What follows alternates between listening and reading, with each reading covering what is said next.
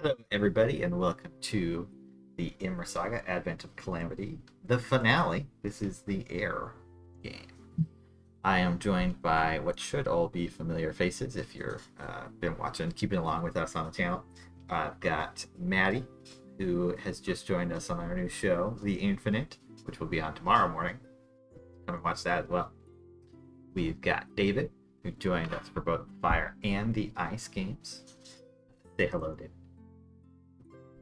Jack, who's always here, much like myself. Kristen, who will be playing a plucky robot character tomorrow morning. Yeah, let's reference tomorrow instead of this game. And Marisa, who plays everybody's favorite little greedy kobold over on the main game. I, of course, am your Dungeon Master, who will be running today's game, as always.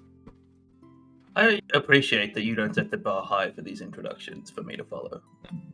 I have to make sure that if somebody else needs to do them, they're not that good. Yeah, you can only bring 40% of energy, because that's what anybody else has at any given time. If you're looking at the layout, Charlie was supposed to be here. Unfortunately, they are not feeling very well.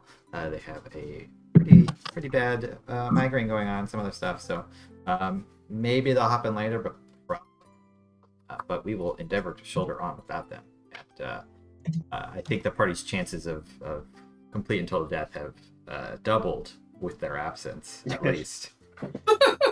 If anything, we might be better off. Like, I'm not saying they're a liability. The action economy is in shambles. It's just terrible. There's only 5 of you now, as opposed to 6. 5 of you, I will mention, and a dragon. And technically, one of you is 2 people. We have a dragon? Yes, you do have a dragon. Yeah! I'm gonna go I was there for that, I remember. I Okay, was not there for that. I did not realize we had a dragon. I'm so glad that came to fruition. I'm so glad that came to fruition. That's... Yeah. Alright. So, you guys have all kind of come together collectively as part of these many disparate groups who are all through their own volition or having been hired on other missions, assignments, encountered these primordial dragons, of which there are 5. So far, collectively, and I'm very glad we have everybody from who was at least in one of them. One character from every single one beforehand. All of you have so far prevented any of these primordial dragons from coming under the influence of the cultists and demons, which seek to corrupt them and bend them towards their own purposes. Though, having encountered many of them, you know that they are not malevolent entities in their own right by any means. Still, there was just one left that not been properly accounted for on your end. The Dragon of the Air, which Morgane, Marisa's character, had been researching while some of the other events, namely the Ice and Earth games, had been going on. Morgane, you had discovered in an ancient elvish library in Lamont that Rathlammlir, the greatest of the 5, the Dragon of the Air, also known as the Manycolored, Emperor of the Skies, Rune-Winged, amongst other names, was imprisoned in this floating palace that had been built by the Storm Giants many millennia ago, whenever the clash between these dragons and the gods had ended. You discovered that a portal and entryway to that palace could be found in the Tekronos Mountains in Thrate. So the party has journeyed, coming together, the 6 of you, technically, because at least at this moment, both Anya and Henthir are here, have journeyed to the Tekronos Mountains in search of this secret entrance. After few days of journeying, following the maps which Morgane had discovered, you came upon the entryway to this place. That is where we are going to pick up. So, you're all kind of entering in through this hidden pathway into the mountains here. It's very large. It's storm giant size, so all of the ceilings are huge, much more massive, which is quite convenient as Rudy's helpful dragon friend is able to come along with you. I'm curious, Kristen, has Rudy decided to name this dragon? They are a dragon, and they are intelligent enough, but they don't really speak. They're more intelligent than like an animal or something like that, but they're a little bit dull, say, compared to a human's intelligence. Whether that's just the nature of this particular dragon, this type of dragon, or just a facet of its former captivity, you're not sure. But nonetheless, it cannot speak, though it does listen to you. So Rudy... Oh no, I didn't know I have to come prep with the name. This is Scooter. Scooter, the Frostforged dragon. Yes. All right. That is now canon. I think at some point Felipe would have cast Detect Thoughts on the dragon when they were being called Scooter. And no matter what they were thinking, told Rudy that they love the name. Thank you for your kindness. Completely regardless of their thoughts, unfortunately. But I couldn't do that to Rudy if they actually hated it. They don't dislike it. They seem ambivalent to the name Scooter. I don't think they understand the context of the name. Surely there is no context in Imris. It's just a made-up word. Yeah, essentially. Spelled however you please. Actually got a surprise Y in it. Mm-hmm. Exactly. Goodier? Goodier? Between the S and the C. Yeah. This is a Scooter. I don't know how you'd say this. Anyways, so you guys have just entered into this kind of complex, and you can see there's like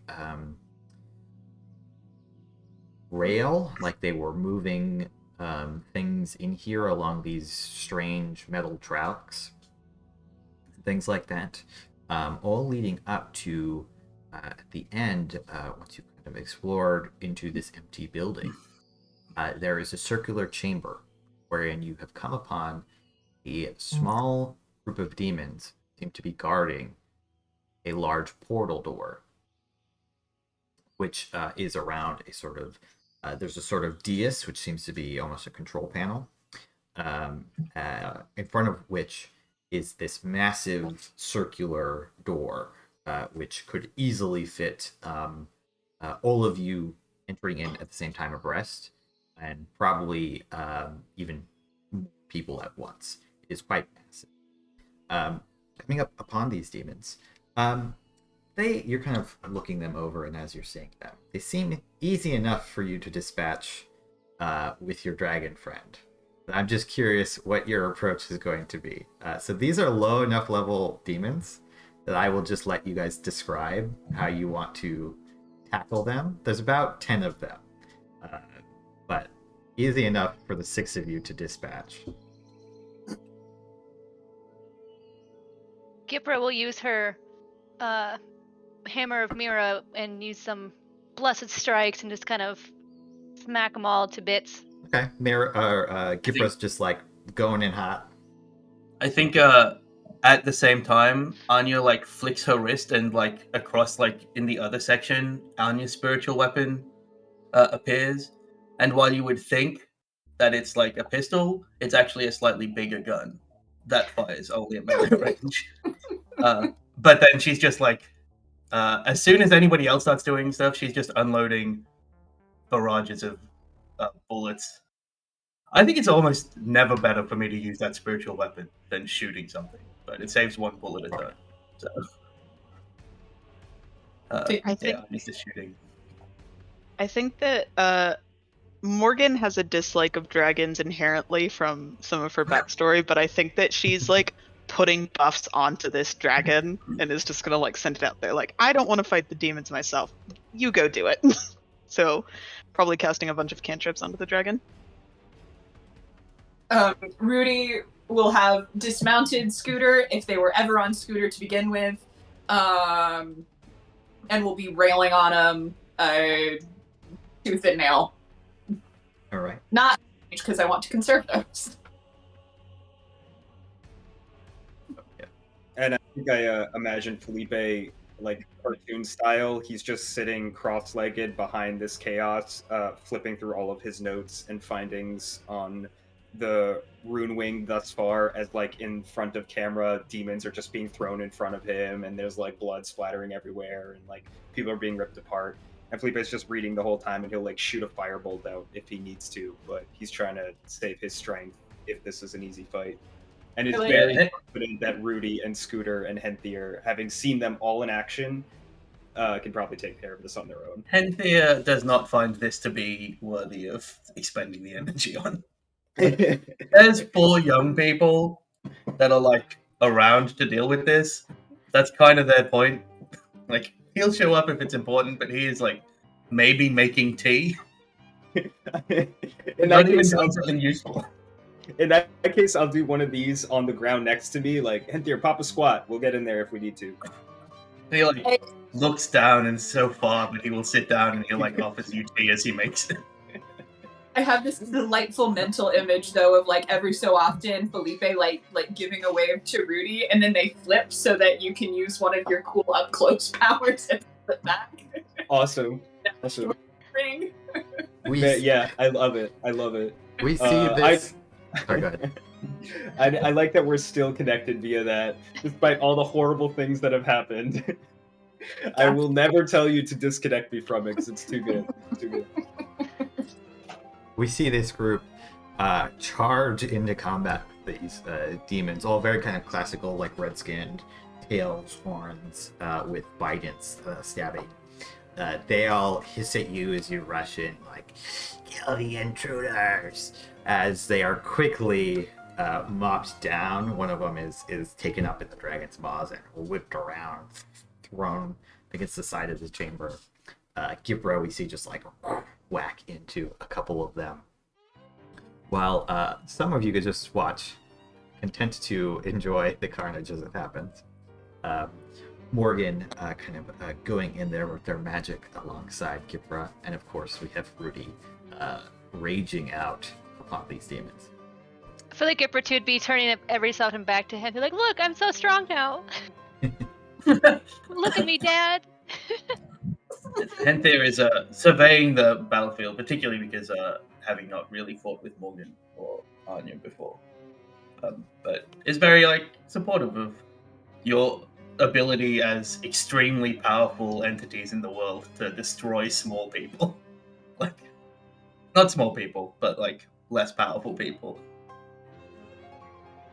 It's also super loud because of all the gunfire. Yeah, it is a very big chamber, but it is still like an enclosed space, so it's very like echoey back on you. After this short but intense melee, you all dispatch your combatants. As you do so, the portal behind begins to flicker before turning off.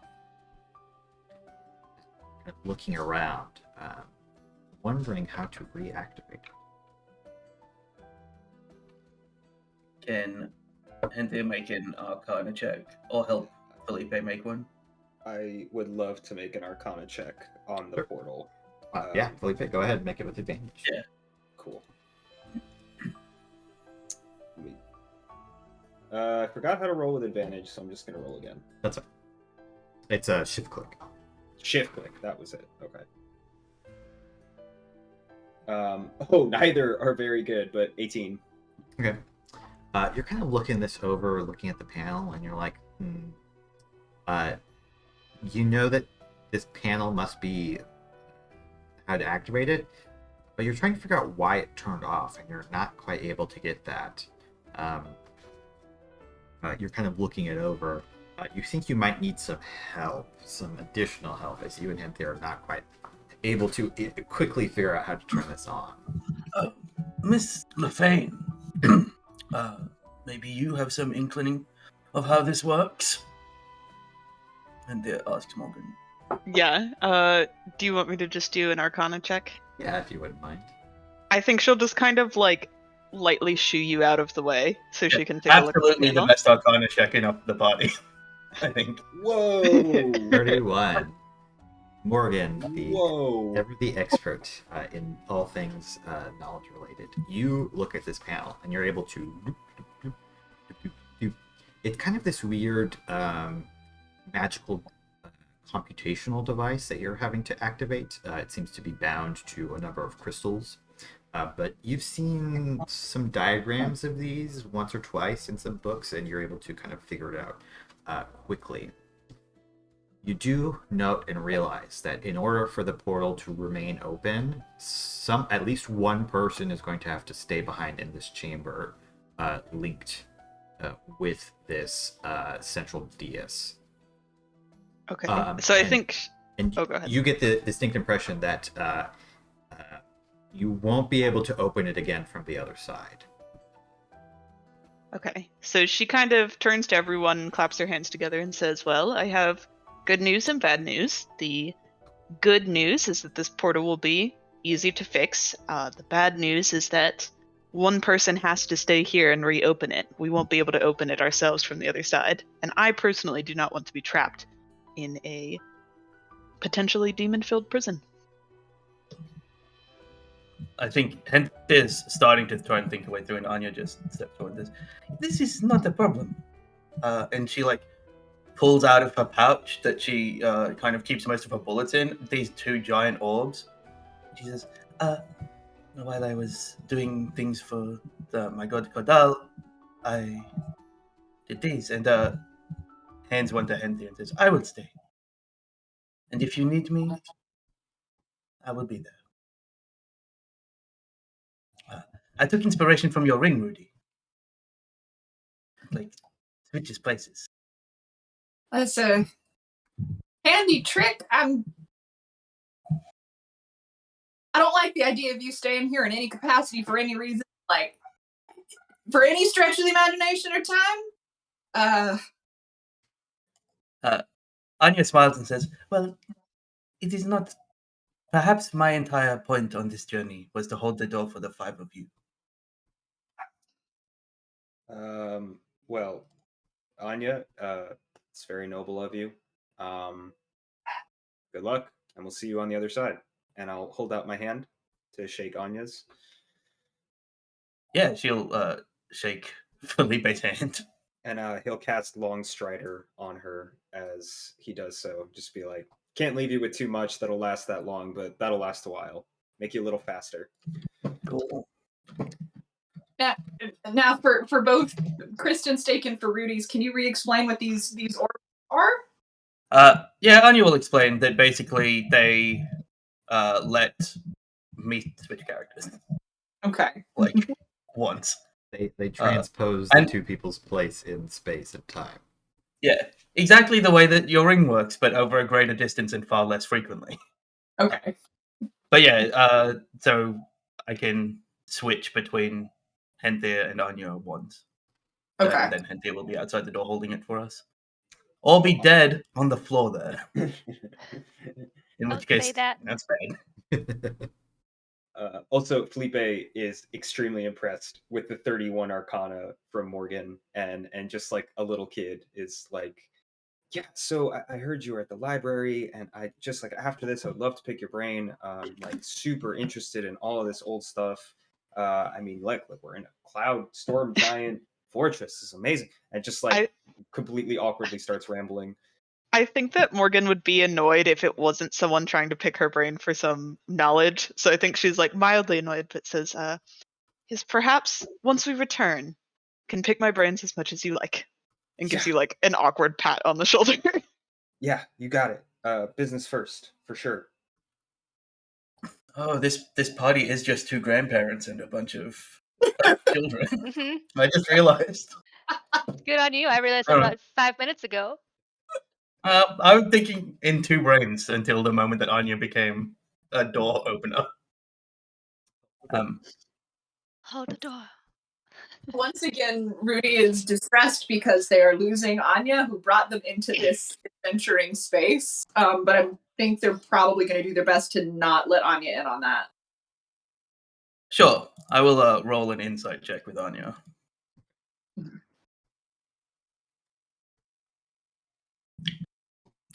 Oh, that was just to me. It wasn't very good. I pressed the wrong button. Hang on. You can right click to in the chat and make it. Yeah, I had 2 character sheets open, so I accidentally clicked the reroll. I think Anya notices that Rudy is like not great, but just it's fine. Hopefully things go well enough that you will all be back quite soon. And if not, if they're going badly, then I will come and help. Absolutely. And then I'm going to select Gipre as my second person for the Ashdorf ring switch in addition to Felipe. Oh, rad. It's not all it's cracked up to be, but it's pretty cool. I'm trying to like look at Anya's spells. I'm like, oh, I'm a 5th level cleric. I can cast something that will be helpful long term. No, There's not a ton of spells that last more than a minute. I don't have any of the ones that would last a long time prepared. Otherwise, I would cast something else on her. Oh, I'm sure she'll be fine. I mean, she has 4 attacks a turn and can fight in melee and is a fighter, so she'll be okay. You're the ones that are in trouble. Yeah, speaking of Morgane, I don't know if you changed your spells because of that magic item, but you can do that real quick if you want. Yeah, I did. Okay, cool. Forgot to mention that. I figured you would, but it's worth bringing.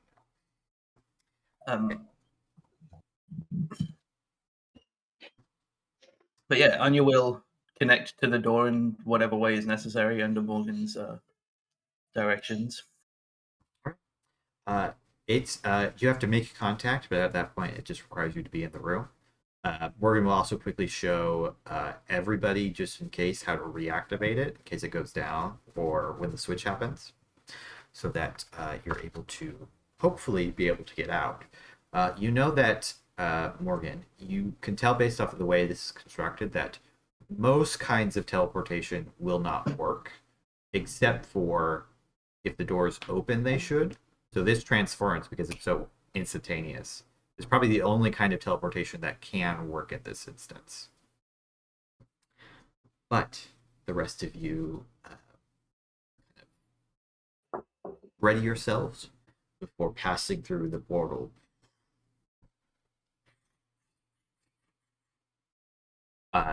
All of you are suddenly transposed from being underneath this mountain that you had kind of worked your way down into to you feel the breeze on your skin. The quality of the air changes. It's thinner up here, quite a bit thinner than maybe most of you are used to.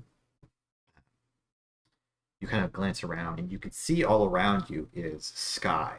You're kind of on what seems to be a platform that feels like it's at the edge of a cliff.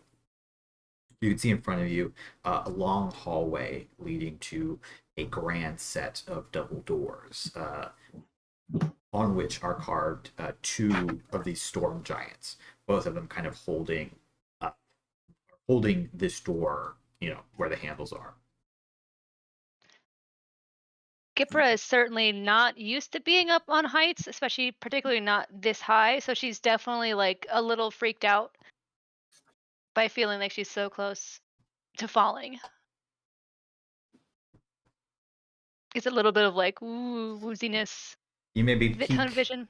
Slightly over the railing to see, like, what feels like you've only seen before on maps, this whole continent below you. You can basically make out almost the entirety of Imris from this vantage point. You maybe can't see the Ilharkor wastelands and some of the really far northern bits, but you can see most of it, and even beyond where most of the maps end off to the west. Felipe takes out a little to-do list attached to his spell book that he prepared for this journey, and there's a spot that says "Learn Featherfall," and there's no check mark next to it, and he's like, I had wondered about that. I knew I was forgetting something.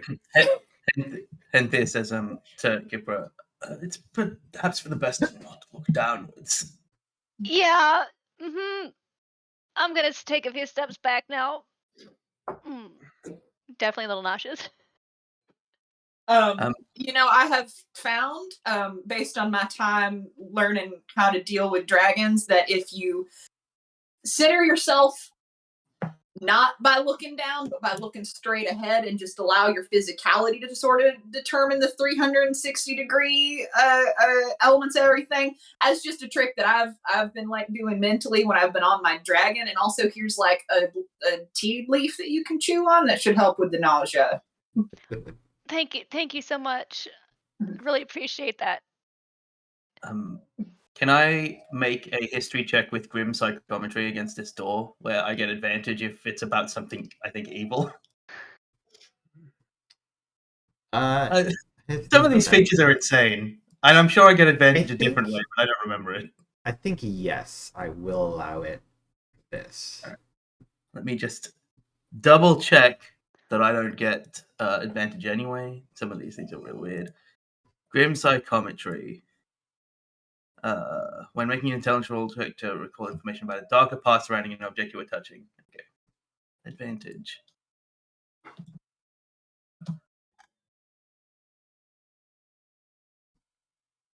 I'm going to change this to not be self-roll, but this was a good one.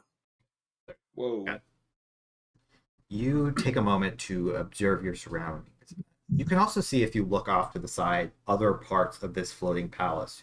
You can't see the totality of it from where you're standing just because of vantage points, but you can see kind of jutting spires, these long, almost docks, you think, or something like that, kind of sticking out of the various sides. As you kind of walk up a little bit and look at this door, it seems clear to you that this door, it's a little bit reminiscent of the door that was guarding the kind of entryway to the Earth Dragon, though you don't think that this one is enchanted in the same way. It's not barred like that one was by a deity.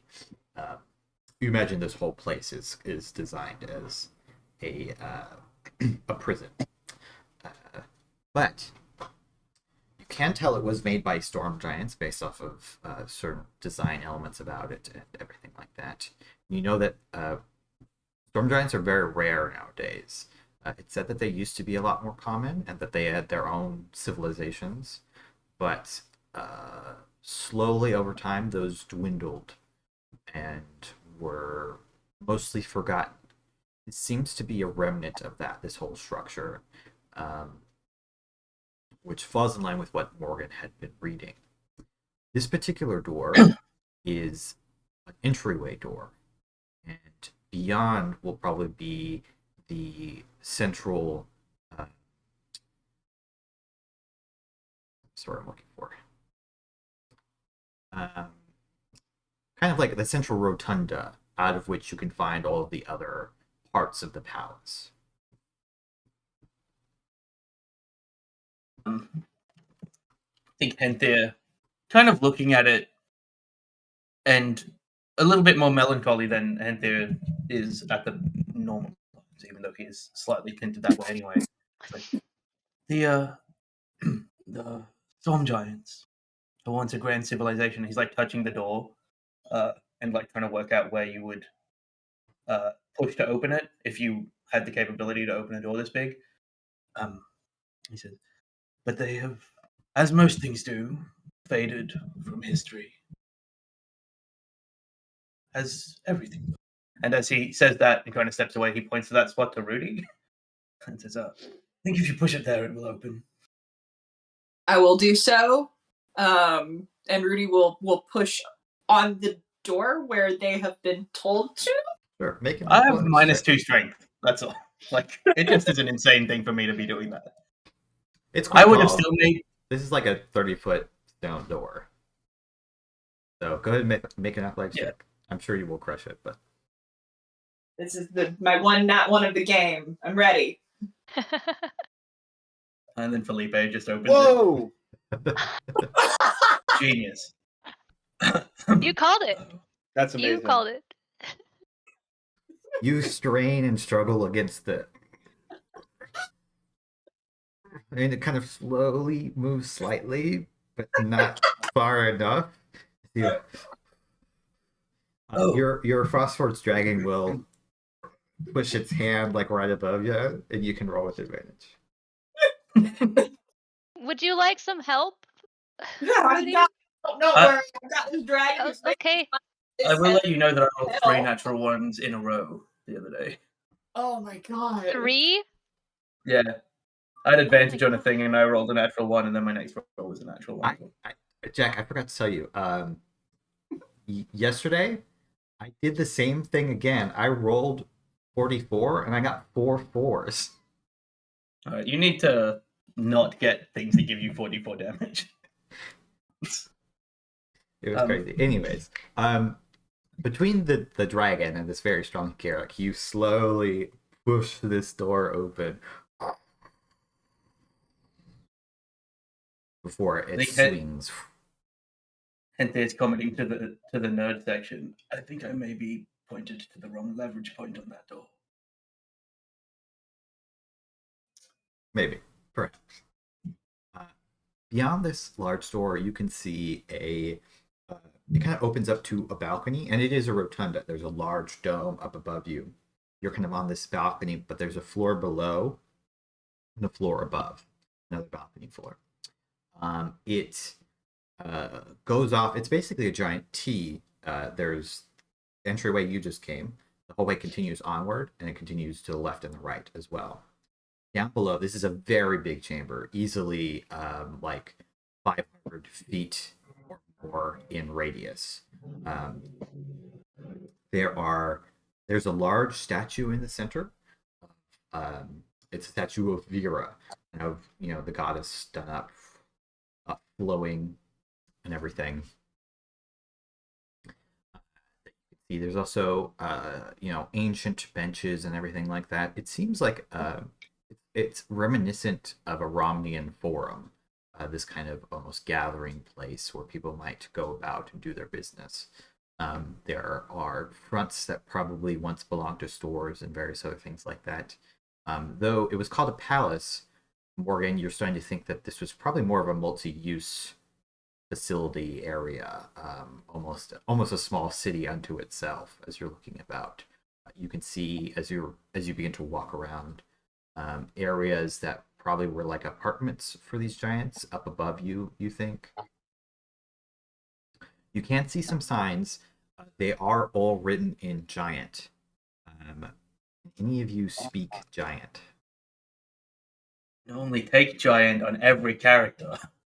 Can And I did. you comprehend languages? Oh no, that's only spoken. Oh no, that's written too. If no one else has it, then I can do comprehend languages. I do not have it. Do not have it. But while they do that, can I sit and ritual cast detect magic and just kind of have a radar going for the next Sure. 10 minutes as we walk around? 30 feet. Yeah. Morgane, you quickly cast comprehend languages from your Seeker's Sigil, I imagine, to save the spell slot. And you go around reading the signs. It seems to the left and right are off in the left direction. That hallway seems to lead down to the palace proper, is what it says, the throne room and everything like that. Off to the right, as you can see, it seems to say temples and other kinds of bureaucratic functions. Up ahead, across from where you entered, there's a sign that used to say Skyhold Docks, giant. That has been crossed out, and now in much less fine letterings carved into the stone, it just says prison Okay. So I think Morgan kind of like, gently touches the writing that says prison, says, well, I see 3 options here. We have the palace to our left, some temples and other places to our right, and it appears, quite obviously, that ahead of us is the prison. Seems like it might be the best way to go, but if anyone wants to explore, perhaps these other options would be suitable. Maddie, you're muted. We have, yeah. Thank you. Gipre clasps a symbol on her chest and goes, I wouldn't hate getting to see the temples. But if no one else wants to go, that's fine. I'm willing to go with the group. Potentially explore this wondrous palace after dealing with the demon cultists that are trying to corrupt. Yeah, that's a fair point. As you We can look at this later. As you think of that, Henthir, if you would like to make me a survival check. Oh. Okay. 22. You can see evidence that the demons have come in. At least some people, some creatures have come in through the same way you did. Hang on, I have advantage if it's about things and movement and stuff. Roll advantage because I might give you a little bit. 22. Just real quick, my computer has crashed, so I'm trying to get it booted back up, Okay. but that's just why No worries. Hopefully that take too long. Yes, so you see evidence of creatures having passed through here recently. You suspect the demons and whatever cultists might be with them. They entered in the same way, and they seem to have spread out. Some of them did, you think, head north, but equally large groups went off in either direction as well. I do remember, at least when we were dealing with the temple that the acolytes kept down beneath the volcano, the demons profaned any religious iconography. It seemed to be part of their purpose. It might be worth checking out the temple just if they've done something similar. Is there any sort of like vandalism or profanity inscribed on the statue of Vera? It looks like down at the bottom, as you think to look at this, creatures with heavy axes chipped away at their legs. And now that you're looking out and coming around to see it in full, the face, which you imagine was once quite beautiful, the nose has recently been torn away through some magical means. It seems that they took some time to quickly deface this, but didn't, they wanted to look around before perhaps destroying it more completely. Okay. I think Henthir nods, and as we're kind of looking at the statues, maybe realizing where the cultists actually moved when they came in and said, it does appear that they have in equal part moved towards the prison and the temples and the other district. So, if we did want to see the temples, there would be potentially demonic cultists to deal with. Kind of leaving it up to Gipre specifically, of like, if you want to go to the temples, here's the reason we can do that. Well, in that case, I mean, we don't have to go there first, but if this is anything like what happened under the Undercarads, then it's not unlikely that they might still be there. And if we were going to find anything of use to us, information about the dragon, the temple district is where it would be. Yes. Morgan says, I would never say no to exploring temples, specifically in a place such as this. We also So don't. in summer, we're definitely not going to the palace. Well, we don't know exactly what ingredients were involved in trying to corrupt Ilharkathor and Falathir. We don't know if the defacing was part of the ritual, if they had other requirements. perhaps they need to source other things in here to open the prison. This prison seems a little bit more well kept than the rest that we've seen. Maybe the Giants had worked something out a little bit more systemic. It might be worth checking out the palace too to see if there's a switch in there. Well, The I feel fact like that right back at square one and her decision points there. Henthir's already Temple walking first. I think Temple first. That's yeah. If we do Temple, Palace, Prison. Sure. I think depending on what we Sounds find in the temple, Yes. yeah, yes. I think the fact that they have not been able to topple that statue of Mira means they have not been here that long. It's my inclination as well. Haste is of the essence, so let's get this temple. All right. When you Are say we haste is of the essence, Henthir starts to move stealthily, but is still as fast as the rest of you. I was gonna say I think we should maybe try to keep it quiet, at least until we see the enemy. Before we go in there, though, I would like to cast Aid. Oh. So I can Fun. choose up to 3 people. Sure. Who's gonna be going in and hitting things a lot?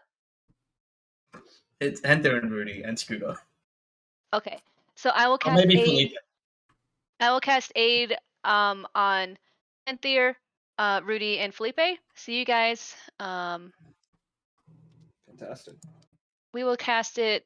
I'll cast it at we'll do 3rd level. That's 9th level. No. Uh, So you guys have 5. Your hit points increased by 10, and you also then so your hit point maximum Cool. increases by 10, and you have so you have 10 extra hit points essentially on you Okay. for the next 8 hours. nice. I was also going to ask, is anyone here like very loud and clunky and bad at stealthing? What's the Gipre dragon just kind of stealth goes. like? Is actually I don't the know main what thing. you mean. I think I- Morgan says- I do think that we're not at all stealthy as a group. The dragon has a +6. All right, the dragon is stealthier, I think, than everyone except for maybe Morgan. I yeah, have Morgan a has a +16 for stealth, so I have a Yeah. +2. Yeah. Okay, so if that's the case, Morgan comes up to you and says, I'm more than halfway. I- I'm not quiet at all. Morgan says, I will help guide you to perhaps quieter spots and help you on this journey, and we'll give you guidance. Awesome. Love that cantrip. While you are doing that, Henthir will, familiar to everybody except for Morgan, flex his forearms, and the kind of muscle flex starts to pulse until his hands start to break and crack, and like enlarge to be paws, and he like flicks these claws out of them. And because he's not doing it under any pressure, he's silent, but the pain is evident as he goes into his hybrid form. I think Morgan kind of like hustles over for a second, like just to see the paws, and is like gonna try and reach out to touch them, and then realize that's incredibly rude, and kind of get a He hold like of herself. he offers you his left paw. He's like, you can.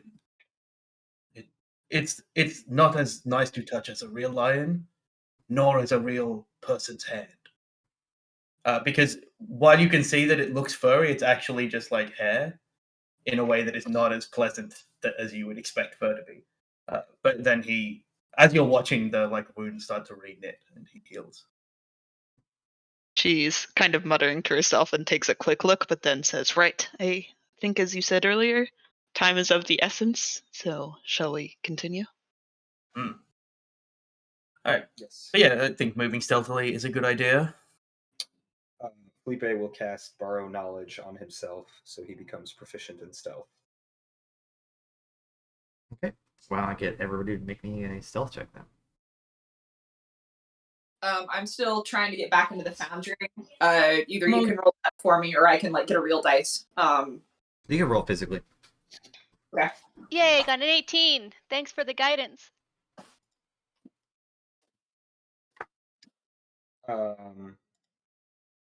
This is At least I don't have disadvantage. That's the good thing, is it's not full disadvantage. I'm just not super stealthy. This is how ingrained my mind is to pass without a trace. We currently have the lowest roll is a 16. I'm like, this is terrible. Terrible roll. It's garbage. Total garbage. Also, I rolled a 13, so that's actually a 21, because now it'd be +8 with my proficiency. I don't know how to change it.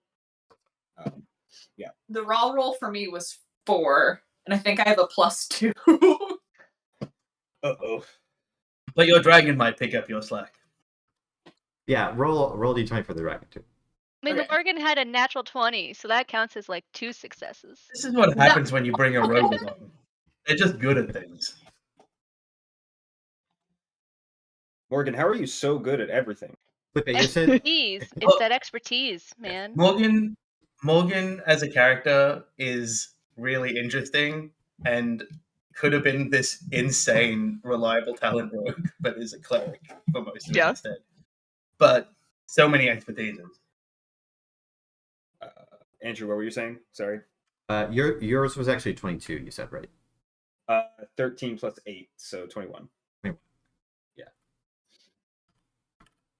And what did the dragon get? Dragon got 4 raw, so I think that should be a 10. And you got. You should retire your physical 4. rights. I got You have a plus 4, 2. Yeah. Okay. so 6. So Yes. 6. Wow, the dwarf in half plate is stealthier. Then the giant armadillo on a dragon. Yeah. Not terrible total. Not great. Morgan's really bringing you up there. So, Rudy and the dragon are not particularly stealthy. Rudy is, kind of riding with the dragon, talking to it gently occasionally. And the dragon's like just big and hard to not see.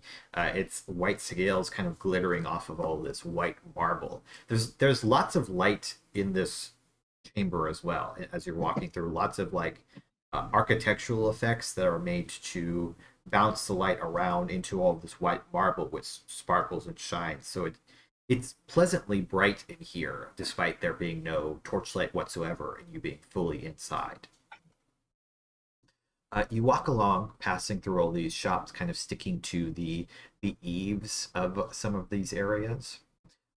Moving along as you do, you eventually come up to what kind of feels a little bit like a garden, amidst which are several temples, very clearly, very like kind of classical ancient styles. Ancient banners hang from columns along the road as you're kind of passing through here, gently flapping in the breeze. There's lots of foliage up here, trees that are just kind of growing straight up in the middle of the sky, and all sorts of things of that nature. It starts to rain softly as you go up here, though as you kind of look up, it's more that you've just entered through a cloud than rain is really falling down upon you. You start to sneak up, and you can see in the distance as you do so a gathering of 3 quite large and powerful looking demons at the outside of a temple. They seem like they're making a lot of noise, actively destroying one statue, while the others seem like they're going to start to head into the temple in just a moment. They don't seem to have noticed you, despite the somewhat mediocre rolls on the part of the party. Thanks probably in part to Morgan's kind of scouting ahead slightly and coming back before some of the less stealthy members have a chance to spoil things, we'll say. Henthir, when the rain started, has like loosened his robes a bit, and they like now completely cover his hands because one of the things he hates the most is the smell of wet fur, and he's just like, well, that's bad. But says we should potentially stop them in their tracks before they can get into that temple. I agree. Great. Yep. Henthir just sprints forward. I'm going to take that as We're Run gonna fight away. them. And he'd like just dash. He's gone. Rudy will follow immediately after Henthir and like give like a little like head jerk to their dragon. It's like, come on, what did like? Just come this way, dragon. Come fight these things. You're just dashing up the road. They're like making a lot of noise and facing away from us, right? Yes. Yeah, sure. I assume the ranged people will do ranged things, but I can't do anything ranged. Anya should have given Rudy a gun. That would have been really funny. Oh my lord! Rudy Like, on take this gun. raining. Oh my god! What is this? I already fully don't know how I'm going to be playing this dragon, so that would have just been 3 different levels of hell. I think the gun is bad for Rudy. Okay, what are Felipe and Gipre doing, as well as Morgane? Gipper's gonna go, well, shit, and is going to start trotting after them. Not full sprinting, but just start trotting. Be like, don't die! Don't, if I die, if Henthir does this to me, just kind of like grumbling underneath her breath as she trots behind them. Does she yell "Don't die" like loud enough for everyone to hear? No, that was me forgetting my volume. Okay. I think Morgane is doing something very similar. Probably saying something like, "Well, maybe not the way I would have gone about it, but I guess we'll move forward." And I think she has her short bow out. Henthir remembers the last time 3 of us tried to sneak. How far away are the 3 giant demons? That's all that Henthir remembers. When you're first going, like you can see them from like a couple hundred feet out. By the time that they are seeming to notice you guys, you're getting to the point where you're only like 30 feet away from them or so. So you've just kind of sprinted forward, and they were quite distracted. So it's only until you're like right on them making noise that they seem to notice you. I mean, if I could shoot a spell off, I'm going to try to Maximilian's Earthen Grasp whoever is closest to Henthir to give him some advantage on any attacks he might be trying to make. They will notice you before you really get into spell range. Okay, in that case, I will just Blade Song up as a bonus action and keep on moving. And yeah, so Felipe's whole body just goes slack, and he sort of like gracefully moves forward, relaxing all of his muscles at once. Go ahead and move yourself over to I considered taking 1 point in Barbarian because I'm like, then I could rage, and then realize that did nothing for me. Like, it actually does nothing. Okay, but you take So half fast now. the damage. I take half the damage from all the rage stuff anyway. Well, Right. that's the. Everybody go But ahead I was like, and roll initiative. As I've just moved us over to the map, you can see these. Hey. They're all like large demons. There's one very classical kind of winged demon on the left-hand So side, right back. which with this huge mace in hand that's just kind of like almost with like a baseball bat, like slap this statue's head down to the ground and crushed.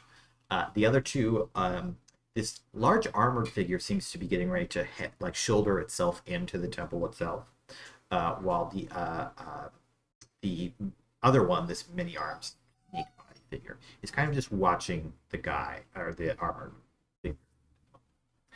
I'm gonna go ahead and roll for them.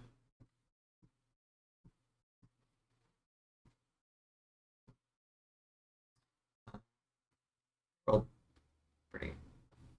The Maryland's rolled really good. Hey, the Pip-Feed is the same time as me. Kristen, are you still having issues? I am so close to being in. Okay. I can Alright. I have a +7 to initiative. That sounds correct to me. Okay, and I get advantage Yes. because Barbarian. I'll roll both those roll real quick. It's a 9. The dragon has a +1. Huh? The dragon has a +1. Okay, so I rolled a 15 + 7 for my initiative. for Rudy, and then for the dragon I rolled a 15, or so 14 raw, 15 +1 initiative. You got a lot of 22s Yeah, that's it. in our initiative. Sorry, what was the dragon again? 14 raw. Ah, I'm back in again. Yes. It's good because you're going second. The Merilith. I think certainly Rudy is going at least third because I have higher dex than Rudy. And Felipe crit. Yeah, that's the best. Your guys aren't sub, right? Yeah, I realized too late. What's your bonus? Oh, Plus 2. Bonus your score. That's that Felipe to go for you. It's fine. I'm at the end. Yeah. I can heal you guys. That's why you want the cleric. You want the cleric to be Yeah. towards the end. Love to see it. The Merilith, seeing you all kind of gathering, begins to slither. Do that. Why are you not giving me the ruler? Oh, I didn't add to this one. Forgot to add the pick up ruler tool to the admin plan. You can add it during the break, right? Yeah, I'll do that. For We'll the just big all fight. have to reload it. The important thing is the Merilith can get all the way over to here. Oh no. And with its multi-attack, it gets to make 7 attacks. So it's going to attack 2 each to the 3 with their long swords. So I'll do left to right. And here first. Give me 1 second. I need to read 3 separate features, so just give me 1 second. This is okay. Yeah. Okay. I'll just take it. That's fine. If Felipe sees one of those attacks going straight for Henthir, namely that crit, I will cast Silvery Barbs as a reaction and make them reroll it.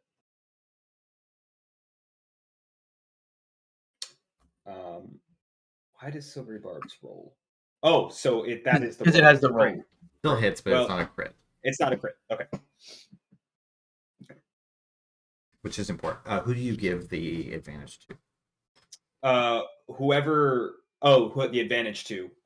Great question. I'm gonna give the advantage to Morgane. So you have advantage on the next thing you do, but you have to use it. You can't say it's not like a bardic inspiration or anything. Yeah. Cool, sounds good. Yep. Okay, these are against Rudy. Both of those just bouncing off your Garrik shield. Completely missing. 2 against the dragon. Miss. And hit. The dragon's going to take 13 points. It will finally bring its tail around. Also, I think on the dragon, because it sees that at the biggest threat at the moment. But it misses. I'm rolling terrible with this Merilith, man. I think It only has a plus. It only has a +9. Like Only. Yeah, Just a but +9. I only I mean, rolled, we're level 17. So. I rolled 2 above a 10.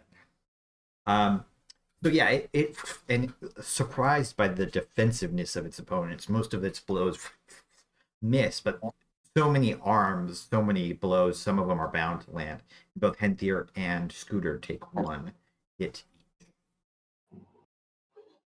Wait, I think I might need to is this the guy attacking us, the one, not to retcon, but I'm still trying to get my stuff pulled up.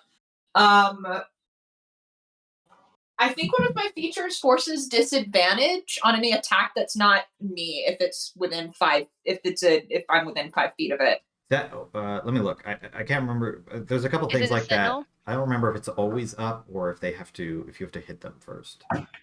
It's the Do you bear have the one. No, it's While a you're barbarian. raging, any creature can't see you here. Okay, nope, that's always up. And I'll say you could have bonus actioned rage before you got there since you got participation. So I'll make the ones that hit at disadvantage.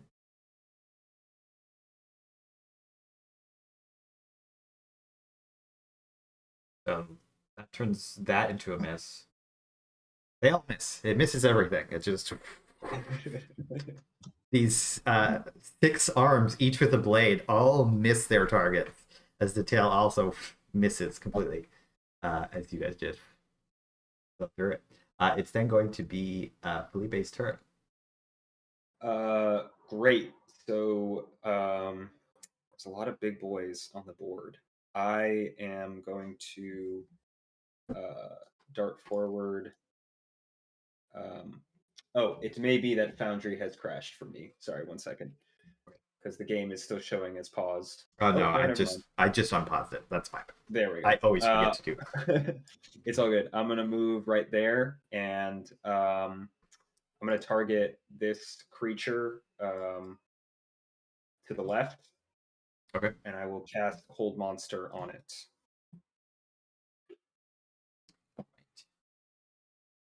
Wisdom save?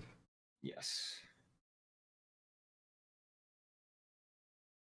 Ooh, it fails, and it is Phenomenal. And I will shout out the one on the left is paralyzed, and then I'm going to take 2 steps back, and that is my turn. Yeah. So attack rolls against it have advantage, and if you hit it with a melee weapon attack from within 5 feet, it automatically crits. Because it is full paralyzed. It cannot move whatsoever. This is the Pit Fiend? Yes. Okay. Yeah. They also are not going to get a turn this turn. It's then going to That be stuff's- Henthir's turn. Can I make a check of some kind to, given that fighting demons is kind of Henthir's thing, to know which of these is like they're like Biggest. ranking in terms of threats? Yeah, make a religion check. All right, I have advantage because of Bloodhunter stuff, but I'm not good at religion. Not roll very well. 13. Yeah, I kind of was hoping that Arcana would deal with some of this stuff. But... You know that the one that you're fighting is the weakest, but between the other 2, you're not sure which is stronger. Then Henthir's had 850 years of battlefield experience, and seeing something paralyzed is like, well, that's a thing. So I'm just going to run that way. I will take the attack of opportunity. It will swing the sword down at you with disadvantage. It doesn't matter because it misses. And yeah, I'll make my 3 unarmed attacks with advantage. As long as you hit, they will crit. Yeah. Yeah. I'm going to assume that I can make all 3 of these. Yep. That I'm almost certainly not Probably. going to You'll have to roll real bad to miss, I think. Yep. All right. So, everything gets damage doubled, right? So I'll just roll the damage for all 3 and then add the Hemocraft stuff. All right. So I'm going to roll 3 more d8. There's no reason that this needs to be broken up, right? No. It's not. Okay. 3 more d8 for just the unarmed damage. And then my Hemocraft die is at a d10, so 5 more d10.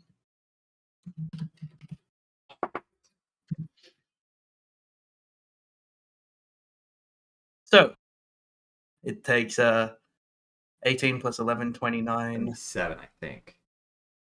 It's a lot.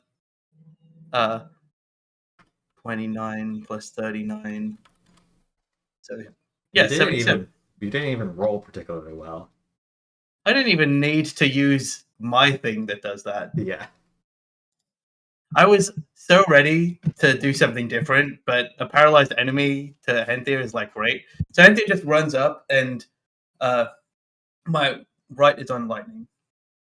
Thunder, because it's my. No, lightning's always better. So lightning, and he just rakes his chords across the stone, and sparks come up, and then he's just attacking through the sparks, and each of them is like arcing lightning. As the blood of the pit fiend, like just each blow makes the lightning arc further and further with the conductive blood. You know, rending claws, gouging deep into this like very stone-like flesh almost. You do quite a bit of damage, but you can tell that this thing is tanky. It has a lot of HP. It's not super armored though, so you don't even quite bloody it despite all of the damage you've just done. Sure. I think Henthir kind of calls back and says, "You should deal with the others," and like squares up against this pit fiend. Right, Rudy. You know, the we're gonna Merilith in front of you is like slithering, like ready for your attack. We'd love to see it. Rudy is going to, and thank you for letting me have already entered my rage. We will hit once, hit twice with my giant hand axe.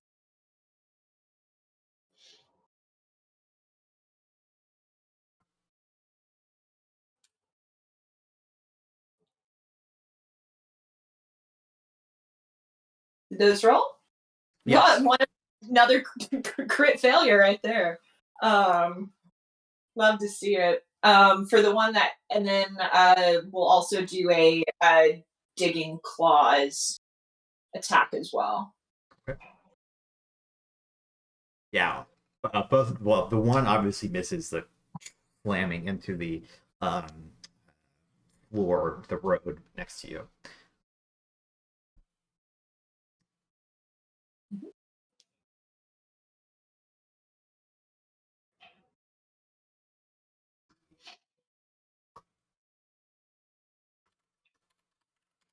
40 points of damage just dealt out to the creature. You're kind of this giant, what to everybody else, so people seeing this, is shaped like a hand axe, but is like way oversized, and so Rudy's using it like a great axe. Comes down, ice kind of forms around this creature. The ice damage doesn't do quite as much. It seems a little bit resistant to ice, but you follow that up with these digging claws, which now have this like magical force radiating around them, seemingly almost extending it with the magic that gashes into the creature. And the marathon, where are you? Then going to be Morgane's turn. Cool. So, just to make sure for silvery barbs, that's for attack rolls. I like lost it in the. I think it's basically everything. You have advantage on any attack roll or saving throw within 1 minute. So the next one of those you make has advantage. Yeah. Okay. So Morgane is going to use cunning action to dash, and is going to move up to here. And then she's going to pull out her dagger and cut her hand. She's going to use the blood to cast Bane. So you see like a drop of blood fly and hit the demon near the dragon, and then the one in the top right. So they're both hit with Bane. I can't hit the other one, it's too far. That is a 21 charisma save DC. So I don't think they're gonna get that, but let's see.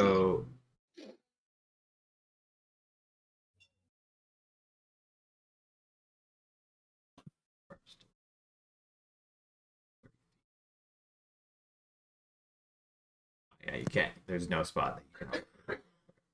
Yeah, I wish I could hit all three, but I'll take these two.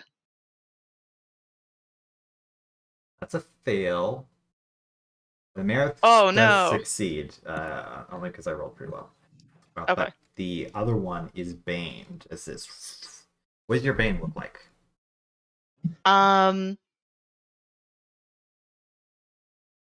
I'm going to say that like it kind of hits this creature on the arm, and there's like kind of almost like a necrotic looking mark there. And it's like his arm is just a little bit weaker than it would be. It's kind of like a black spot. I think that's all I can do on this turn because I only have one action, so I think I have to pass it now. You just have movement, especially if you bonus action to dash. You weren't that far away. Oh, true. Actually, I'll back up because I am so squishy. So I'm gonna come back to Get behind the dragon. Makes sense. Yeah. It's like one hit from that demon and I'm gone. So Speaking of which, that's all I'll it's the do. dragon's turn. Rudy gives the dragon like a little. Huh? I didn't edit this. If you're looking at its sheet, because it's an ally, it doesn't have legendary actions. Ah, damn! I need to clarify that. I totally forgot to remove those. That's my bad. Oh, we're screwed now. And I've not developed any strategy. Rudy gives the Scooter a little Rudy and Scooter. Oh, I just made myself happy. Gives like a little wave of their claw and is sort of like a listen. I got this one. You go take the one that doesn't have anyone on them right now. And that's a lot to communicate to a dragon, but I think they get the gist of move over here. And I still get the 3 attacks if I do the attack. Cool, perfect. Should I just be able to hit that one, or do I need to hit those separately? You have to hit them separately. Yeah, I have made that mistake many a time. So that's 1 bite, 2 claws.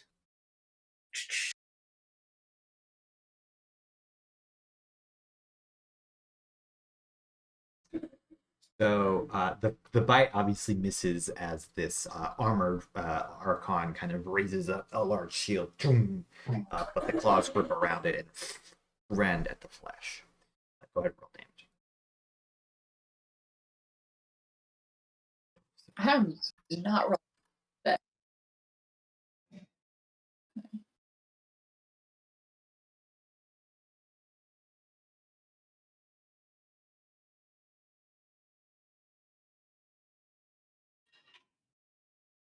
And for now, I'm going to call that my turn. I still need to investigate more of the before I know what else I need to do.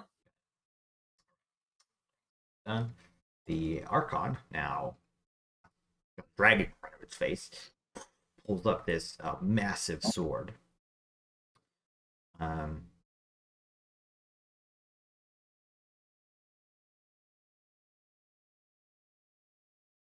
Actually, I think they are going to choose to, instead of grappling with the dragon, teleport themselves as an action over to the back line. Oh, shit. Well played. We lost, casters. guys. We did. We lost. Cheat. So it has 10-foot reach with the sword, so it's going to attack each of the backline people once. Whichever one it attacks first between Gipre and Felipe, Rudy will swap. I think it was going to attack Gipre first. That's such a more dangerous position. Also, it has to do the D4 for each attack.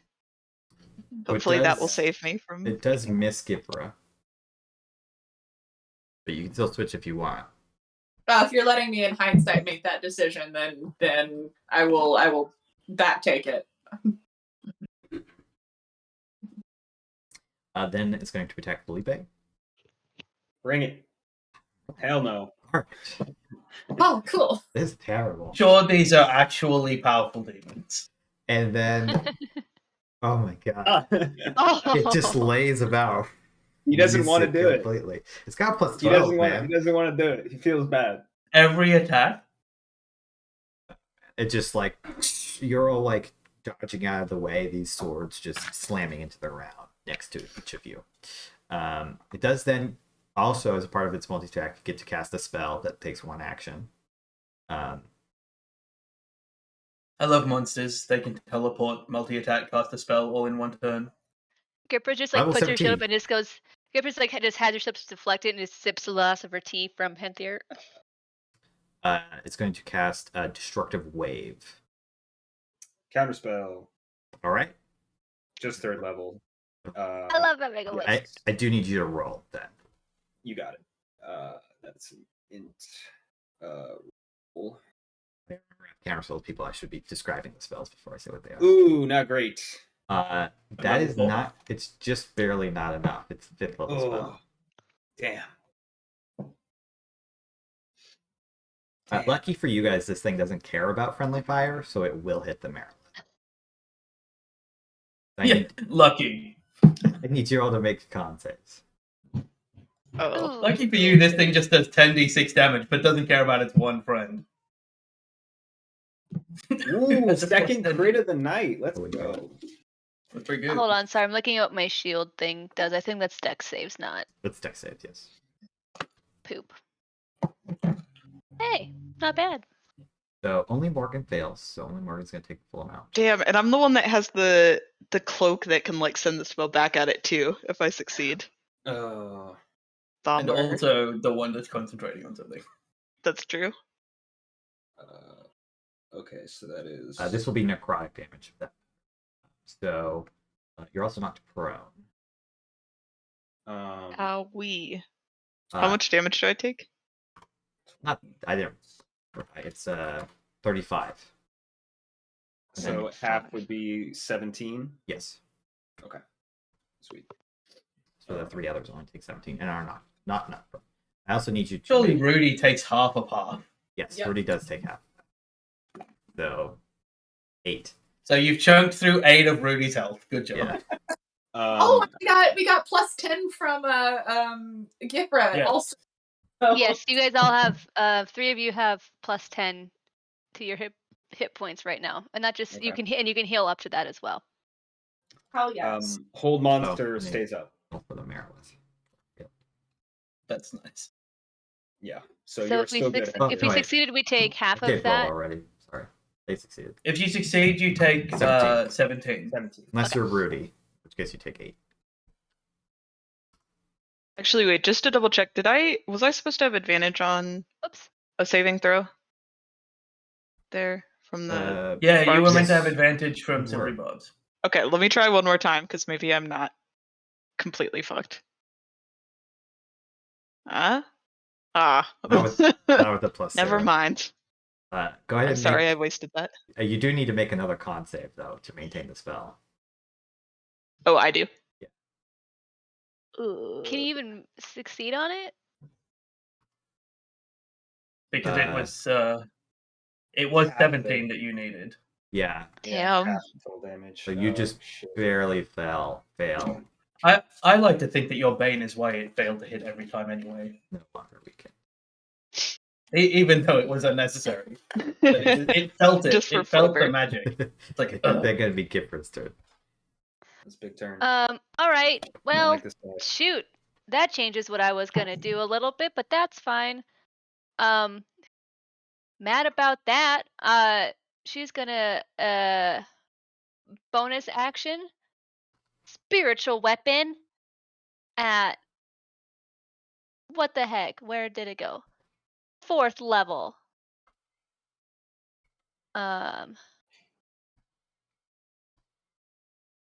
Let's do. I was gonna place it there. Does a 20 hit? The 20 does hit. Okay.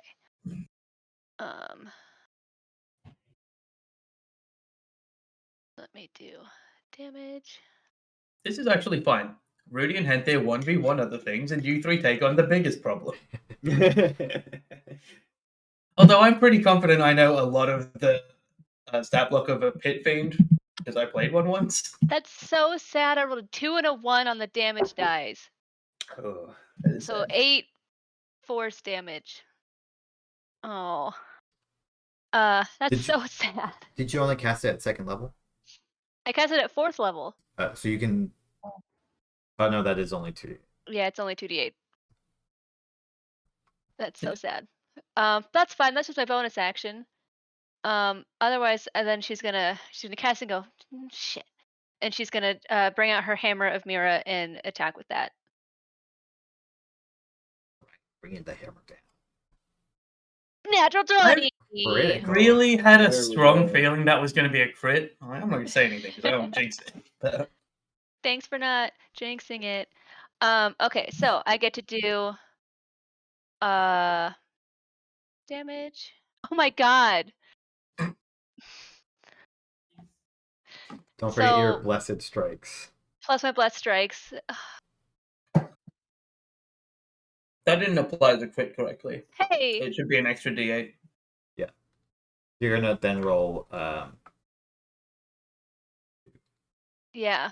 another I D8, roll another D8. for the That's other 2. one as well. God dang it. Okay, and then hey. Okay. Hey, The radiant damage was is probably the important damage. It's really. the important damage. So it's 6 Bludgeoning.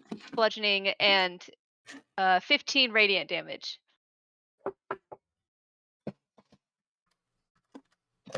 And she's just gonna stay put because she's not gonna provoke that attack of opportunity. She knows Okay. better. You kind That's of it.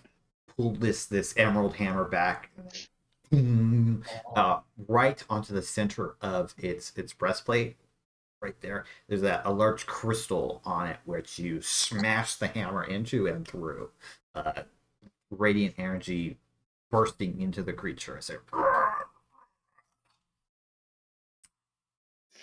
then going to be the Pit Fiend's turn. No, it's The not Pit because it Fiend can't is do anything. hold monster, right? It gets to make a save, though, right? Yes, so DC 18 Wisdom save. It does come out of that at the end of its turn. Okay. Looking at Henthir, who just attacked him while he was weak. But that's all he can do.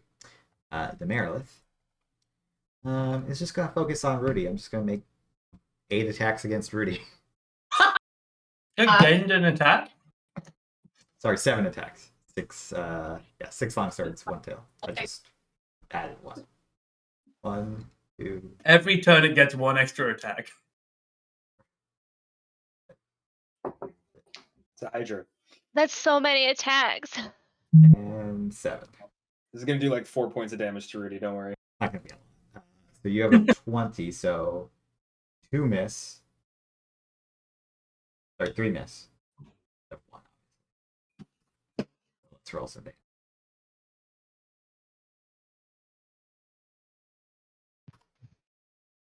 This is how you get through a barbarian. 4 of these surrounding a barbarian. Yeah, I have to pull out the calculator. So it only does, all told, because of your resistance, 31 damage to you. Rudy like takes all those hits and just laughs. So mean. This thing has feelings, Rudy. Those feelings are a and- vast disappointment. That's all it does. It just like looks on frustrated. That doesn't seem to be able to do any damage to you. I think that'd be Felipe's turn.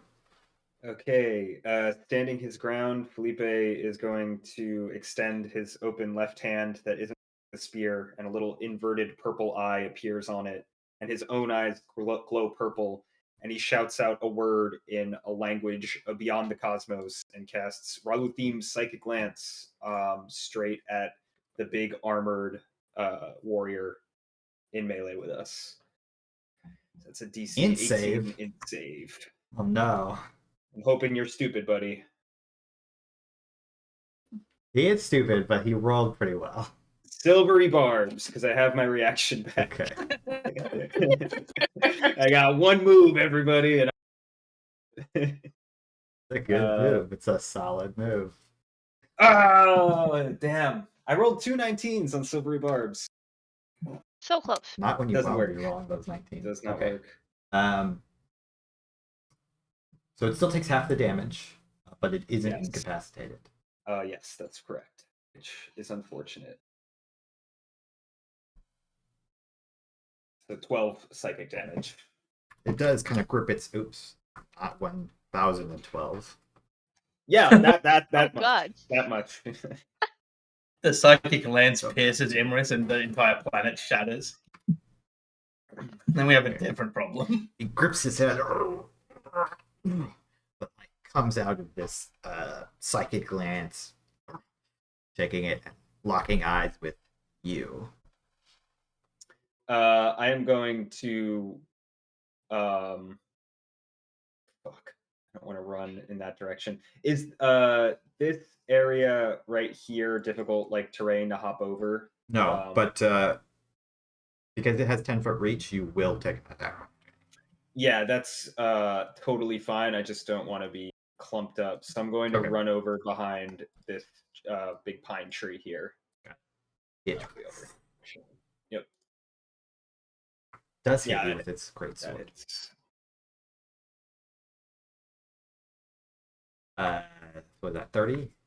Yes. Dealing you 30 points of damage as All this necrotic energy sucks the life force out of you as the greatsword slices through. Oh, I don't even need to make a con save anymore because hold monster's gone. But Yes, okay, but you would have succeeded. I would have. Yeah. Right. Henthir. I guess I've committed to just fighting this pit fiend. Yeah, to Because duking I it didn't- out.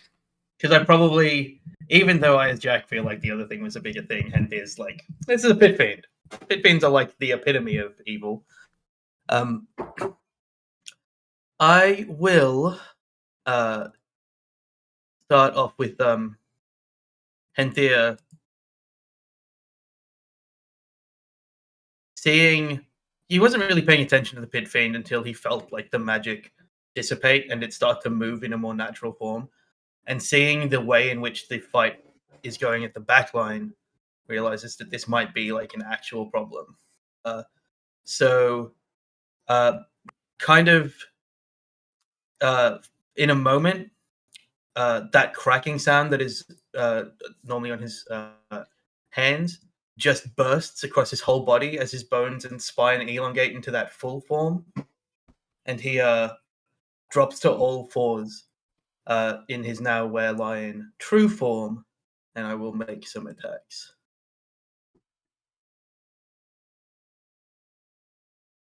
Okay, Yeah. well, that's important. Gonna hit. And I'm going to Brand of Castigation. Okay. And because I'm the level I am, now that gives me advantage on every attack against this thing as well. Nice. So I'll do the damage for that. Monster. And there is a monster, literally. Well, right now, I also have advantage on Bloodlust checks now. So, all right, and then with advantage, 3 more. That does still hit.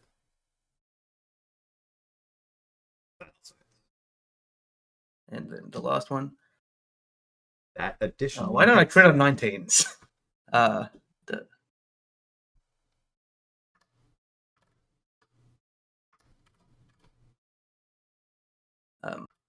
And then I'll just roll the 3d10 for the Hemocraft. Yeah.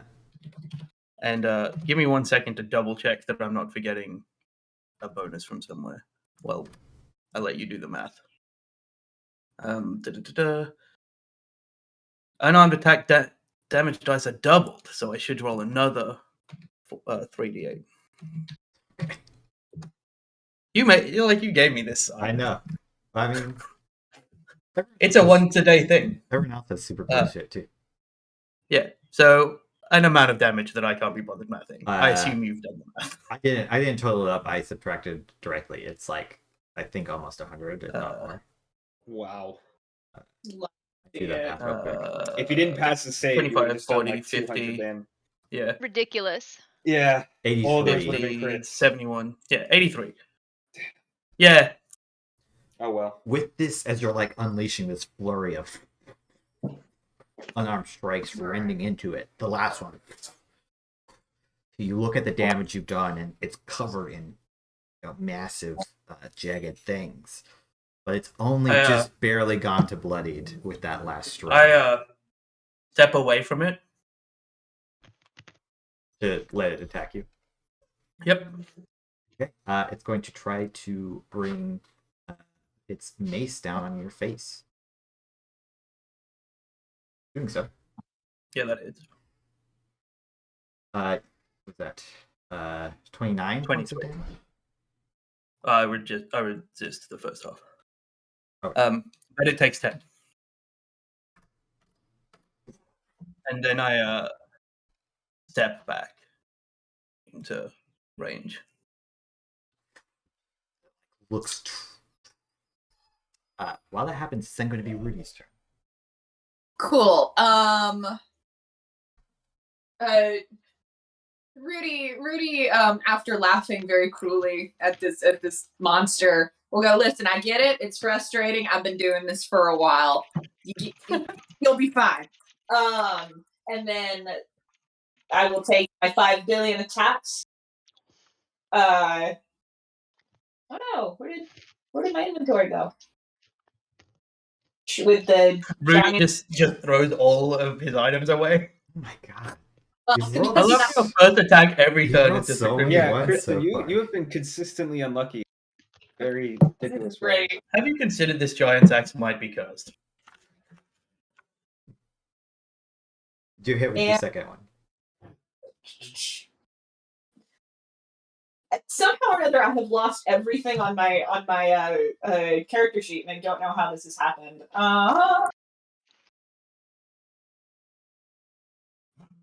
Threaten to your warhammer. Well, I can't find my digging claws, which I need if I want to make that extra attack. Yeah. Should be 2 above the giant's hand axe. It is not there anymore. Okay, weird. Let me favorite it, and maybe it will appear on your attributes page. Okay, got it. Thank you. Look at this bundle of pretzels that just came out of my pretzel bag. Your first one misses. The other 2 attacks hit. Love to see it.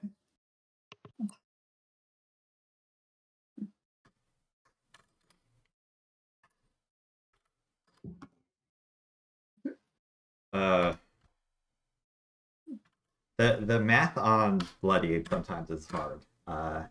It is with the final stroke, this Marilith also becomes bloodied as you bring your claws into the side of the creature, stabbing through arm.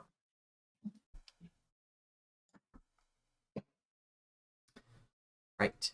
Anything else? Nope, I'm good. Morgan. Okay, so Morgan's having a bad time right now because she's so squishy. So I think that she's gonna do inflict wounds on the demon right here. The 3rd level. I'm going to assume you stand up first. Yes. That's important. That does hit. I forgot I was prone. Okay, cool. Let me do. I don't know why it didn't do the damage, but here we go. 1. Okay, Nice. and then she's gonna use the cunning action to dip, and move up here. She's gonna disengage and head up here. He runs away, and Gipre's just like, okay. Gipre's She does not wanna hang around. Looks at their hammer, looks at their shield, like, guess I'm doing this. You reach out, touching the armor as it flows into this Archon. It is looking bloodied now from this, its psychic attack, your necrotic damage. It is starting to look weakened. It is now the Frostforged Dragon's turn, aka Scooter.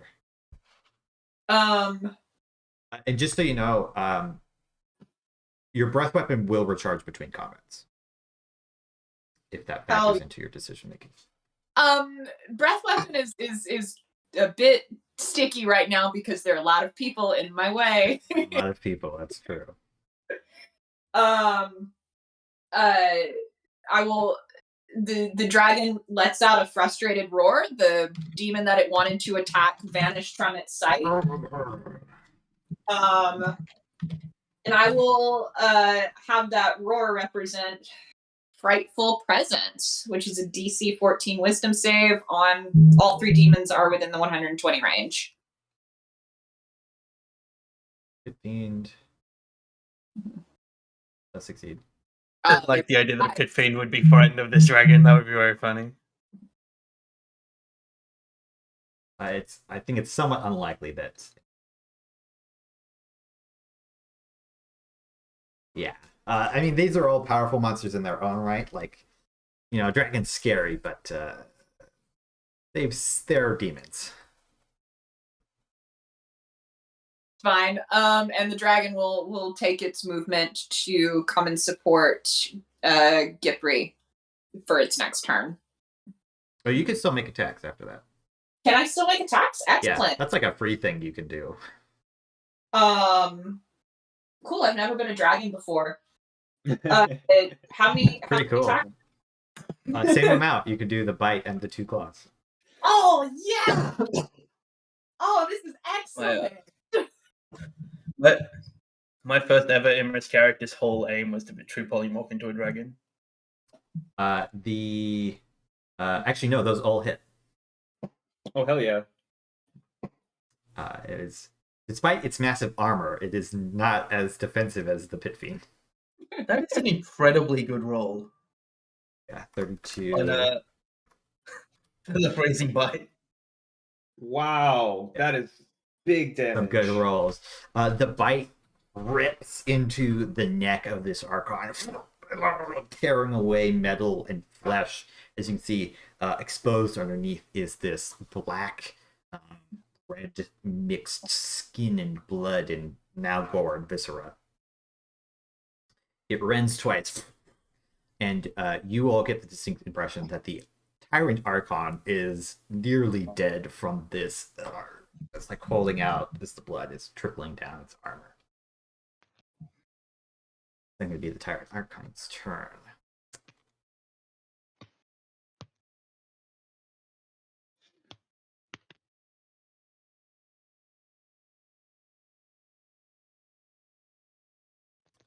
I really want the dragon to succeed, but the Tyrant Archon is going to use its Corrupting Gaze. I need the dragon to make me a DC 17 Wisdom saving throw. Okay. Oh no, I'm scared. Oh, Whoa! +8 anyway. Good. Scooter. The Archon shifts its gaze over the dragon, stares down into the eyes to try to basically what this would do is replicate the effects of Dominate Monster. It would have charmed the creature and caused the dragon to turn against you all. But Scooter, unwilling to be corrupted and used by demons once again, throws the gaze away from itself as the tyrant takes a step back somewhat warily. There's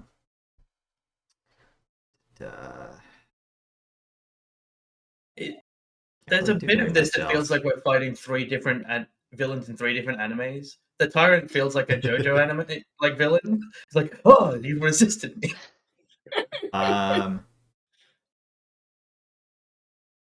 Checking the no, that's all he can do on this turn. He could move, but it's not really a better spot to move to.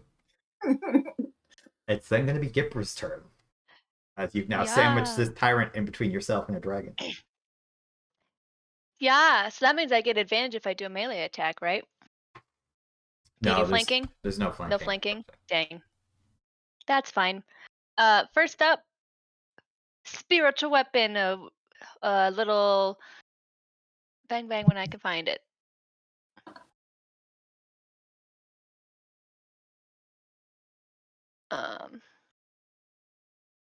At 4th level. Oop. Oops, that's not what I wanted either. Oh my goodness, what am I doing? I did the wrong spell. Hold on, that's not the right spell. We're gonna delete that. Wrong thing. I just saw spirit didn't actually get it.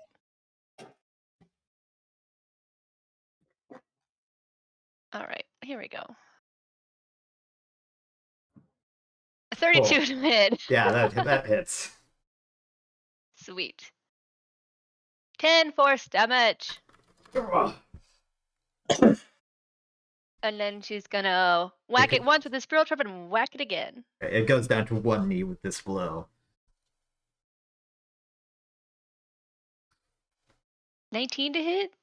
Yeah, go ahead, do your damage. Yes. And Oh. Bang. do the radiant. And my blessed. Blessed strike.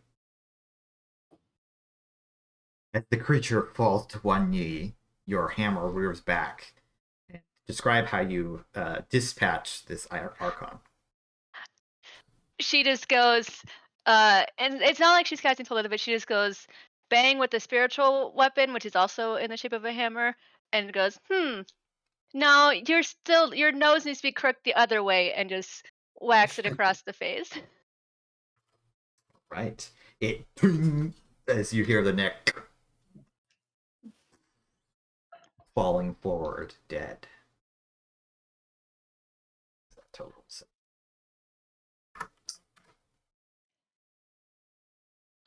With it being now dead, she is then going to move just a little bit more to be a little bit more central to the rest of the group for any other healing purposes. So she's just gonna move over to here. Do that. The pit fiend is going to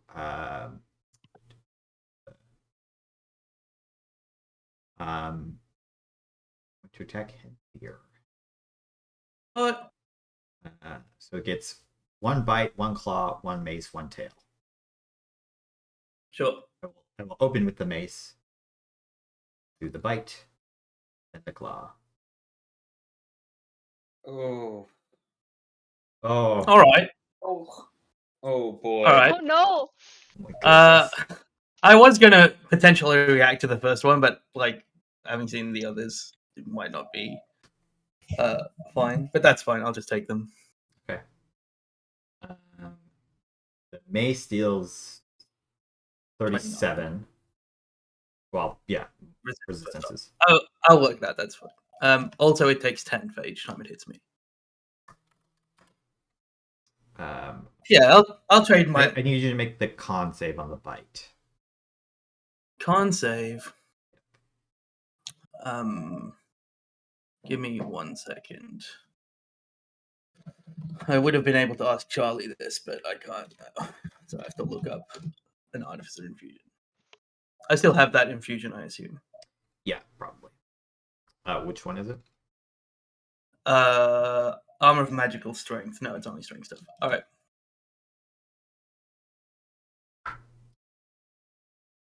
Sure. I succeed. Okay, so you're only going to take half. Only half.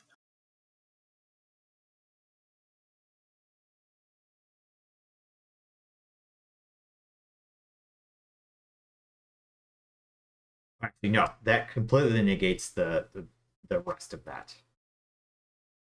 Oh my god. So you can ignore the poison damage. Thankfully. Sure. You do take whatever 26 plus 17 half is. So 43 down to 21. 21, yes, 21 points of damage. So you, despite being bit, you are not poisoned. And technically that wouldn't happen right now. It would be a lingering poison. That would do 66. Mm-hmm. Let's do the claw. That's another amount of damage. I'll let you do the math here. And 25. Sure. 33, 16. Are you when still I take, up? Yeah. When I take the claw attack, there's like just these thundering blows that Henthir's taking, and that one like cracks this, like the claw like rends this huge hole into like Henthir's lion shoulder. But I will immediately use my reaction to expend a hit die and regain that much HP. Okay. As you're doing this, each blow, the pit fiend feels damage coming back to it, and you are, in terms of relative health, you are both about equally as wounded at this point in time. Pit Fiend like. And then the last one 25. Right? Yes, last one was 20. Alright, so 12. It's going to be the Merilith's turn, which will Friday. It's not that difficult, Rudy. It's just It's just bad. you're just not going to do much. Yeah, even if it hits all of them, it's not a ton of damage. We should have traded, I think. Brand of Castigation against this thing Would be crazy. is much better than Rudy's. 20, so that's 1, 2, 3 hits. Yeah.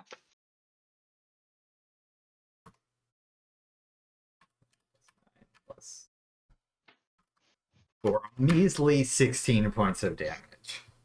Was that already halved? Yes. Okay. It once more a flurry, a dervish of blades. I think every time I've used a Merilith, they have not been as effective as 7 attacks would suggest. Yeah. It swings, only managing to strike you a couple times, and each time your shell and your innate constitution ignores most of it. They always run into some type of tank. Every time you use a Marileth, it's either an AC tank or a Barbarian. Yes. They only have a +9. It's not like crazy high to hit. It's then going to be Felipe's turn. You can see your foes are starting to dwindle down. The Archon is fallen. The Pit Fiend is looking very wounded, and the Merilith is looking just bloodied. Okay, Felipe, making a split-second decision, thinks that Henthir can probably take care of this Pit Fiend, even though he very much wants to. Is looking super. So he's gonna run over to Rudy and be like, we never get to do this, and flows over in his blade song and brandishes the spear, and I will make a booming blade attack for my first strike. Hit. All right, and then I will attack just normally. Second attack with the Master Viper Spear. That's a miss. Okay, so this, if I'm doing my math right, should be 2d6 acid, 1d6 on the spear, and then 3d8 thunder total. Yes, that sounds correct to me. Yes. So many dice. So Oh, yes. so many dice, dude. And we just cast a cantrip. That's not right. You rolled 12d6 acid? Did I roll twice by Should accident? be. I'm not sure if they're typed in wrong, maybe. Yeah, so it should only be half of that acid, and then The first 6 dice are 22, if that helps. yeah. 10, 14, 16. Then yeah, so for some reason it's 12d6, but it should be 6d6. Or not 66 acid, it should be 2d6 acid. I think I fixed it. I think it's missing a plus in there is why. Gotcha. Do you want me to just re-roll 2d6? No, we'll use the 5, 5, 4. Okay.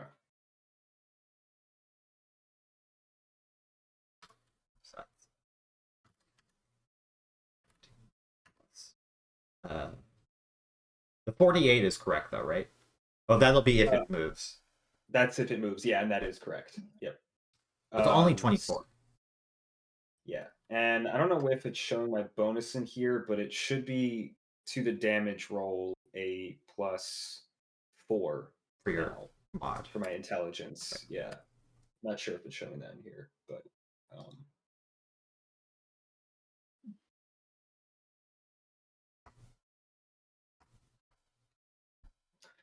that's all I got. And then I will stand my ground there with the spear. Hell yeah, you're gonna have to teach me one of those tricks one of these days. Oh my god, Rudy doesn't need to learn Booming Blade. That's an epic. All right. It's then going to be Henthir's turn. And Henthir, because they got a full round of attacks on you, I do need you to make a wisdom save against the fear effect. Oh, that's actually real bad. Give me a second. I have shockingly a feature that interacts with this. Like everything. Nope. Is it this one? No. Is it this one? Advantage on saves against being charmed or frightened. Okay, you have advantage. That's a DC 20. Okay, well, I was almost never making that even with advantage. You are frightened, so you will have disadvantage, although I think you have advantage still right now, so it's just flat. Yes.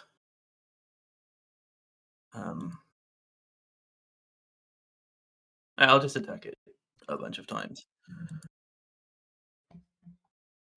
I assume that a 16 misses. Yeah, it does miss as it breaks against the stony hide. That hits.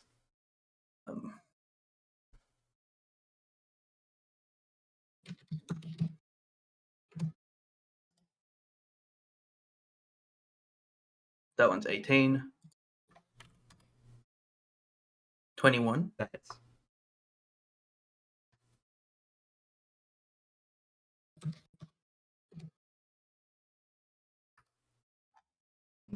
Again. And the last attack.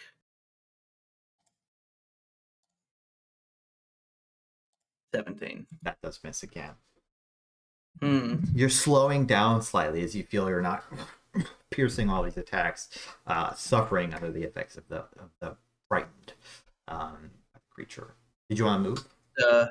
No. Knowing that Henthir knows how frightened being scared of something works, he will not give it the freedom of movement of stepping away to invoke the attack of opportunity. Rudy, the Merilith in front of you is looking weakened after Felipe has just struck it with his booming blade.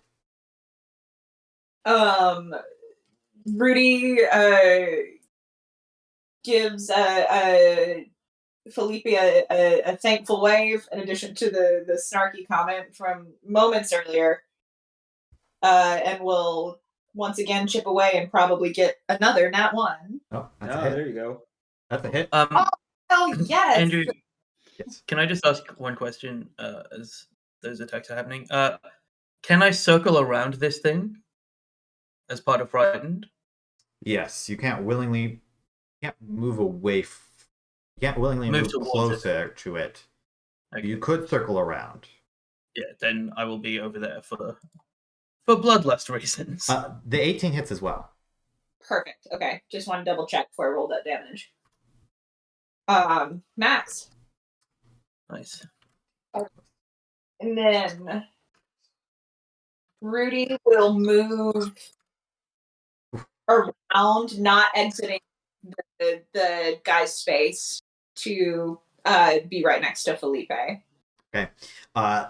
With the first hand axe, you kind of cut through one of the arms, just lopping it off, freezing as it goes. The second one slashes into its snake lower half body, leaving a giant gash through, and then you kind of plunge your claws into the back near the spine. This creature looks like it will go down in one more hit from just about anybody. Perhaps from Morgane, as it is now your turn.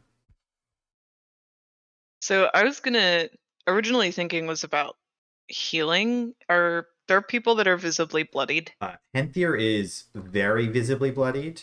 Literally covered in so many. You just moved literally 5 feet out of the range that I was going to be able to hit you.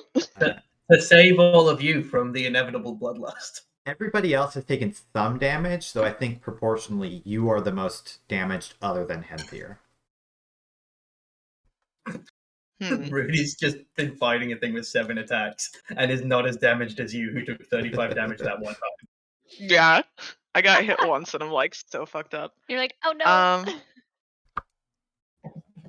Morgane's good at a lot of things, but they don't have a ton of hit points, especially for this level. Let me see. Yeah, I did rolling instead of taking the average and rolled absolute garbage. You also have a +0, so... Yeah, I'm very squishy. Oh, actually, let me see. Okay, so I actually found a spot that I can stand in. If I move right here, I'm gonna do prayer of healing, and I'm gonna be able to hit everyone, including the dragon. So I'm gonna Pretty do that. sure prayer really takes 10 minutes. It does take Mhm. 10 minutes. Oh, sorry. I thought it meant. Never mind. Yeah, If it's that's- sadly not the best healing spell in the It's game. good for a short rest, really. Yeah, I take that back. That's the case. Maybe I'll go in and do a little damage and hopefully not get smacked around. So, Morgan's gonna go here, and I think I'm gonna do inflict wounds again. Okay. Mhm. It's a good spell. It is good. It's a great spell. Oh no! Oh no! Fortunately, you got to reach out as the Merilith just slithers away. You Okay, inflicted well- emotional wounds on yourself. I did. I am gonna use the cunning action though and disengage and go right back to where I was, so I don't get my ass kicked. In and out, in and out. Damn. Now the Frostforged Dragon's turn. I mean, I was gonna. I feel like trying to, based on how our the multi-attacking, it's going to be overkill. But I will move, or the Frost Dragon will move up here. I'll have the. You can always attack and then move again, much like Yeah. a player. So this one will be a claw because I've been having better luck rolling with those. Oh, that misses. That misses. Okay. Another claw attack then. Mirroring Rudy and how Rudy likes to attack. That one hits. Excellent. How does the dragon kill the Merilith with its claw? I don't think it's anything too flashy. I think that the or Scooter makes eye contact with Rudy, and having watched Rudy rake their claws across the back of the Merilith, will basically like try to stick its claws in the same spot. Just like digging further in. Yes, but because its claws are like larger, will create like additional rakes. It pulls back, like, some of the guts pull with it as the Merilith spasms and dies. And I've got one more attack with the dragon, and I think I have movement to get over to. You should. Like, Yeah. Yeah. Perfect. The bite also has reach if you can't quite make it. I think that gets me about there. And we'll bite this guy. Well, it just barely misses the last, scraping against the stone skin of the pit fiend, not quite able to fully encapsulate its jaws in the arm. However, it is now Gipre's turn. 2 of your enemies are downed. The pit fiend is facing off against a wounded Henthir as they're having this back and forth struggle.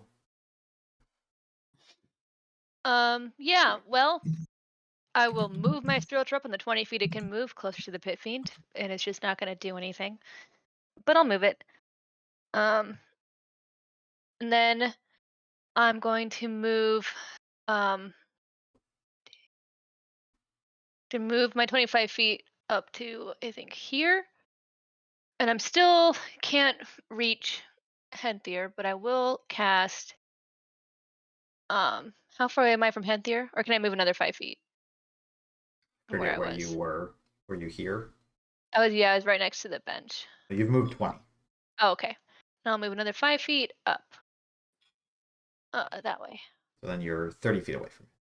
Awesome. And I'm going to cast. Let's see. Do I have this prepared? Yes, I'm going to cast Mass Cure Wounds. So anybody within 30 feet of me gets 3d8. 3d8 plus stuff.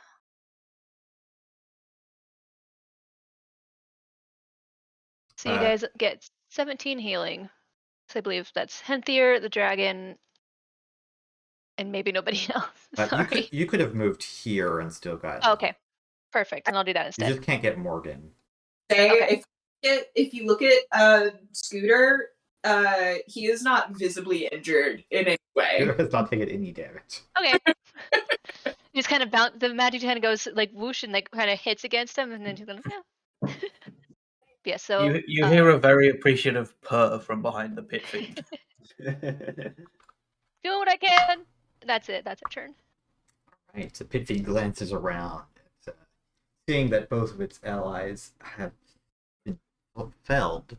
It is going to swing the mace and tail at Henthir while it turns to bite and claw at the dragon. So I'll do the mace and tail first. Well, that's cowardly.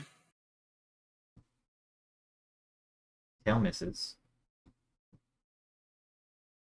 You do take 8 and then 21 points of damage. Sure. Whoop. And it takes 10. So against not quite able to do anything about the fact that it keeps taking all this damage. That's going to bite and claw at the dragon.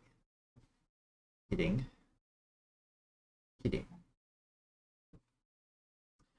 If you would like to make a con save for Scooter. Can you?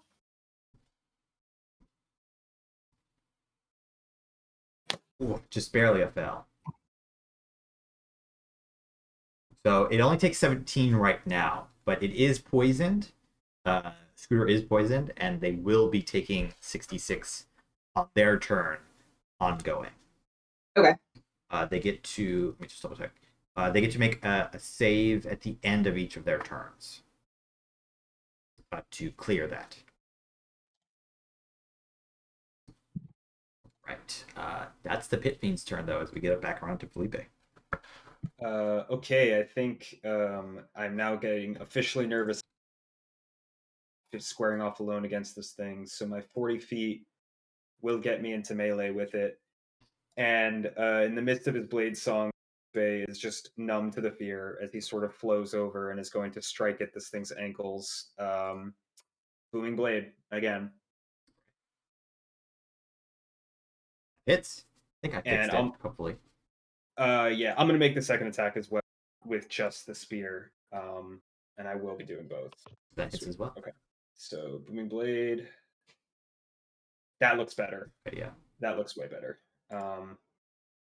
Yeah. And then spear damage as well. Not as great.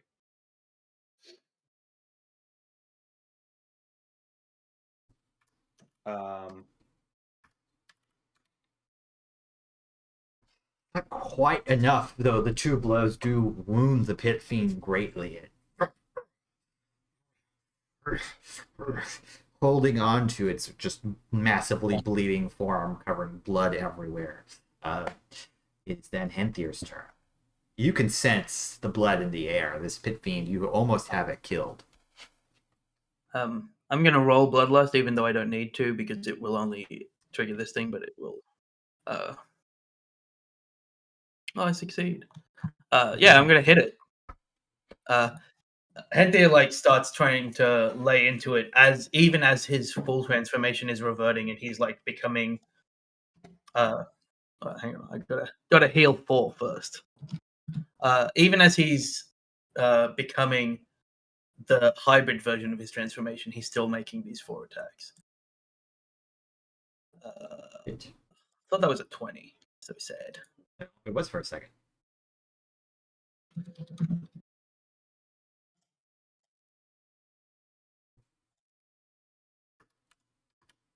That misses. Rolled so many 19s. Nope. Oh, that was such a good one until the D8.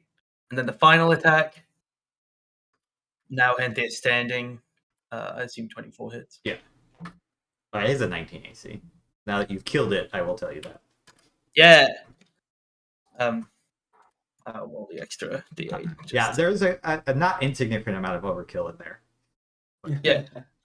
I think Henthir is just raking at it with these claws. The first attack is like a bite, and he very rarely bites things. But he's like actually starting to feel the effects of his injuries and his bloodlust, and he's just raking his hands across it. And as he comes up, as it falls, Felipe, you just see like the slight craze in his eyes, and he's just gonna run 45 feet further away from Felipe. Oh shit. Okay. Uh, It stupidly brings the spear up like this. to just be so far away that I can't cause that to be a problem. The last creature falls under Henthir's blows. The area around you falls silent. No other creatures come to threaten you all. You kind of glance around. Overall, you're not too badly wounded apart from Henthir. It's all right. I heal 4 every 6 seconds. So, For lesser adventurers, you know that individually any of these creatures might have been death, but you all have been strengthened across your various journeys to get here, and you were able to dispatch them without too much trouble. Not having to expend all your resources. So you feel that you're going to need the rest of those. Oh. I think we're going to take a quick break here. We'll say come back at 20 after, if that works. Yeah. Be back in just a few. Don't go anywhere.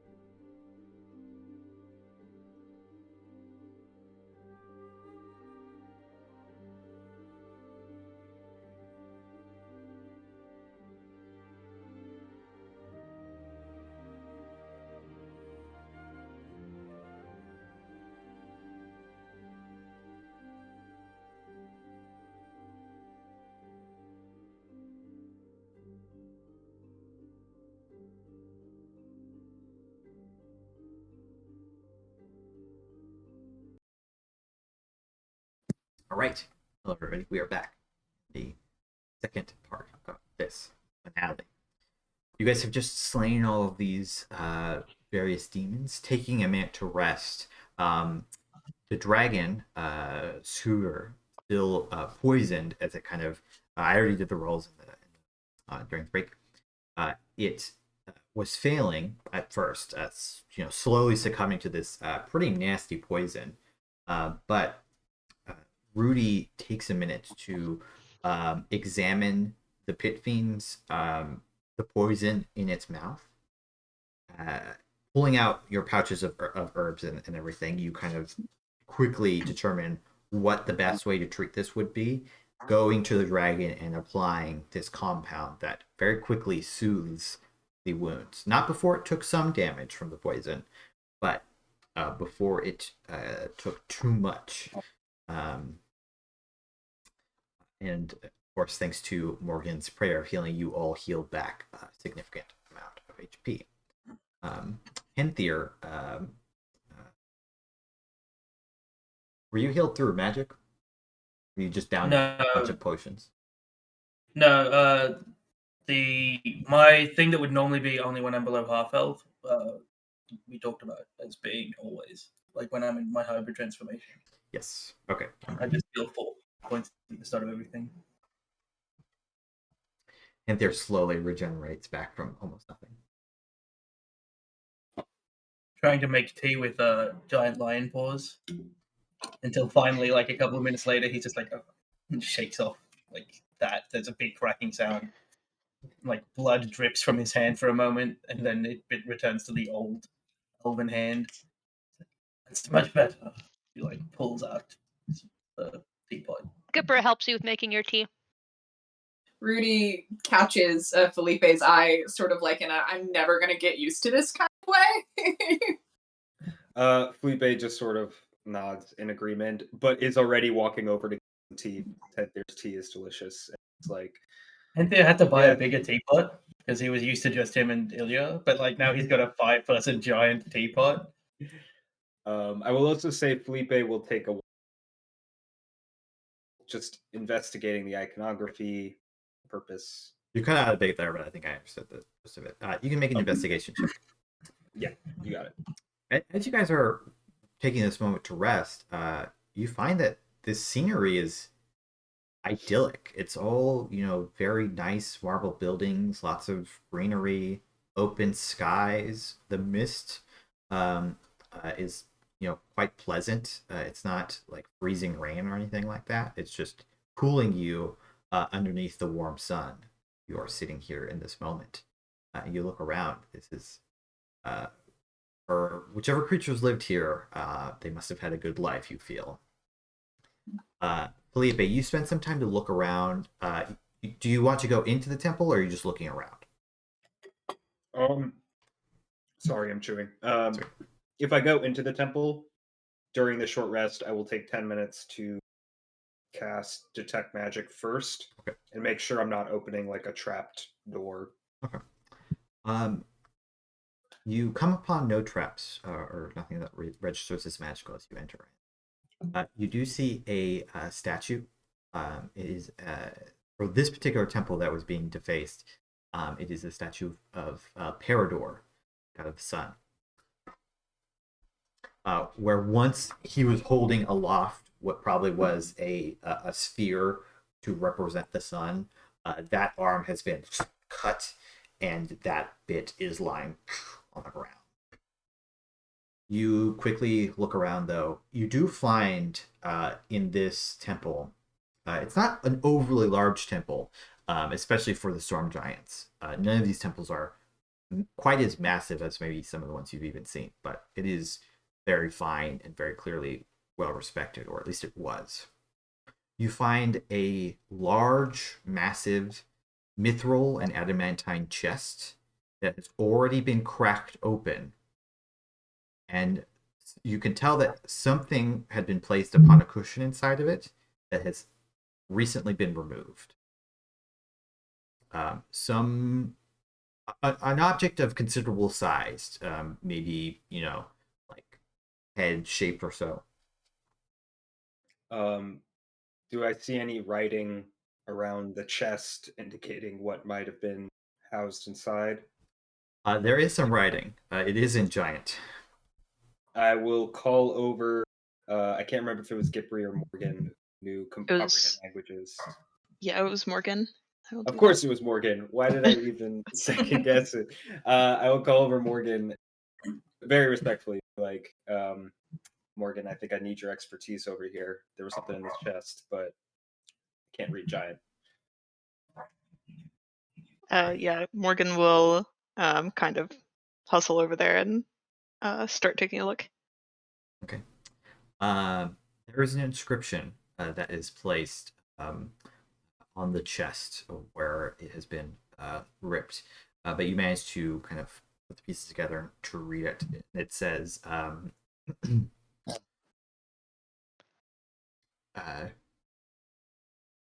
the third key for Parador to bar the way.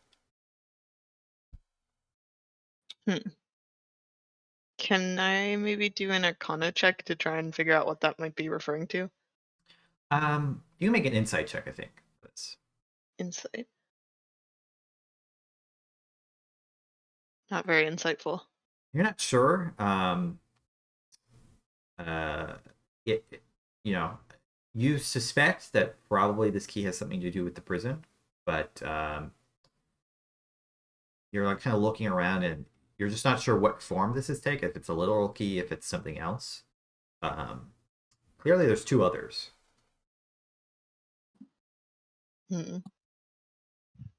I think Morgane will wave over Felipe and say, there's mentions here of a third key, and she'll, kind of relate the translation, but say, I can't quite figure out exactly what this means. Do you have any ideas? Would I need to make a similar insight check? Yeah, good if you want to. All right. My insight sucks. Yeah, mine's not great either. But but that's a dirty 20. You think back, you look at the space and are kind of trying to connect ideas in your mind. You think that it's probably referring to what are known as the Keystone Crystals. They're pretty powerful magical artifacts. Between the two of your Arcana, you can already kind of know everything about them, especially with Morgane's plus 14. I will give you that as with your passive Arcana. Keystone crystals are pretty rare. They house powerful magics that can. They're almost like, in some ways, they're like capacitors, so they can discharge a vast amount of energy very quickly. Arcane energy, and they're usually used to activate or deactivate certain very powerful magical enchantments. 3 of them suggest a incredibly powerful barrier if they're all being used as keys against a thing. Some kind of very powerful effect here. And that's kind of what you piece together. This one is gone. Probably, you think, taken over to the prison by the demons when they first came in here. Yeah, so I think we sort of brainstormed that out together, Morgane and I, and Felipe will say, well, we know there was the other path to the palace. Possible they were storing another crystal there, maybe under the throne, someplace of great import. And I don't think a good warden would keep the third key in the prison. So maybe we missed something in the rotunda. Maybe that statue of Vera was hiding something. Or the third key was elsewhere and they already brought it with them. But I definitely think we owe the palace a visit. Morgane nods and says, I originally wasn't thinking we'd make our way there, but I think you're absolutely right. We should perhaps go and tell the others. And then she puts her arm on your shoulder and says, well done. And then gets up to leave. Felipe will wait until she turns around and then quietly walks away. Also, during this short rest, could Rudy get off a commune with nature?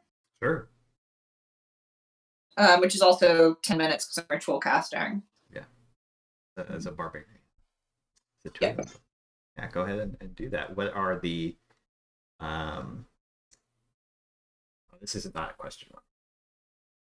3 facts. Which 3 facts would you like? Those middle 3 bullets. So plants, animals, minerals. Celestials, faith, fiend. I think what Rudy is thinking is that this fight was far too easy compared to what they had to go through, especially in the last section. So they want to get an idea of what else they're going to be dealing with. Yeah, I think you're kind of thinking about that. You detect a singularly powerful fiend is in this 3-mile radius around you. 3 miles probably just about covers the entirety of the palace, just probably barely. It is quite large, this floating castle in the sky. You do detect a couple other, or you detect quite a few other fiends, some of them near that singularly powerful presence, some of them farther away, although those ones are a bit weaker. You feel lots of planar energies swirling around this area. Elements of the elemental plane of air, elements of the elemental plane of earth, all kind of fused into this space, as well as some kind of strange, just almost tertiary planar feeling coming from where the prison is at. Almost like a pocket dimension of some kind, you think. Would Morgane have, or earlier in their adventuring, would they have relayed the pocket dimension that Ian Darkle was in as well? Like that sort of subsidiary dimension? I'm waiting for Marisa to answer. Sorry, I stepped away for 2 seconds, but I could hear you. Yes, she would have. She would have told this to everybody. Okay. Yeah, once everyone comes back together, Rudy will start sharing information also. You do detect many plants, minerals, no animals in this area, really, apart from insects and other things that plants need to be plants. But no real, massive amounts of animals were being kept here. Or if they were, they're no longer present.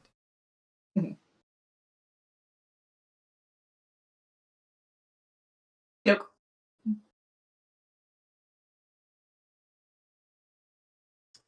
Did anyone want to do anything else before the long rest ends? Or the short rest, rather? We'll tell the whole group what we learned in the temple for sure. Just like, hey, there's at least 2 more of these keystones. They may have them, they may not. As this rest is ending, all of this information is exchanged, shared amidst the group. You maybe even relay some of this back to Anya through quick message spells.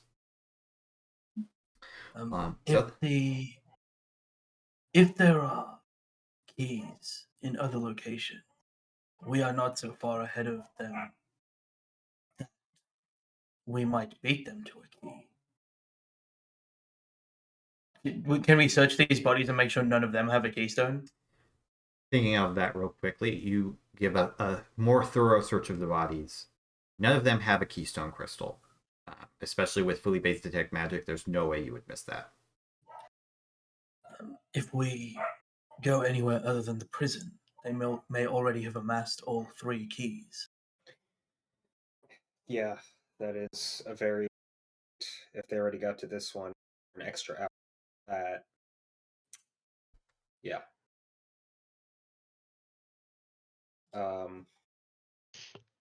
It might be more prudent than just to go straight to the prison with this discovery of this missing item. Seems like time is of the essence. Yes. Gipre says that she's just kind of like grinding her hammer into the ground a little bit, very upset about all of the defacement of temples that she's been seeing lately. Even if it's not of her own goddess. My only hesitancy in not taking some time to explore the palace is that these 3 demons were here, which suggests that maybe there was something they were looking for. So, if we want to beat them to that punch, I think that's still a punch they've yet to throw. Did you find anything else in your investigation of the temple, Felipe? I think that at least here they got what they were after. Guard, so to speak. They also weren't done defacing the temple. They probably stayed behind to snap off the god's arm, scrawl graffiti on the walls, ne'er-do-well shit, hooligan stuff.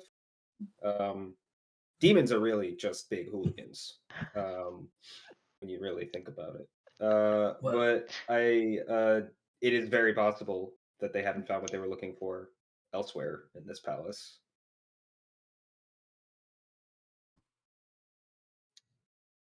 The risk is... Does anyone have a way to locate an object? I don't have it prepared today. I do not. I could locate creature, but I do not have it prepared. I can locate creature. I do have it prepared, but not an object. Look for things. I do not have locate object prepared either. What was that? I will say, because I think that's probably an oversight on my end, that your crystal can cast locate object through it. Just kidding. I can cast locate objects. There you go. Pranks. Let's wait before you cast it. Let's go back to the central room, stand in the dead middle, and cast it from there, and then we'll know whether it's back here towards the palace or straight ahead. That's a good Smart. idea. It only lasts for 10 minutes, though. And we're going to locate object this keystone, right? One exactly like it. I think you could just locate object keystone, keystone, and it will show you any keystones. Morgane knows exactly what. Fancy. Cool. I mean, it might ping 3 in 3 different directions, but at least we'll have it. That would be good, at least. Yeah. The worst thing is if they're together, right? Yeah, if there's not. Yeah, exactly. So, that's fantastic. That's exactly what we need. Oh, so it will give you the nearest of that particular kind. Oh, okay. Which can potentially change as you move about. So gathering yourselves up, rested and rejuvenated, you leave the temple area to return to the central rotunda, arriving back at the statue of Mira. Casting locate object, Morgane, you focus into your crystal of knowledge. And everybody else sees Morgane pull out this full-sized, I always forget the proper term. It's an icosahedron. I think I'm saying that wrong. You guys don't know what a D20 is, but it is a D20, but I'm using the proper name because the characters don't know about that. They just see an icosahedron. Yeah. But it's crystal worked. It shines with an internal light. Look into it. Casting out the locate object spell. There isn't one in the rotunda, so you do feel the presence of one off towards the prison, far away. If anybody wants to, you can also make investigation checks on the rotunda area. Yeah, I will happily do that as well. I only have a +2, but let's do it. Nope. Hey! Rudy and I are just chit-chatting, and we're not really paying attention. I like that did really follow the skills. I love when the dice tells the story. Morgane lets y'all know that there's one near the prison. She kind of points at it and says, "Not sure where the other 2 are, but the closest one is towards the prison." As Henthir and Felipe are looking about the rotunda, you eventually come to the feet of the statue, where you do find, you had overlooked earlier, it seems that a recess had been placed into the base of the statue, which has been pulled out, and something was taken from there. You call over Morgane to quickly translate some of the words, and it says, "Guarded by the winds, the second keystone." Sorry, the second key. It seems that this one too has been taken already. If they have two, Yeah. then we must make a case to the prison. Yeah. Okay. Good looking out. Seems so. Perhaps we can peruse the palace and its mysteries on the way back, but it seems like for now, we must make our way towards the prison. Save the world first, loot after. What's the duration for aid? Aid is 8 hours, I believe. Oh, great. Check. Let me look at it. That sounds right to me. It's like basically Yeah, I had 8 a- hours. Yep, 8 hours. day. So you still got about 6 hours left. I don't know. Yeah, probably thereabouts. Okay. You all rush quickly, making your way down this longer walkway filled with what you think were probably like storage areas, warehouses, those kinds of things. Making your way, you see signs, which Morgane sees like were basically like advertisements for traveling, for the Skyhold docks, for whatever this area used to be. Its purpose clearly was for shipping some things, however they got here, with probably airships of some description, long ago, before this palace became a prison.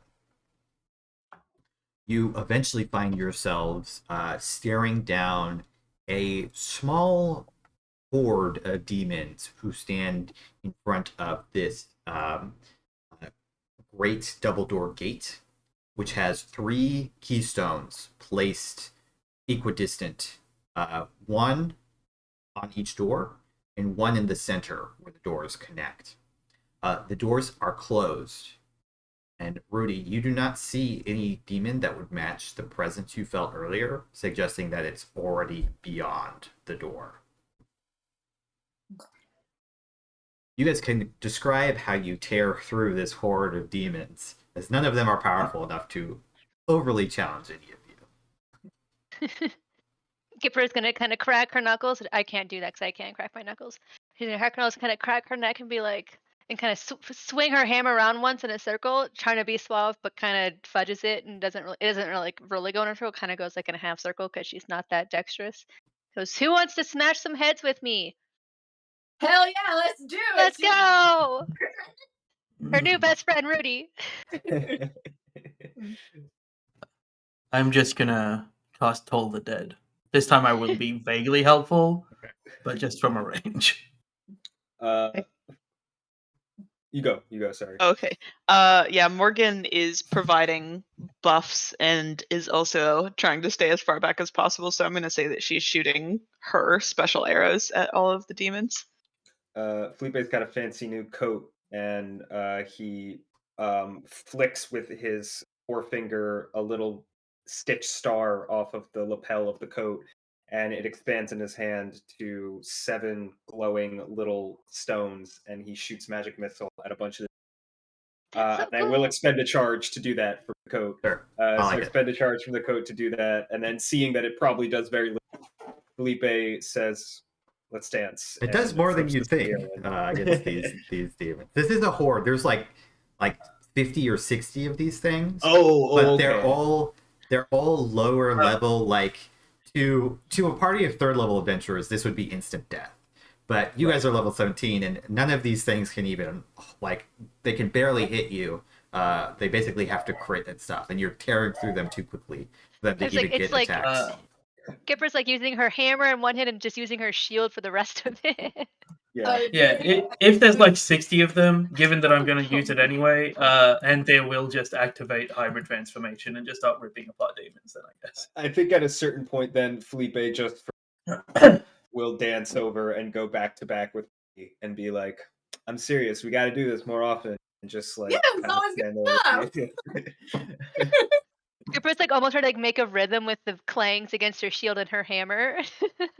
I'll help you out. I'll like bang the haft Yeah. of the spear. There's I think there's a moment in this like grand melee that we're essentially just getting through 60 demons, where Henthir and Gipre are next to each other, and Henthir says, even though they do not pose a risk, does not mean you should be flippant in violence. She will pause. She'll kind of whack one and go, "That's true." Like right as like you guys change, like Rudy has mounted a scooter and has like started hitting them baseball style for Gipre to like bash back into the ceiling ping pong style. She will miss a couple of them because she's not very speedy or very dexterous, but she'll be thinking a little bit more consciously about what she's doing and why after Henthir's comment. They kind of take a moment. Henthir once we're done. remembers Gipre not having ever left the temple, and is like, this is what adventuring does to people. It makes sane people insane. Just so you know, Founder's going to reload real quick because I forgot to add the module during the break. I have to be right back very quickly. No worries. I will describe the carnage as you move your way through Gipre's hammer meeting demon heads as like bones break, blood is splashed across the stones. Rudy, you are like cutting demons in half with your hand axe and like rending through them with your claws. While you go back to back with Felipe, who's stabbing through hearts and just tearing into these demons, while Morgane kind of provides you buffing all of you while also taking shots which catch demons in the eyes, in the hearts, in the neck, kind of thing. All while Henthir is in this half line form, moving, clawing, tearing, pulling, rending their way through this horde of demons blocking you between your target. Again, for lower level adventurers, most people, this would be an insurmountable odds. But for you all, experienced and well traveled as you are, the five of you and dragon, and of course the dragon is there biting heads, laying waste to demons. You quickly move through all of these. The melee really only lasting about a minute, maybe a little bit longer, as you just tear your way through them. You eventually get through all of this and find yourself at the doorway. The doors, again, they're shut. They're almost a mirror door to the very first double door that you came in at, except for the three recesses where the keystones have been placed. Morgane, if you'd like to make me an Arcana check. Sure thing.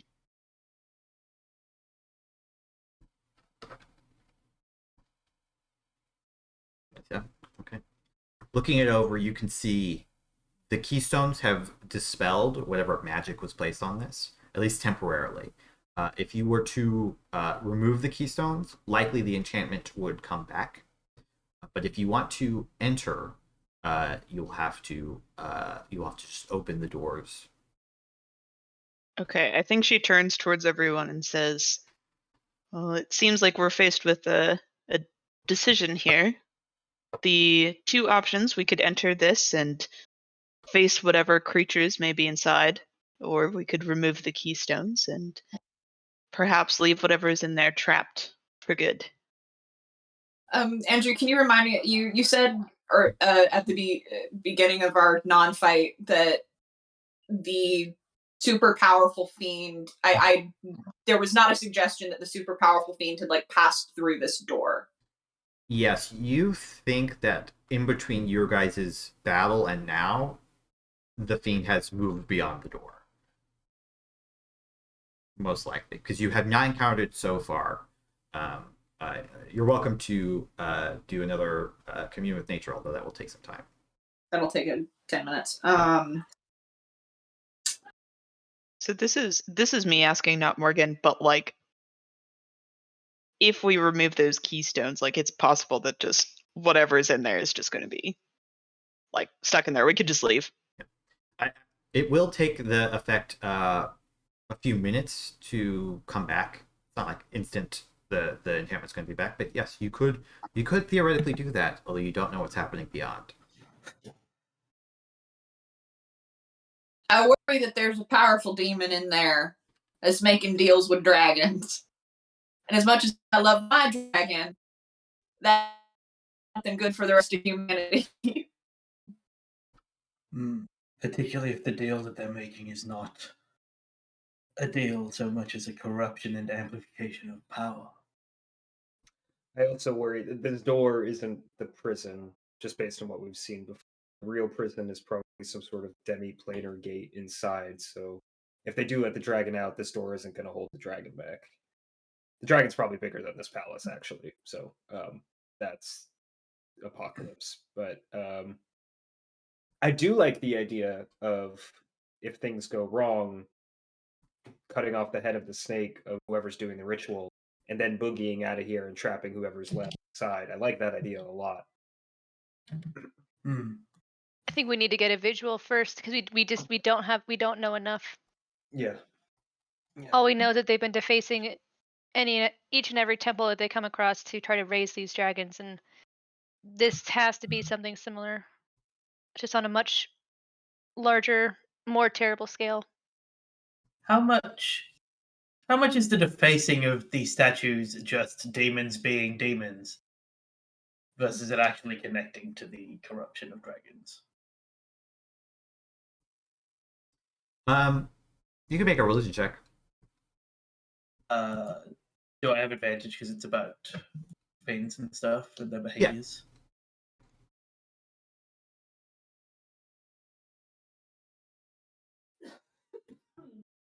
Whoa. I didn't get to see the result, but it's such a waste of a good roll. The defacement of the statues does have a purpose. It is the first step to change any ground from being hollowed to being being not hollowed, and then on towards to desecration. Presumably, the main purpose is to make it easier for the demons to move into this area, or something of that. Harder for gods to interact with them. Correct, and harder for any deities to interfere. If there is other magical effects, and that the demons wanted to remove them or alter them, defacing the temples would be the first step to making that process much easier for them. All right. Well, Henthir doesn't necessarily feel the need to add all of that information. But says, well, either way, our first step is going through this door. Let's do it then. I think Morgane looks visibly uncomfortable and would much rather just shut the door and bounce, but she sighs and says, all right, let's proceed. Now or never. Anybody got anything they want to do before? 8 is still up, so I think I'm good on that. I am already hybrid transformationed, so I don't have anything else to do. Rudy re-rages. I will go back into a Blade song. Actually, can I also have Henthir? I'm also going to touch your shoulder and cast Death Ward on you. I'm gonna roll an Arcana check. So now, if you go down, if you drop unconscious, you might automatically pop back up with 1 hit point.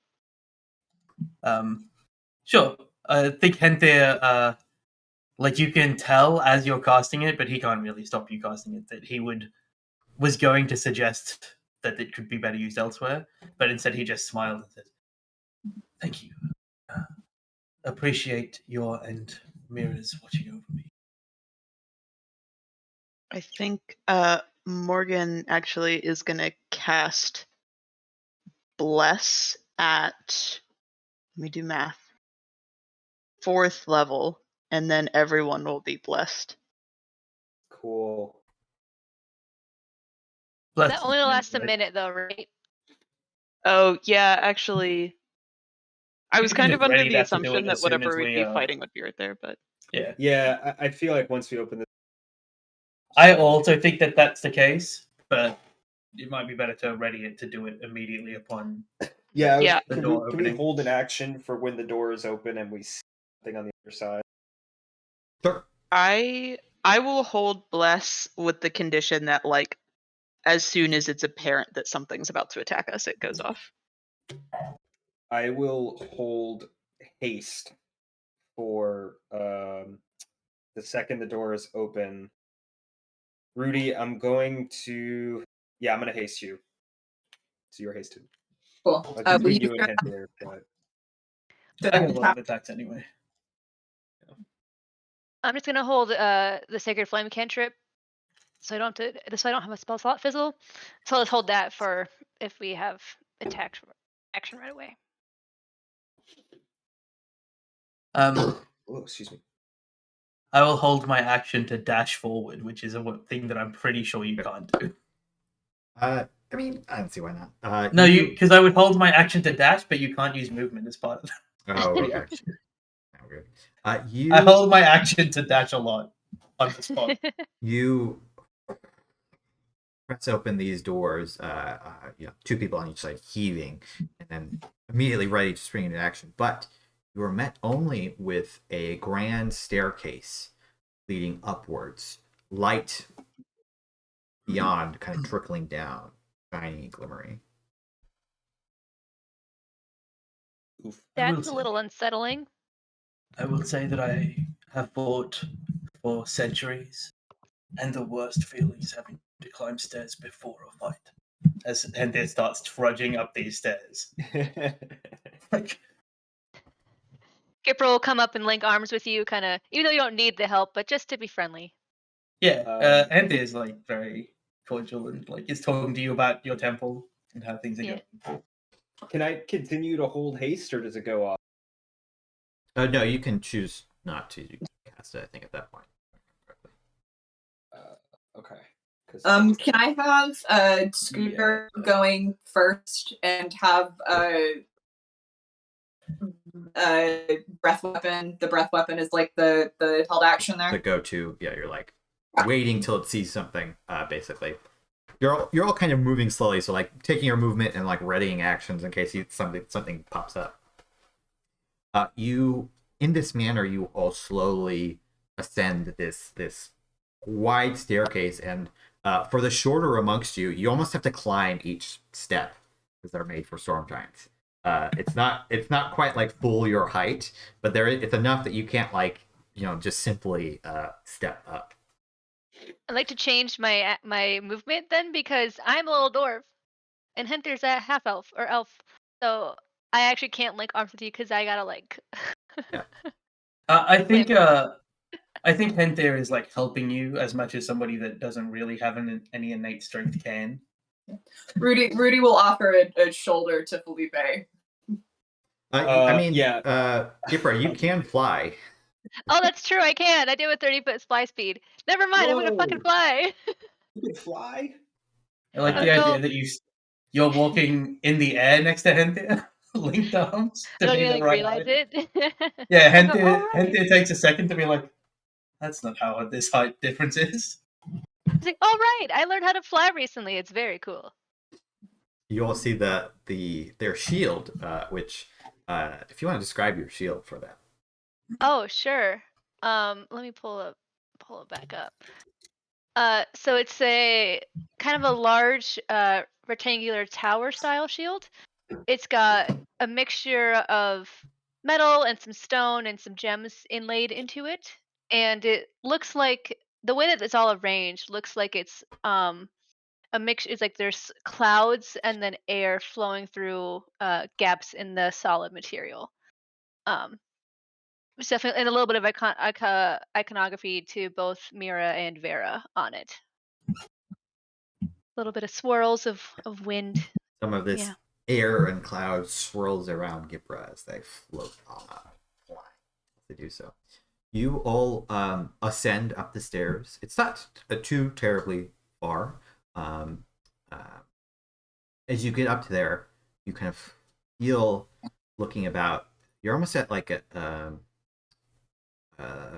a gateway of some kind, like a port registry that you look about. There's large domed glass walls on either side, which let you see out. There's another short staircase, which and all around this is lots of lush vegetation. You take a couple more steps. Go ahead and move us to the map as you ascend the final staircase into the Sky Dragon's Landing. This map may take a minute to load in for all of you. Just so you know. Oh, your maps take like 5 minutes to load in for me anyway. So. I like that the change from Gipre being able to fly is that Gipre is slightly helping Henthir up the stairs now. Yeah, yep. And I think it's like she doesn't realize that she's flying because she just kind of she hasn't had this shield for that long, but she's had it long enough where she kind of uses the flying function a little bit more frequently than she probably should. So she kind of forgets that she actually is doing it until you point it out to her. Hey, It's been a minute since she's seen you. She's like, "Oh right, I got this really cool thing." As you're loading in, Henthir Henthir has not changed. Since, like, everything about Henthir that was true that like day that we walked down into the mines is true, except his hair is longer by the length of time that like it looks more like a lion's mane now than it like ever did before. And he's a little bit more. He wears it a little bit more floofed out naturally. Although now that he's in his prime form, it's just. Felipe cut his hair. He's got a half shave now. Felipe's got a undercut. Is like a trendsetter in Rams. Oh yeah, if there are sneakers in Rams, Felipe always has on. Got his air. I didn't think of like a good thing. Who's like a very famous hero? Air. Would have a sneaker named after them. Elf-Indian. It's got to be Garion, the unicorn paladin. Air Garians. He's the worst. This guy, nobody's ever talked to him, but he's appeared twice now, and he's just a fuck. He's look. He appeared once to a character that was predetermined to hate people that think that she thinks is better than them. And then the second time, it's just like, well, who even are you? You're just a guy that's proclaiming to be important. What are your achievements, sir? So I see people loading in. As you kind of come up the stairs, you're kind of surveying this scene before you. And it's not that dissimilar from the scene that you just left behind. Carnage of demons lie in a wake. Blood spatters the ground all around you. There's this kind of central fountain and pond, and dead demons just litter around it. Your kind of gazes continue onwards till you see not one, but two dead demon princes down at the end. And then your eyes flick to what you presume must have slain them. This massive, multicolored dragon that edges of their wings are just covered in runic markings. Their horns have runic markings kind of carved in, seemingly, all of which glow a light with arcane energy. I think that's everybody. You may have to zoom out quite a bit to see the full picture here. Andrew, this map is amazing. This is so cool. Mine is still not loaded. It says 100%, and it's fading, but the map is like not there yet. It says you're in, so hopefully it'll just take a second. It's a lot of stuff on this map. And, the dragon is also a fairly high-res image, so probably. So cool. What the fuck? And as we're loading in, Andrew sent me the map for Imris to put in as the overlay for this. If anyone is watching or you've all seen it, that map was 103 megabytes. It's fucking huge.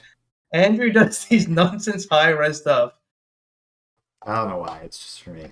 The dimensions on that map is super detailed. Yeah.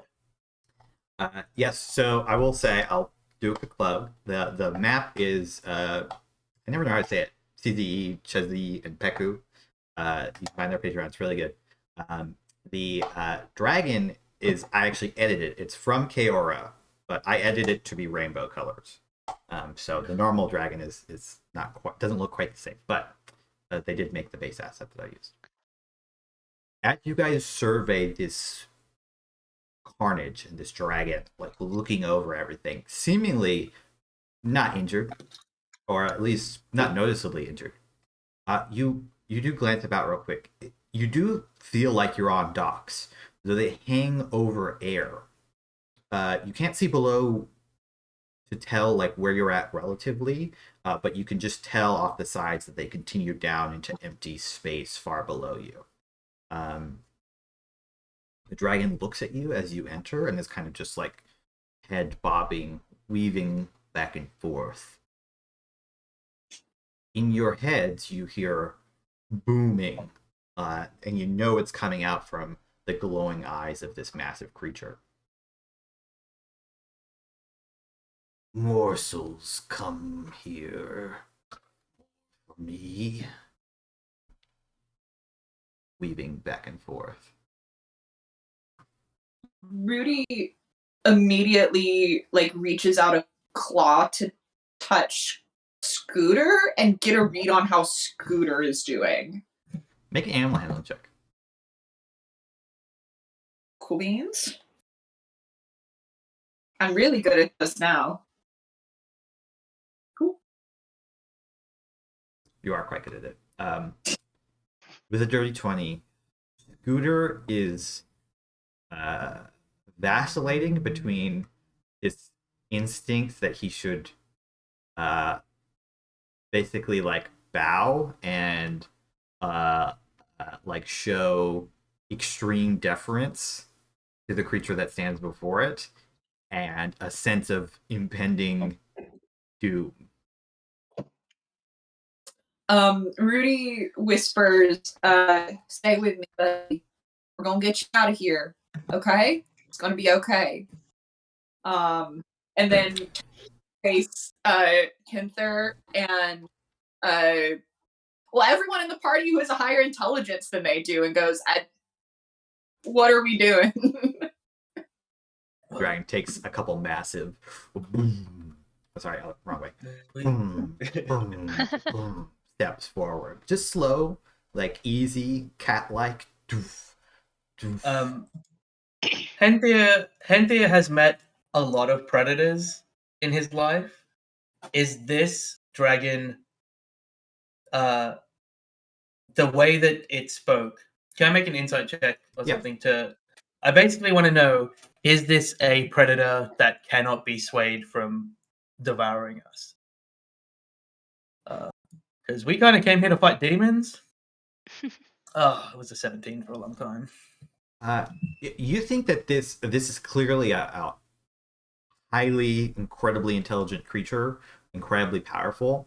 You get the impression that a bunch of demons walked in and presumably tried to do something to it, and it is on the defensive, but it wiped the floor with these things, so it's also kind of like more food that I am going to get to play with. Like, you don't know how long it's been here, but presumably it's been alone that whole time.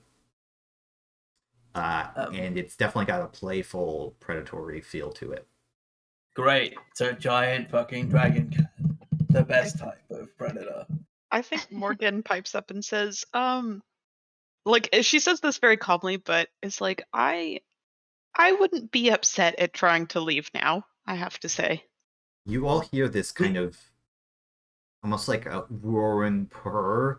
It almost has like a whale song sound to it. It's like a and it echoes around as the dragon kind of like shakes itself, clearly making this like noise of anticipation.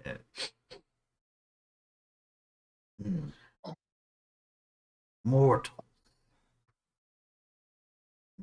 demons.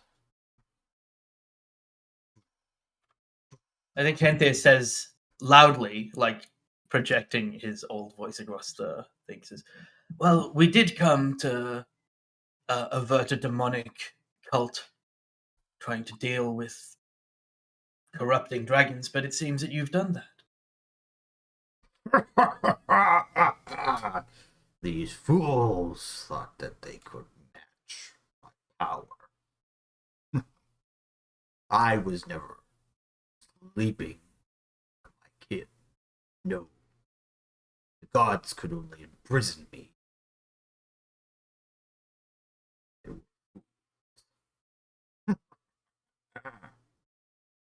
And again, it's not opening its mouth. This is all just like echoing around in your brain.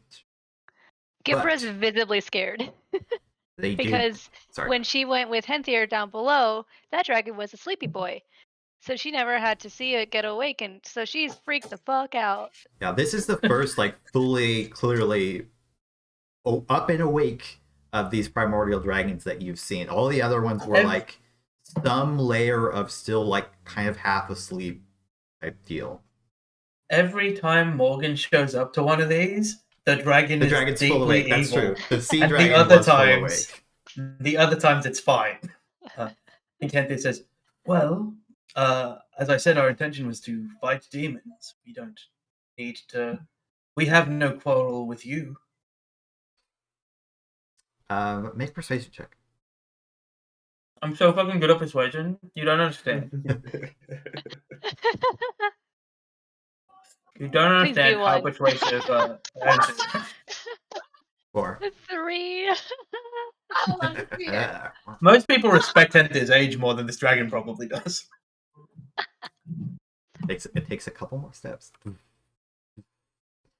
It's inching its way slowly while you guys are like somewhat paralyzed with this image before you, and it says, Sorry, go ahead. I think Henthir murmurs to the others, "Well, fight or flight," and is kind of waiting to see what everybody else does, because he will do that. It says, "So you have come to save me. I suppose I should be grateful. But I am in a good mood. Prison has just been broken. I am considering swooping down, taking what is mine." And looks over all of you. "I smell magic. You have brought me gifts. Lay them at your feet. I might let you leave."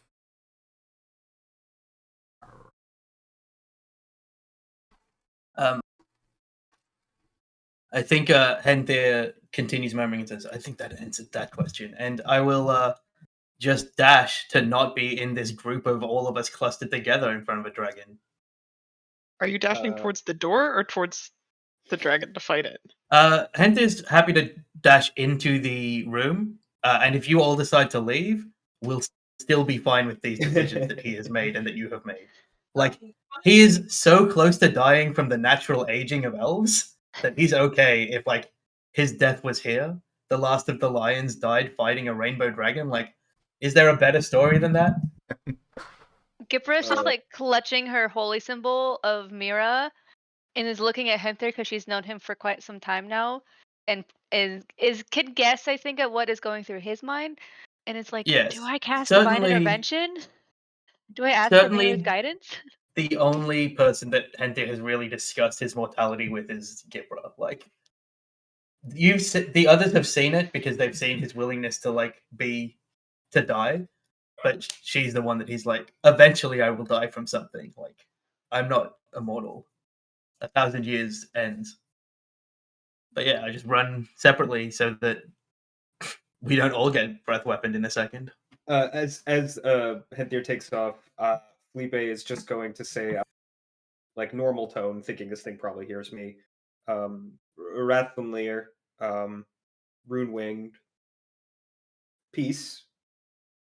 You say we bring you gifts. That was not our intent when we came here. You say we came here to save you. Truth be told, that wasn't our intent either.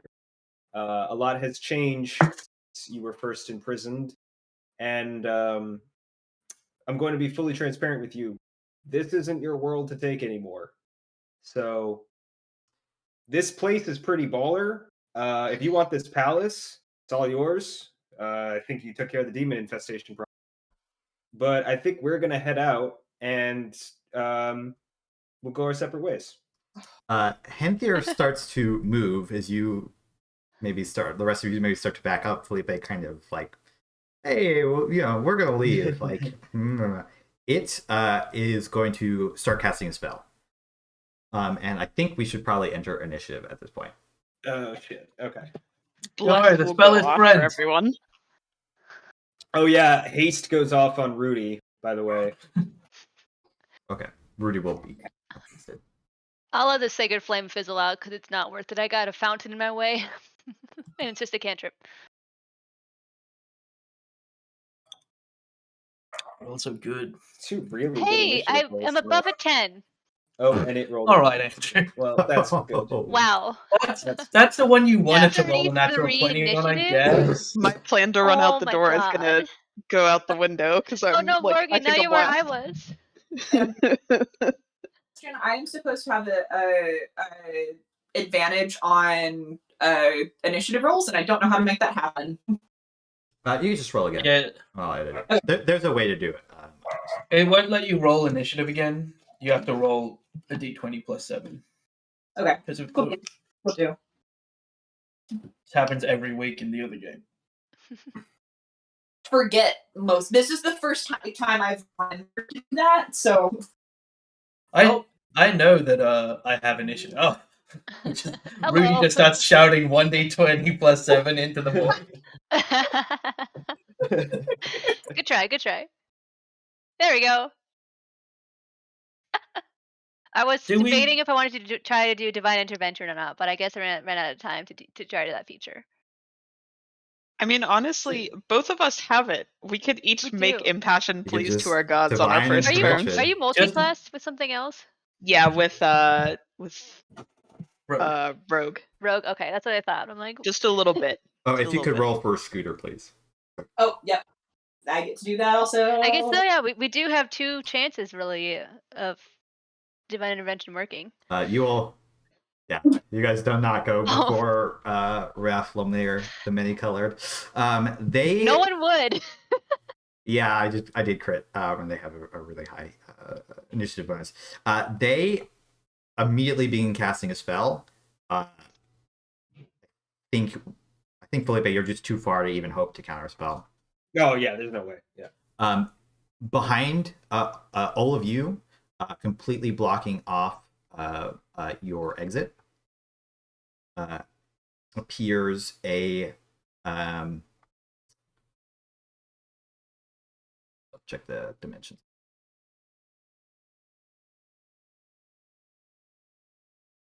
Okay. Whoop, that's not what I want.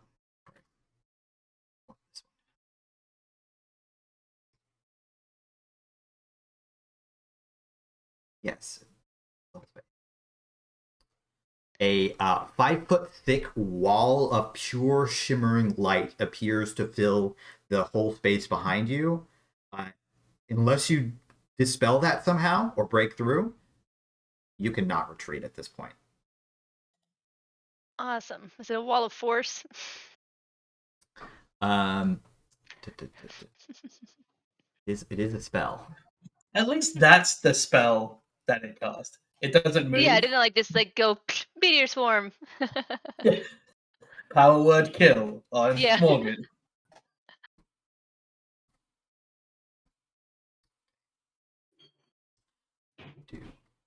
So that's how it opens its turn with casting that. It is also going to move. It's going to move, then it's going to teleport, then it's going to make 8 greatsword attacks against Rudy. Is there an option to just jump off the dock? You're welcome to if you want. Some of you can fly. It's true, I can. I was so frustrated with not chipping away at my hit points that Andrew discovered a just psychic damage, or just force damage, whichever one you don't resist. psychic. It just moves to be straight up standing on top of the fountain, like wings flopping it forward very quickly so it is entering into everybody's space. So just so we're aware, this creature takes up a 10 by 10 square. So it's actually the square it takes up is a little bit smaller than the dimensions of everything. It basically goes from the base of the feet up to the right here, like right where the tail starts, on north and south, and then similar distance width wise. I'll tell you if you're in range or not, but it's basically something like that. The turn marker is basically a little bit bigger than the actual square that it takes up. It moves. I do have to check. I think it's still... Yeah, okay. You guys are still out of reach of any of the weapons. Even Henthir. Yeah, even Henthir. So it just moves up and it's like looking at you. That's its turn. Felipe. Okay. Do I get any sense that this thing could still be reasonable? Maybe, but you have to do what it wants, probably. Okay. Or otherwise, like, convince it somehow through some incredible way that it doesn't want to kill you, and it wants you to be alive for some reason. Okay. So I'm going to move... Oh gosh. This map is so big, it's amazing. I'm going to move, like, away from everybody, but towards it. This is so stupid. Just like talking, I'm in my blade song, by the way, so just like sounding very effortless as a ballet dancer, but with speech as well. Just being like, we could give you our paltry gifts, our weapons, but you've been asleep for a long time, and we have knowledge. Between all of us, we could tell you the state of the world that you, Rathlammlir the Rune-Winged, could inherit. Wouldn't you need advisors, counselors to explain to you all that has transpired since flight, since your imprisonment here? Make a persuasion check. Yeah, my best skill. Let's go. Natural 20. Nope. Absolutely Wild. not. Absolutely We're so deceptively not charismatic as a group. not in the slightest. It, like, looks at you, sniffs on the air, glances at Morgane and says, "Your friend has already brought me the knowledge that I need." Oh, No, Morgan brought something here. it's fine. Don't worry about it. Staring at your suspiciously looking right where the crystal of knowledge is, wherever you place that on your person. I am going to hold a spell if it makes an aggressive action towards any of my companions. What spell? Rauthim Psychic Lance. Okay, cool. I will hold this. And it's just a word, so I don't have to take anything out to do it. Okay. So I'm just standing there waiting to say the word. Henthir. Yeah, I mean, I don't think that we're going to be able to persuade this thing that we are valuable enough, and I don't think it cares. So I guess Henthir just drops as his bones shift and stretch and splinter and reknit. There's a very easy answer, guys. Drop all your magic items and pledge yourself to this dragon. But that's what Felipe really just offered, to be his advisors. I mean, Henthir's not doing that anyway. It wants your stuff, though. Can you just move me to That's where I okay. can be attacking Sure. it? Because I don't... It wants all of It's our right there. shinies. I'm dead! Oh, you're on top of a dead demon. It just... Yeah. Alright, well, I would rather move the one up instead Sure. of the one down. That's fine. Alright, yeah, I full transform. I'll make my first attack. And if you guys want to, you can totally climb on this thing. It is huge. It is very climbable. Does a 17 hit this thing? A 17, you're boom, or completely rebounds off these massively thick scales. Great. Another. Does a 22 just 22? barely breaks through the thick All right. scales. Henthir's first one just bounces off it, and he like growls this really guttural growl as he brings his left claw straight down, and as he rips out of the dragon. So that the people could see, I wasn't on the battle map. There's the dragon. He rips his claw out of the dragon, and with it, those strands of blood connect to the center of his heart, and I brand of castigation. So that is that used. 0. And then now I have advantage because I'm attacking the target of my brand. So this is with advantage. Whoa, there we go. There it is. That is. That slash 2d10 plus 2d8.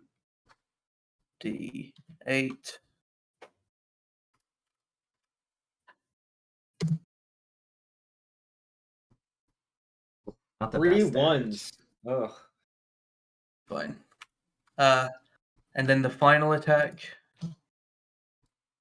Oh, wow. A 20 and a 1. That is amazing. So that Only if you roll higher. There you go. Oh, yeah. So Henthir is not serving some dragon. Like this dragon is not what Henthir is about. So just like starts laying into it. Brand of Castigation links the two of them. As he just in that very like feline way is kind of bouncing alongside its body. I'll move the rest of my movement up. I actually have 10 more because Moving up along the space that it is in. Yeah, to be in a separate area. It kind of you like rent your first blow, like you it is unexpectedly not unexpectedly. You're not sure how hard the scales are going to be to pierce, and your first blow does not angle them right to like get underneath the scale and just like hits it head on, rebounding. You kind of adjust your tactics for the next 3 swipes as you really pierce down in there, like ripping scales up and chunking into it. You like hold on. Sorry, go ahead. There should be 2 more d8. For some reason, it's not doubling the actual damage of the unarmed attack from the crits. For catching that, because I did not notice. Yeah, it's like those are both low. Hang on, I just rolled 1d8 instead of another 2 because I am. Well, You rolled actually, so many bad. ones. so 79 That's says fine. 75. 79. it's fine. Amazing. You like rend into this thing with your next couple strikes, like really digging into the meat and like cutting at it, trying to get at tendons. As you move away, you look and you've done a lot of damage, but compared to its mass, you feel like you haven't done that much, really. It looks at you, and its lips kind of peel back into this snarl, and it says, "Worm, pay for that." And you will. It's going to use a legendary action to whack you with its tail.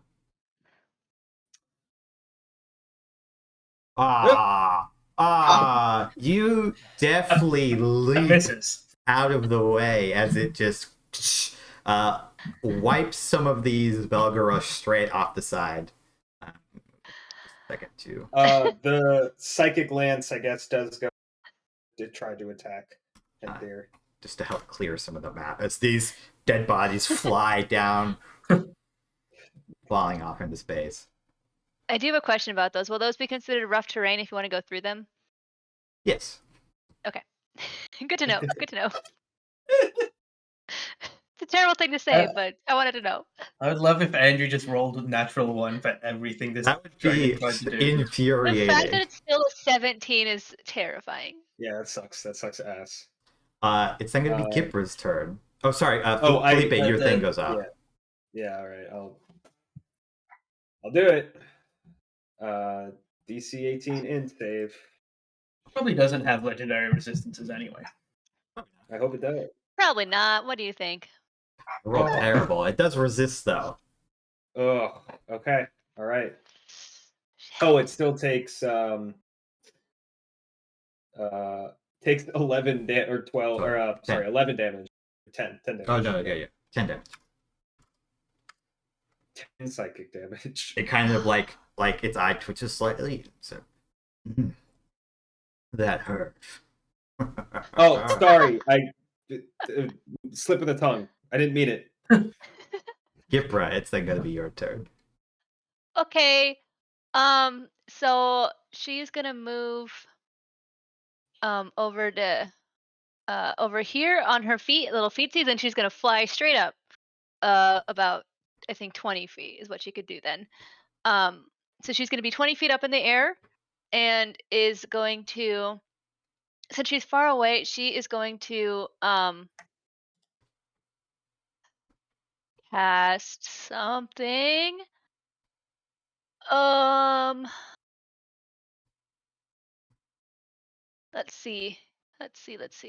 You know what? Let's do it. She's gonna do Spirit Guardians at 3rd level. Actually no, she's gonna do it at 5th level. Because why not?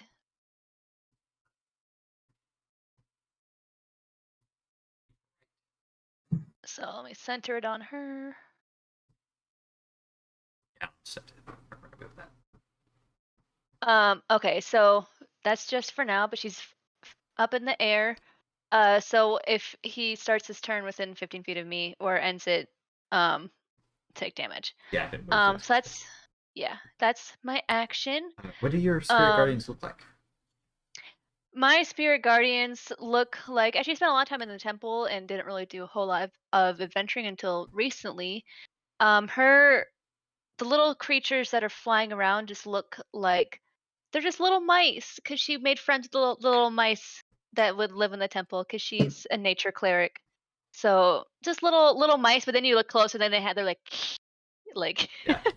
There's Sharp like a claws. flying Laser fangs. orb of mice. literal mice. around you. That's amazing. Of glowing green mice. Yeah. So that's my action. That's my movement. I can't do a whole lot for my bonus action. No, because that's a 4th level thing. Because I can't do any cantrips. Yeah, that's it. I guess that's gonna be it for my turn.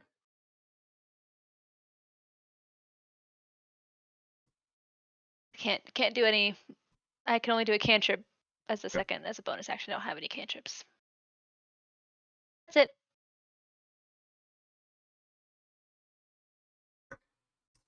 It is then going to be Rudy's turn.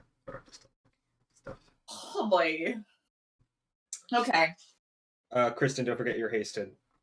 Yes. Oh, you're right. Yeah. Also, I- you have blessed. Oh, So we all have. all If have I had blessed. blessed, the first one might have hit, right? It's only a D4. No. No, it wouldn't. Yeah, have. you're right. It wouldn't have It's hit. too low. But yes, good question. I'm gonna write that down on a sticky note and stick it on my screen. So my heart is like beating very rapidly.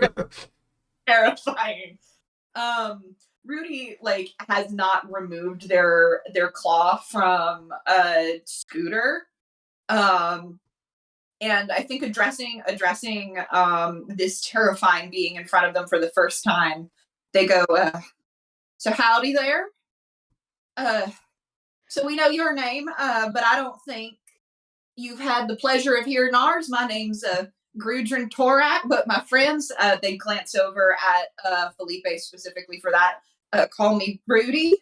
I have hurt and I have healed your kin in equal measure, and you don't scare me. And Rudy will mount a scooter and will fly up to this dragon's head. Tell me when action economy starts breaking and I need to stop doing things. I'll allow it. You get to like right here. Yeah. And from there, I think... For viewing purposes, I'm going to move you to be here, but you are next to it. Cool. Rudy will swing their 3 attacks now, and then assuming at least one of them hits their 4th attack at the eyes. You got to be a 22, I think we determined from Henthir. Seems to be the case. Oh, I accidentally hit that a 4th time. I shouldn't have. So 2 of those hit. That should be the 1st and 3rd. And then we'll grab... So, one thing, you should only get 3 hand axe attacks. Yes, I accidentally did. Oh, yeah, you said that. Right. And then we'll go at it with claws. That will most certainly miss.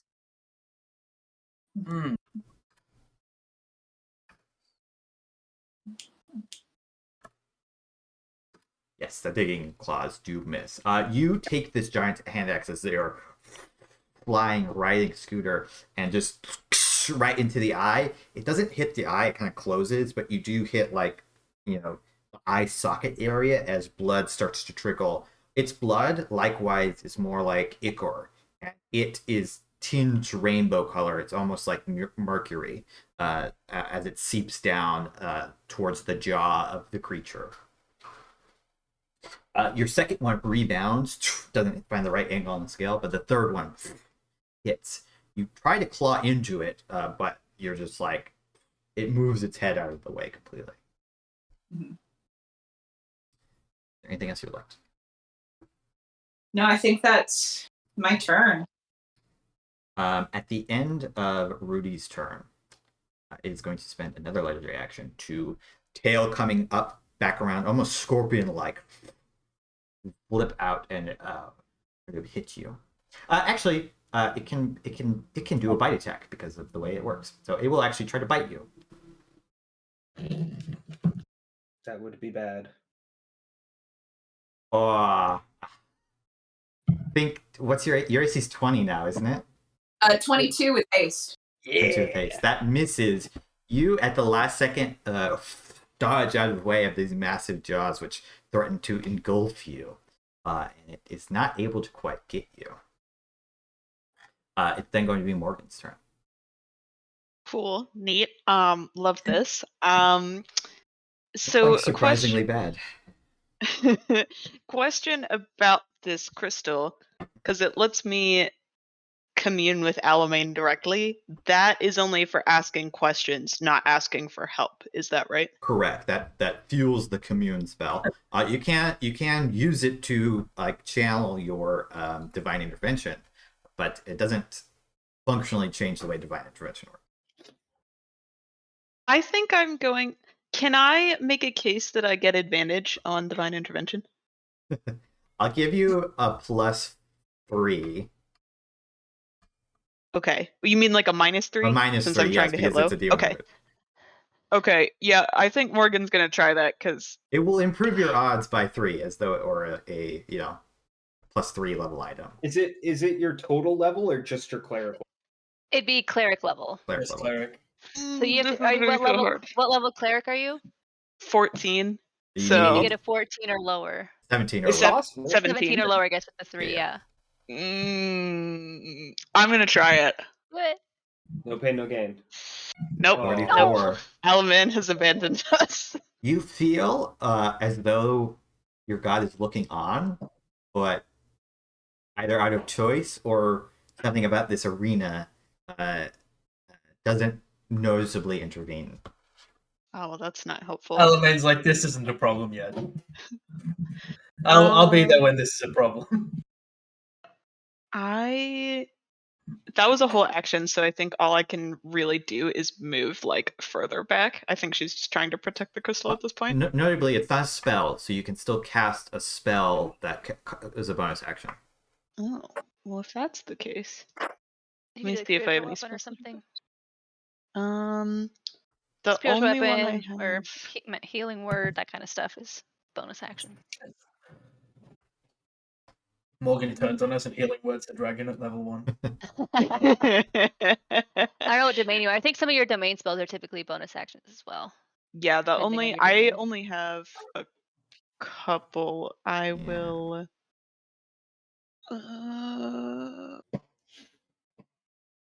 I think I'm just gonna cast. Oh no, that has concentration. I want to keep bless up for y'all.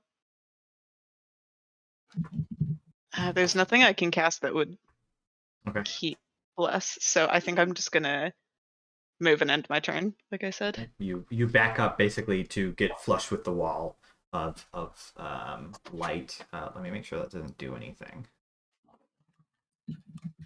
I instantly die from getting close to the wall. I mean, if that is what I think it is. You do take some damage. Oh. If you were to move close. I feel like Morgane would probably know that, given your extremely high arcana. That's fair. Morgane is smarter than me, so maybe we'll go there and call it a day. Yeah, I think that's all I can do. So I'll pass my turn. Okay. Then gonna be Scooter's turn. Okay.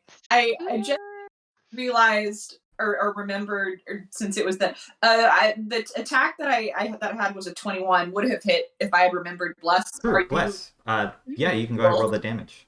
Okay. That will just you will always get at least a 1. Yeah. So okay, that happened. Chunking down his health slightly more. Scooter is going to fighting his own fear and need for deference, will use cold breath. All right. I think definitely not be. Huh? I said, oh yeah, it has to make a Constitution save. Yep. Yeah, you could totally angle it like just hit the dragon. It's massive. Yeah. With a 4, it still succeeds. Jesus. But it still will take half damage. It's 12d8. You could roll pretty well. Have I did I have not. I don't think I've rolled like above a 5 with this guy so far. You really haven't. Oh, and it's such good damage too. Oh, hell yeah. That's really good damage. It still takes 30 points of damage as the breath That's so good. washes over the face of it. Icicles forming on the horns and all along its ridges and stuff. Notably, it is covered, the head, at least down to the nape, is covered in fur that is like a thick kind of locks of fur, almost hide-like. And all of those now reflect with ice and snow as Scooter breathes on it. All right. At the end of Scooter's turn, the dragon's going to use its final legendary action for the round to make a tail attack against Scooter. If you hurt my dragon, I'm going to... Okay, that's a hit. Oh my God. I need Scooter to make a strength check. Cool. Check or saving? Saving throw, sorry. Okay. Wrong terms. It's the same either way. Oh. Okay. Did I do bad? I saw a 5, but it didn't. There it goes. There it is. Scooter is knocked down, falling prone into the ground. You falling along with them, although neither of you takes any damage because you're not that high up. Yeah, you're not flying. However, Scooter is prone. I may have some regrets now. It is now Rathlammlir's turn. Been nice knowing y'all. As he eyes his many targets. You get to watch us all die. Well, see you guys. Good time, good session. engage. Um, It's gonna be Rudy and Scooter after this. it's going to open with a storm of vengeance. I don't like how that sounds. I'm sure it's fine. Uh, It's probably not bad at all. Normal. This covers the entire arena Sweet. and then some. This is a 9th level spell. So, Ruth, a loud roar, Rathlammlir kind of says, looking about as all these enemies form. I command the storms.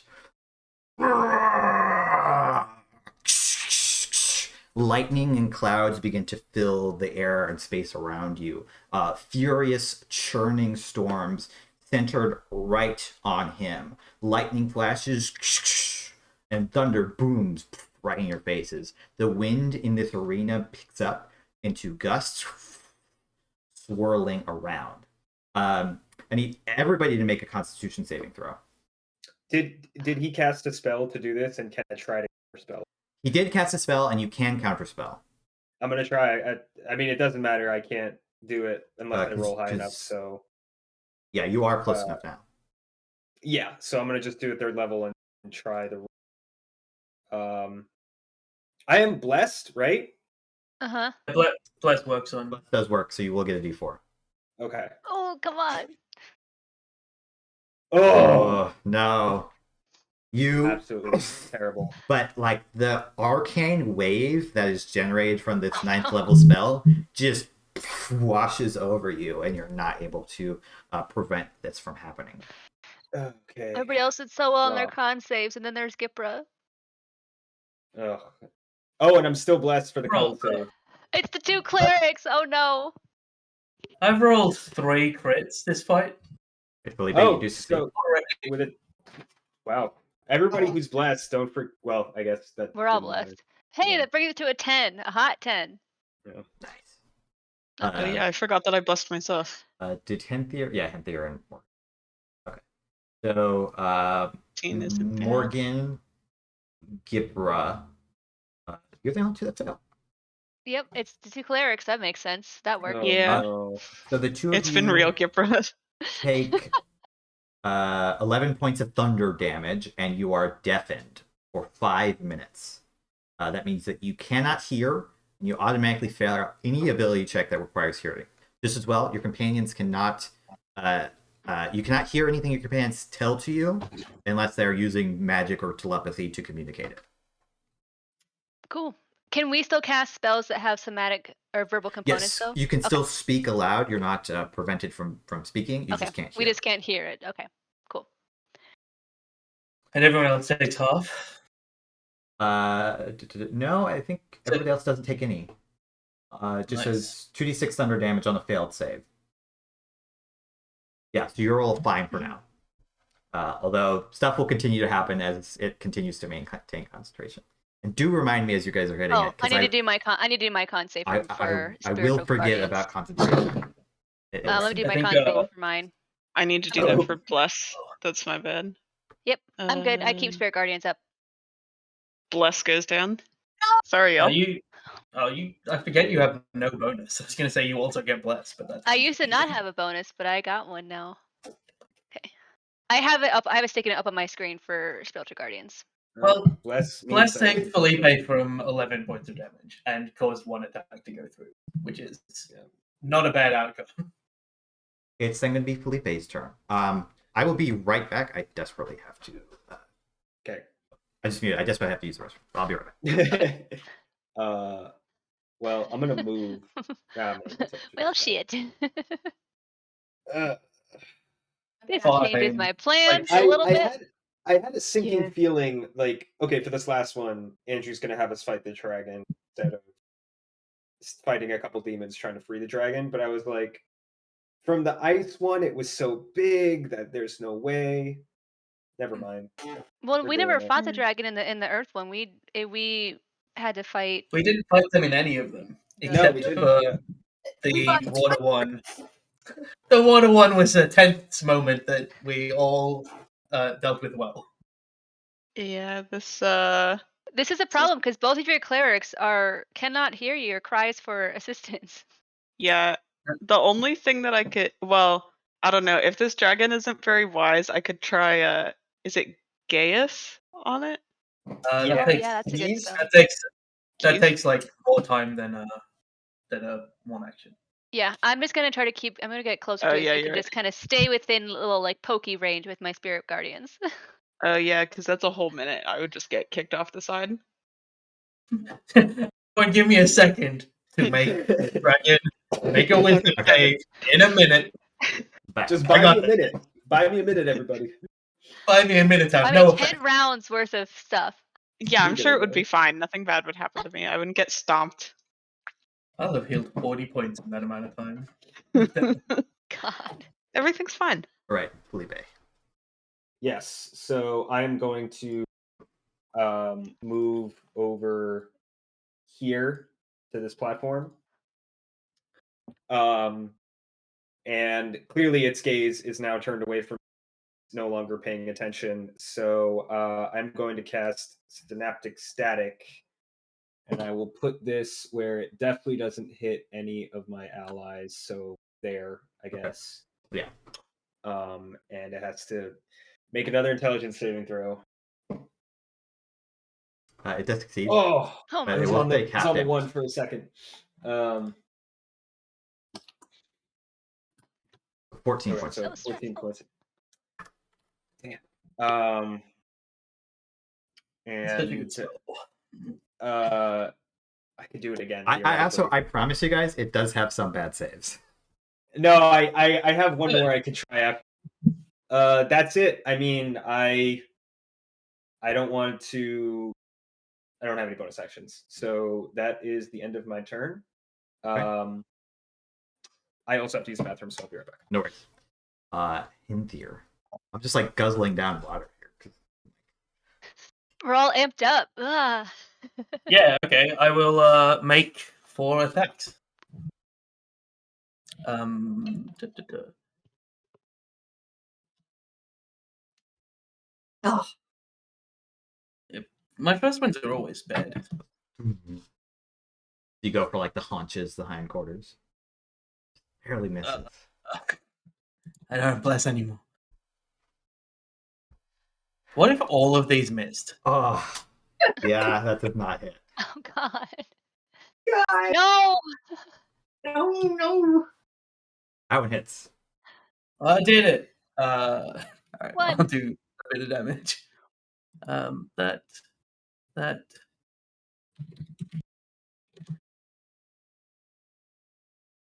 Well, I was rolling good for 24. damage. The Aegis was like, nah. Yeah. So Henthir, probably part of the reason that it's like not working to gain purchase into this is that he's like using each claw strike to kind of bound up the dragon, and only the last one works. But I will start like be on top of the dragon. I Okay, guess. you kind of climb your way up to the top, kind of like Yeah.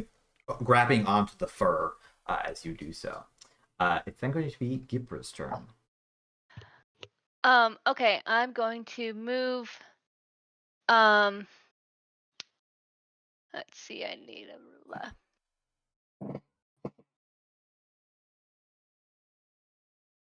I rolled Okay. about as badly as you did for your first 6 rolls, Andrew.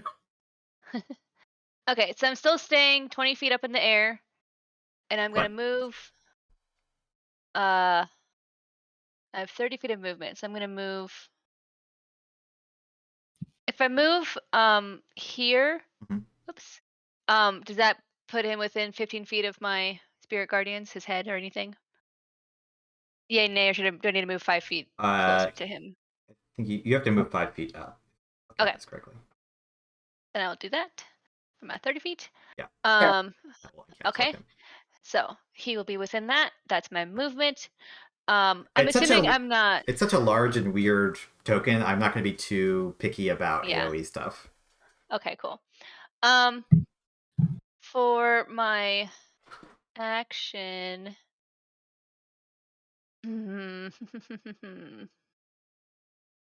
Let's see. Let's do.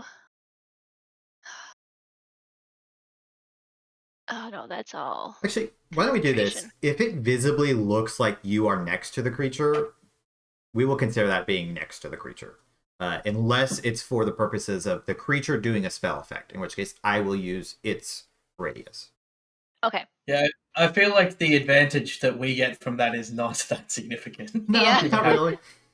But- It's But it's nice. It makes positioning Let's just- slightly easier. I will Yeah, let's also just only do- use its square for determining where it can hit you guys. okay.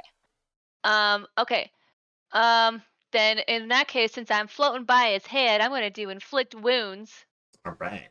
at 6th level. Might as well. Yeah, go ahead. I mean, right?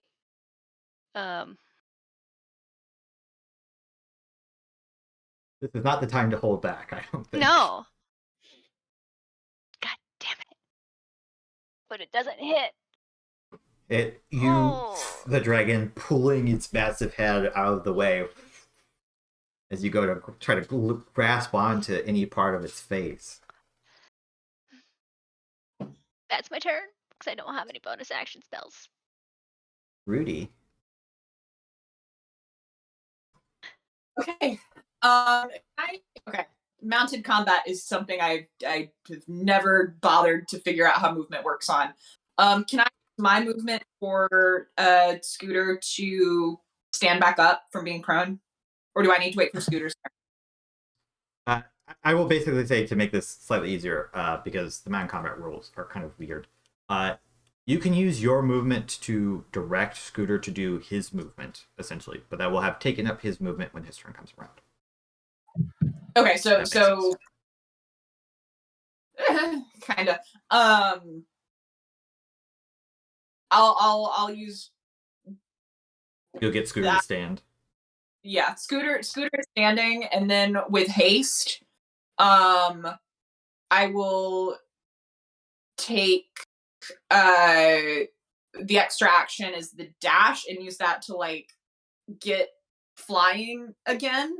He can stand up and then fly up to the head. It's not that high, really. It's maybe, you're getting up there when you're 20 feet just because the head is so massive. It's only like the head is maybe like in the center point, like 40 feet in the air, maybe 50, but it's so big that it's like you could almost hit it from the ground.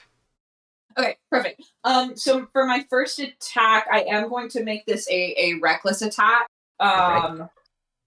And we will smack it thrice. So you get advantage on all of those attacks. Yes. Smack it thrice. There's an nat 20. So only the second one misses. Perfect. And we're not blessed anymore, so I can't. Oh, darn. Unfortunately. So damage for that. Did that take my brutal critical? I don't. Yeah, it rolled 46. Oh no. Oh yeah, because the cold is separate. Yes, it looks like I did it right. Okay, perfect. Because you usually get 2 extra dice, right? 3 extra dice. Maybe not then. Okay, how many? I can't figure out how to separate out what it rolled. There we go. Oh, it's because the 3 dice is off for some reason. I just turned that on to you. I don't know why the effect was off. So you should get 2 more d6s. Okay, perfect. I'll just go ahead and roll those in chat. Yeah, of course. That's big damage. We're at 79 right now. Okay. And then bonus will use my Digging Claws attack, which I think is also strength, so I should get advantage of. Yep, you'll get advantage. Close to another critical, but that's it. Grand total of 107 points of damage from Rudy. So I'm talking about. You bring this first axe blow down, and you do strike into the eye. The axe doesn't cut very deep, but it does. It's almost like you're hitting solid crystal as you go into the eye, as though it's made of just like pure gemstone or something. And like a gemstone, it doesn't bleed, it cracks as the dragon goes, and like one of its paws like go up to its face and holds on and thrashes about. You miss your second attack because it's thrashing wildly, but your third one into the horn, digging claw like goes to rip chunks out. Yes. We immediately forgot that it should be making concentration checks. Yes, thank you. Like, Yeah, literally I- immediately. I Oh knew that was god, just gonna I happen. have it for myself, and I keep forgetting to have it do that. So it's taken. Henthir hit it once, and that's it. So And hit it once. It took one And then from these. Felipe. Half damage as well from a Felipe thing. so 10. So it has to make 2. 110. I'll do that. I'm sorry. What are we trying to figure right now? It has to Dragon. make a bunch of concentration checks. Oh, perfect. Henthir's attack 16. was 24, so 12. 7. The criticals one. And the big one is the crit. Like, Yeah, let me do that. it's got an extra 7 from the mistake with the dice. It's to get a 29. It's pretty even. It does succeed. Dang it. Not by a lot, though. But it's got to do all of Rudy's, and Rudy just did a big crit. That was for Rudy. No, that was for the Oh. crit. That was your best was- chance, I think. This next one's Oh, 27, so 13. It basically Yeah. can't fail these next two. Yeah. Yeah, it does maintain concentration throughout these blows. Despite them, the massive cut to its eye nearly broke it. It was you were off by 2 or 3. I rolled slightly lower.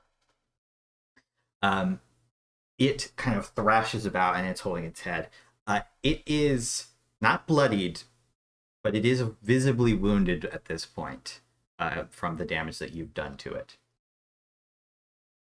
Especially that last blow. It's then going to be Morgane's turn.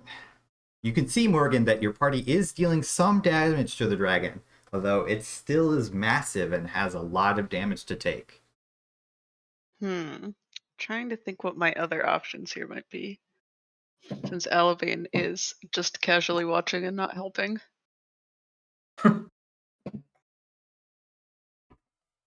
Gods, man, what you can do? Yeah, I think that Morgane is.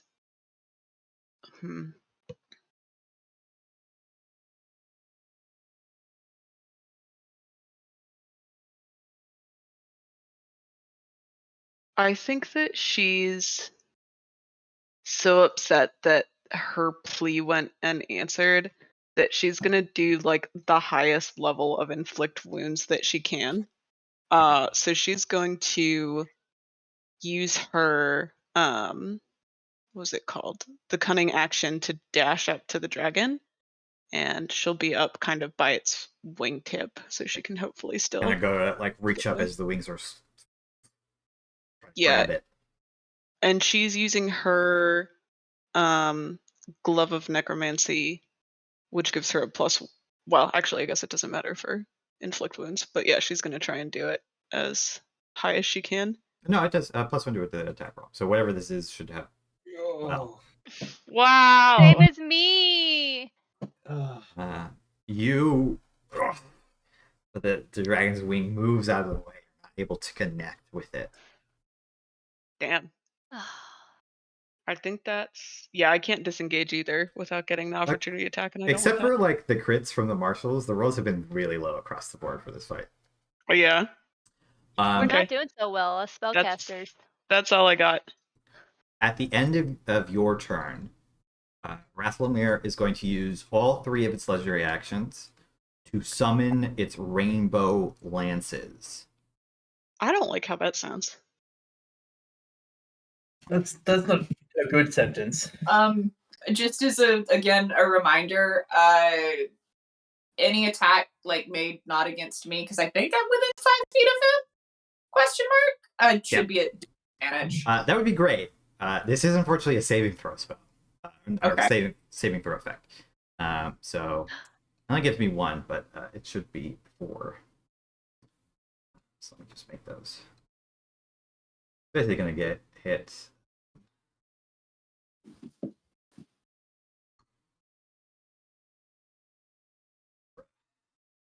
I'm not a huge fan, and it looks like one of those circles is centered on me, so I'm just. Oh, I like that it's And Felipe too. Sick, sick. Yeah. I'm good. I like that This it's one I'm not good. targeting Henthir. It is That gonna feels hit you with the 4th one. How outrageous. Does it hit itself?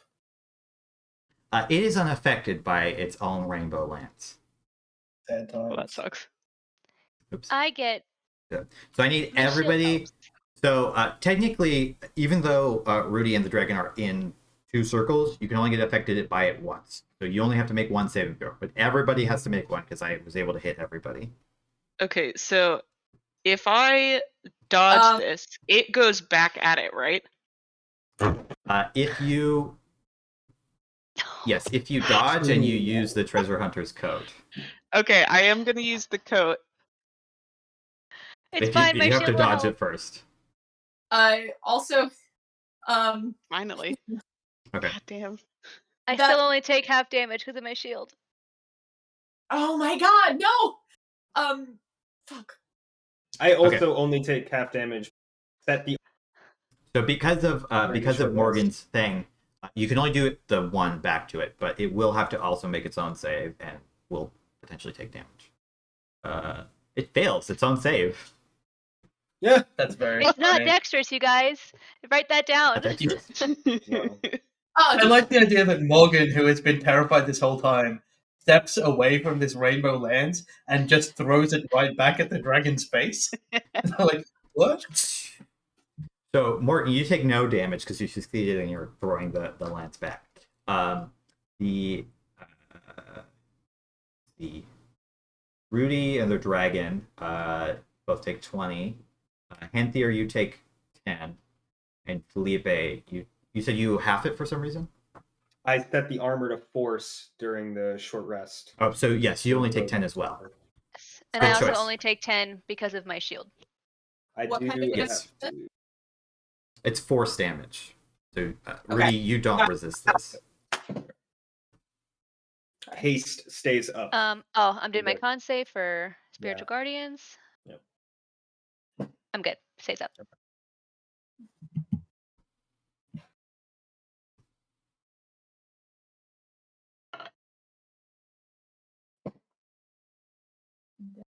Oh, I'm sorry, Rudy, That you was- do resist this, so there's also 10 to you. It's psychic Yeah. damage is the one that hits you. not Yeah, it's force. psychic. I input it into my sheet correctly. Yeah. So, everybody that could halve it failed, and everybody that couldn't halve it succeeded, Well, my Correct. dragon also except for the dragon. Sorry. Except for the dragon, which does take the full 20. As it also fitting. glares down at Morgan. Uh, It's gonna be Scooter's turn. Scooter is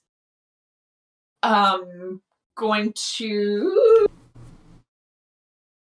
follow in Rudy's footsteps. I like this idea of like every attack that like Rudy makes, Scooter like does his best to like mirror them.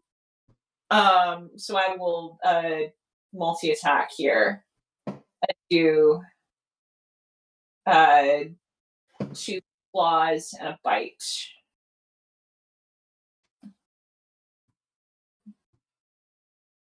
Last hit. Bite hits as well. Cool. Love this music you've got playing right now, Andrew.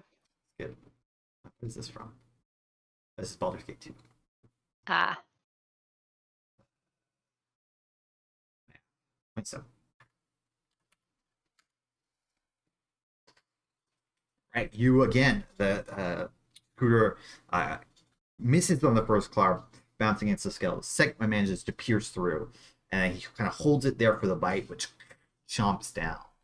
Eyes are mouth pulling back, revealing this icy bit of flesh which had been chunked off. Although, still again, compared to the massive dragon size, not that much damage. Does Scooter want to do anything else? Can Scooter do anything?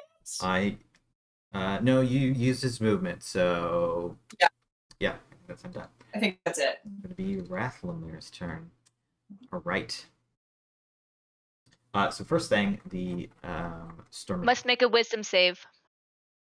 Because it's Yes. in range of my spiritual guardian. Yeah. DC 21. fails that. Haha! Ooh. Yay! It's 5d8 It radiant. might lose concentration on the storm as the storm's about to change, which would be very funny. Oops. It only has +5, dude. Okay.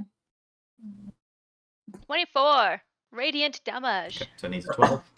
Okay. Really, just needs to not roll a 1. It does succeed. Everybody takes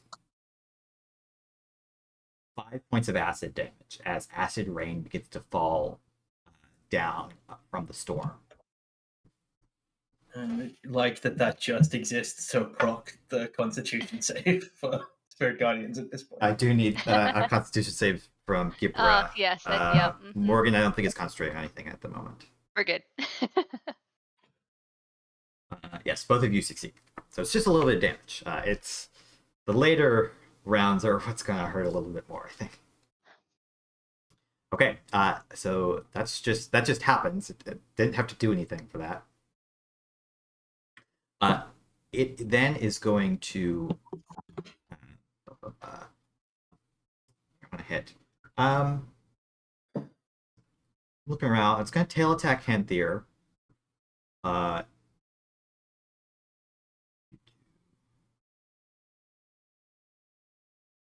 It will move up slightly. Henthir, you are on its back, but I'll let you take an attack of opportunity anyways, as it's moving. Sure, yeah, I will take a tax of opportunity at any point. You do hit. Go ahead, roll your damage. This one. I'm just flying right over its eyeball now. I just kind of realized that's not a dangerous place to be. Not at all. Not at all. Plus another 3, so 22. But a concentration check. Eventually, you're going to roll a 1, and it was this time. I did roll a 1. I did.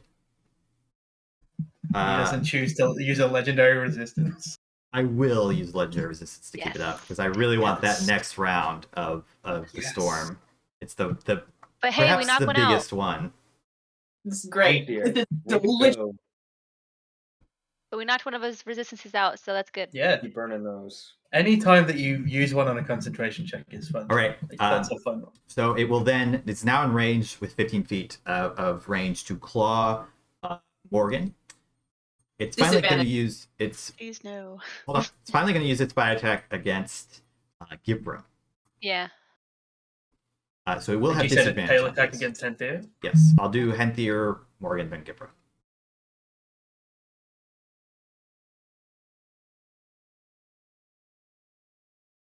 Oh, wow. Roll. This is terrible. 21 does hit. Okay. It's a miss for me. Morgan does get hit, though. Yeah. So thanks to... actually, no, I think Gipre, that would have missed even without that disadvantage. Yeah, both of them would have missed. Mm-hmm. Okay, 22 AC. Henthir, I need you to make a strength saving throw. Henthir takes 14 I points have of damage. Morgan takes 18. 14, but one of the ones I resist. Yes, it is bludgeoning. All right, let me take that off first, and then I will explain why this roll is what it is. So I get advantage on any strength saving throw because of my hybrid form. Correct. So it's plus 10. And then when I make a strength check or strength saving throw, I can expend 1 charge of the Armor of Magical Strength to add my intelligence modifier. So this will be plus an extra 5. Yep.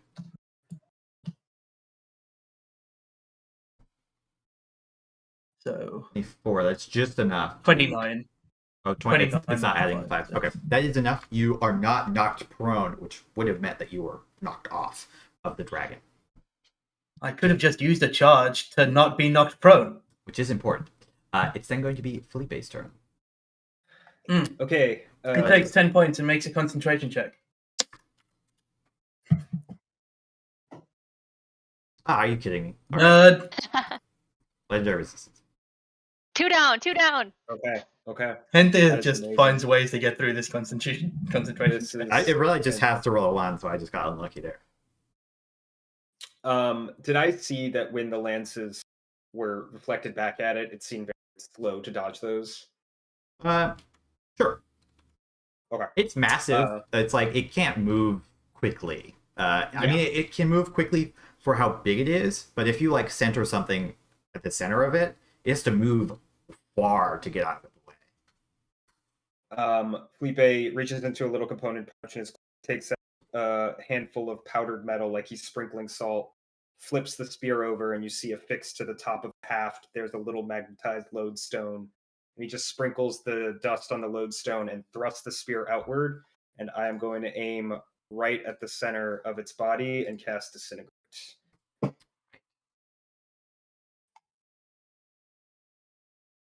That It is a fails. fail. Go ahead and roll that damage. Okay. 71. All right. Yeah. Haha. Yes. It slams into its scales and takes a chunk out of its form. It doesn't fully disintegrate because it's just too big. It's too much HP, but it is visibly quite wounded as the disintegrate slams into it. It has to make a Does have to make 35 concentration check. Yes, it does. Which it can do, because it did have a 36. Oh! Does fail. Third one. Yeah. You don't know how many it has. Oh, I don't like how flippantly this is burning legendary resistances. Yeah, on I this don't like storm. it either, actually, now that you say that. The most common is only 3, but I feel like he's going to have 5 or something ridiculous like And that. just because I don't know, I don't want this thing to fucking yeet me off the edge. I do want to move, but I don't want to position myself to be in an even worse spot with this thing than I am. So I'm just gonna move here. Actually, here. I'm Afraid getting of the edge, you move up a little bit. I get even closer to the fucking dragon. And that is the end of my turn. Right, Henthir. 4 attacks. But I'm going to make them as I'm running up the body of this dragon. Okay, you're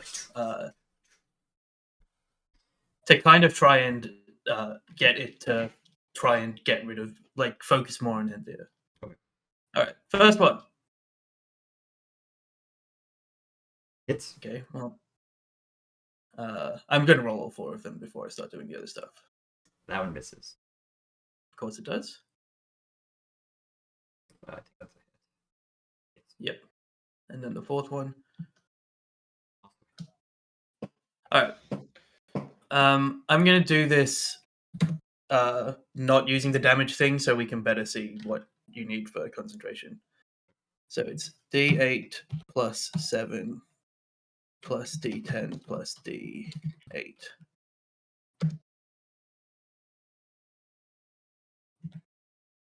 So 11, 10, 10. Yeah. None of them were so big that it's not just a So critical. I have to effect. roll a 1 again. Yeah. It succeeds all of those. But 50. But it does take quite a bit of damage. And with the third blow, it does seem visibly bloodied. Oh, dragons have this stupid relentless thing where they come back to life. Forgot that you do this. As it becomes visibly bloodied, it is going to activate Rainbow's Radiance.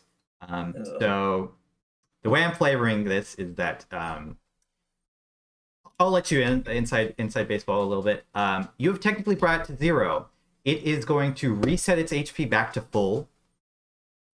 It will, if it had used its breath weapon, it would have recharged its breath weapon, and it regains any expended uses of legendary resistance. I love it. It's literally That's phase great. 2. It's when you beat the boss, and then it's like, why is there another? Why is the battle music still going? As Henthir makes the final blow, and like feels this thing regenerating some of its like defenses, he drops out of the advanced transformation. The dragon, all of the scales shimmer in this card of like reflective, almost like it's rippling from the very head to its tail. Rudy, right in front of you, so you see the crystal eye till it is fully reformed. All of the wounds you have dealt to it heal again. You can tell that it does take a noticeable amount of effort to do this, and you are fairly certain the dragon cannot do it again, as most of the arcane sigils wink out, and they are now done. Done, D-U-N, as in not bright. It looks around, furious that you have wounded it so, these pathetic mortal specks. But it is Gipra's turn. Okay. How bad are people looking HP wise? I have Morgan lost is 8. visibly wounded, Okay. What'd not you say, bloodied, Henthir? but close. I've Okay. lost 8. 8 period? Yep. Okay. So no one's near death's door yet. Okay, cool. I will save my ninth level spell for much later. In that case, I am going to... God, I'm just right there. I'm so mad that I didn't hit it with my 1/6 level spell.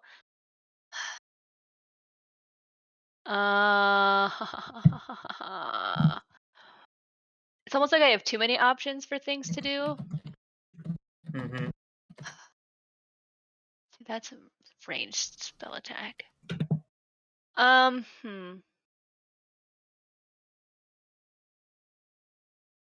Sorry, I'm trying to make a decision. That's okay. If I do my hammer, I only get 1 hit with it, right? I think so, because I don't think your class gives you. I'm a cleric, so I any... don't really get to do two attacks. I don't think you get any. Okay. Oh, okay. Here we go. I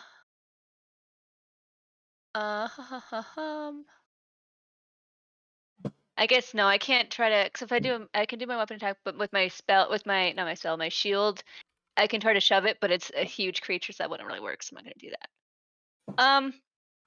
Let's do this. Let's do. Is this a? Where did my?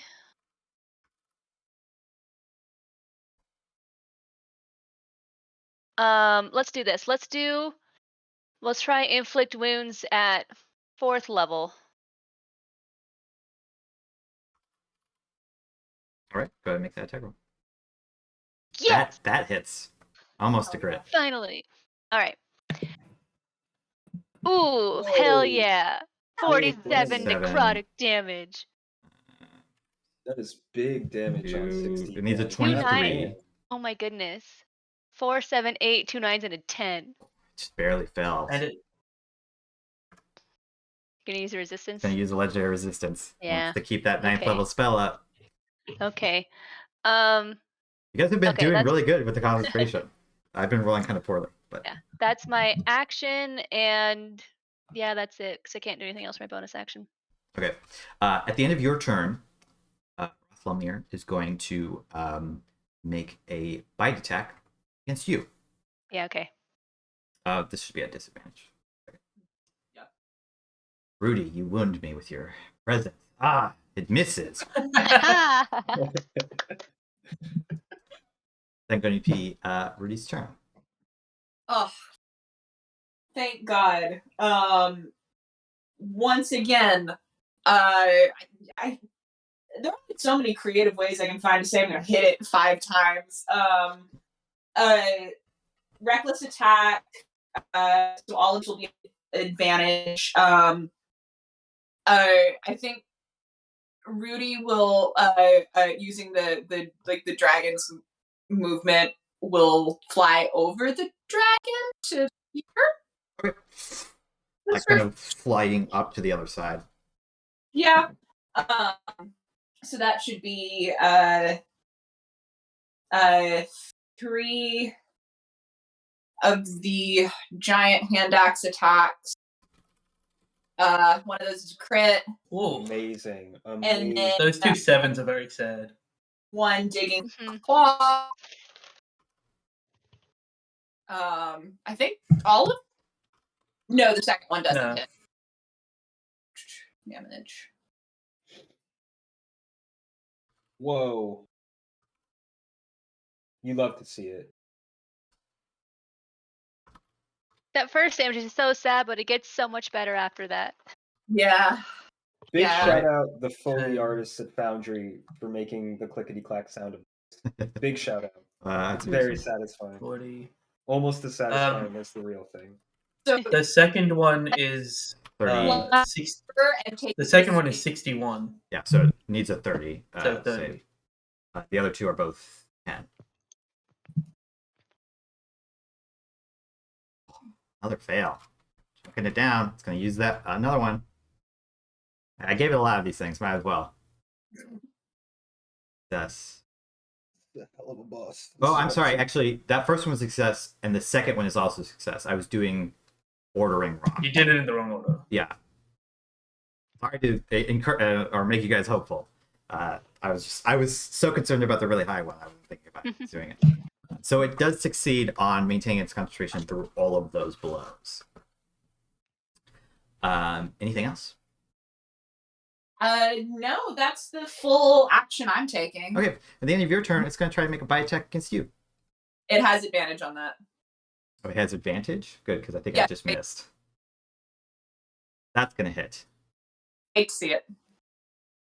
I got through all of last turn without you remembering that reckless attack gave you advantage, so I should have just done all of my attacks against you. You're going to take... Finally, I've hit somebody with its frickin' thing. I think that's all half for you still, but that's going to be 3 plus 15, 38. 19 points of damage coming your way as these magical jaws crunch down on your arm. Reaction is then going to be Morgan's turn.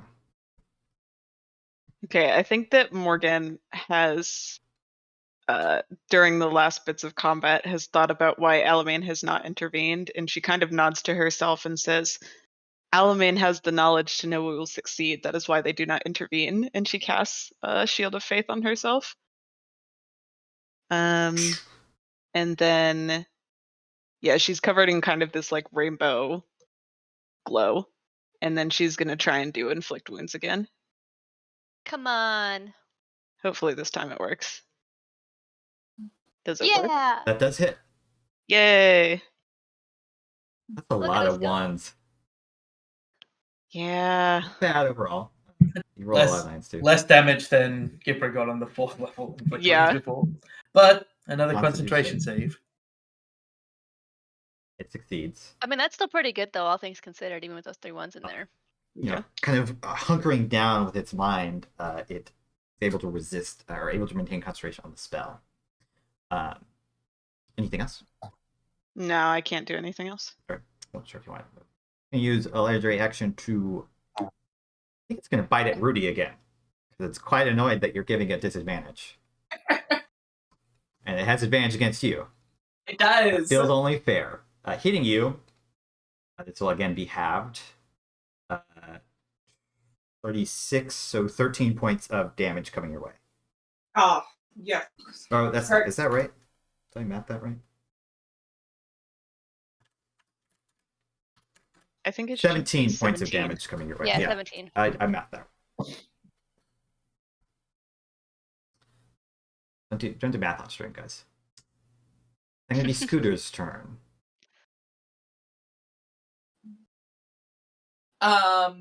And Scooter, in response, shall multi-attack.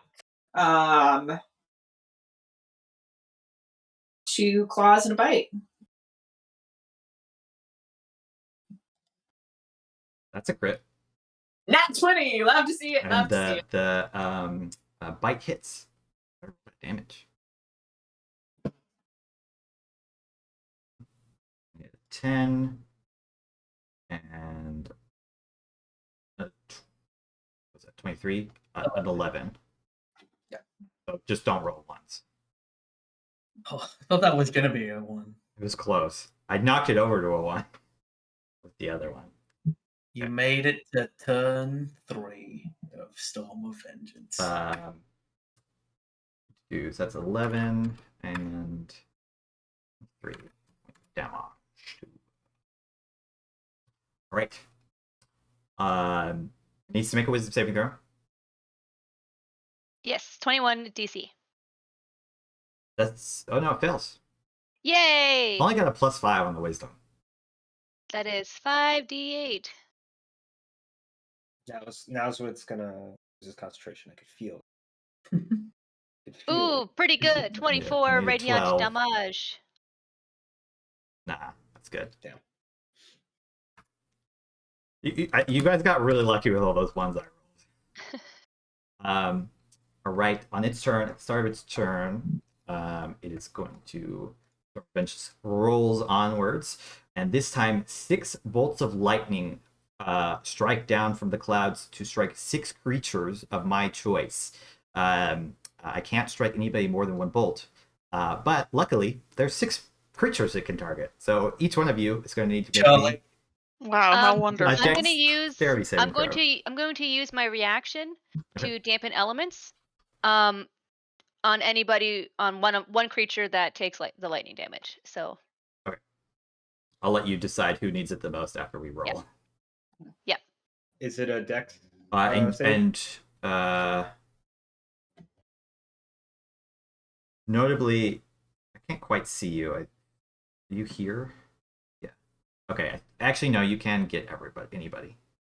Good to know. Yeah, I think I already moved up closer, so I think everyone's within my range. Yeah, and because Henthir moved up, otherwise. Yeah. Yeah, I need everyone to make me dexterity saving throws. Oh, cool. Okay. And I have to roll individual damage on these, so I'll let you guys roll first. Like, Oh. actually, it's an I outrage. did a super fail. But it's fine, I'll still take half damage anyway for my shield. It's 24 DC, right? All of its saves basically are 24. Because of the way that its charisma modifier is. Rudy, do you get advantage on dex saves? Because Rudy you're does get raging? advantage on dex saves from danger Because sense, you're raging. and you can see it. I always forget that. Okay. That deck save is never gonna. Is there a way I can? You can hit the plus if you're hovering over it in chat. Hey, there you go. Hey! The only way you could have saved. So you Cool. only take half. I'll do in the order that was rolled. So I'll start with Henthir and move down damage-wise. Henthir, you take Oh god. only 28. That was really terrible. 10d6. Felipe? Could I? Yes. Never mind. Felipe, you take 37. Okay. Okay, I'll half that for you, I think. Morgan, maybe Morgan? you take 35. Morgan is on death's door right Do it now. for Morgan. I'll I'm do it for good. Morgan. Yeah, do it Morgan, for you Morgan, take I'm half good. that. Morgan- Dampen element Morgan needs it reaction. So more. would that be 17? Yes. 35, 17. yeah. So you take 17 instead, because he's my reaction. Rudy, you're only going to take half of this and then half again. Yep. So, what's that? 18, 9. 9. You take 9 points of lightning damage. Barbarians, man. Gipre, you take 41. Halved because of my shield. Yes, half because of your shield, so 20. And Scooter takes 32. Cool beans. All right. So just a sudden conflagration of lightning crashes down across the battlefield to the roar of Rathlammlir. Striking each of you pretty much dead center. And he takes 10 psychic Oh, damage. I didn't need to do my con save.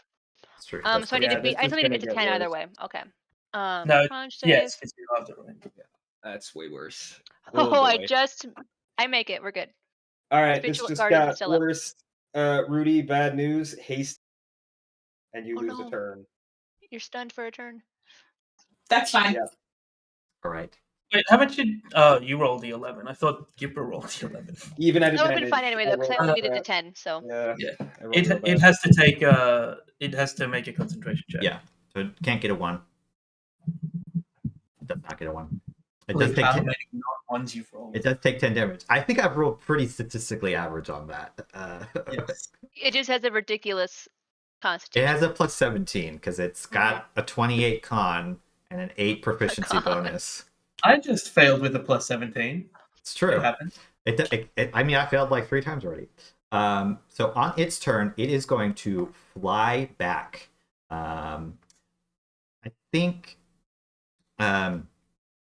Henthir, you can hold on, or you can choose to let go as it flies back. Up to you. I'll choose to let go and make an attack. Would I also get an attack of opportunity because I'm right next? Even though it's like I'll give it to you. You're close enough. Anybody else can also make attacks as it's moving. I Cool. cannot. I use my reaction. Oh, and Rudy is stunned, or not stunned, but hasted. But my dragon can make an attack of opportunity. True.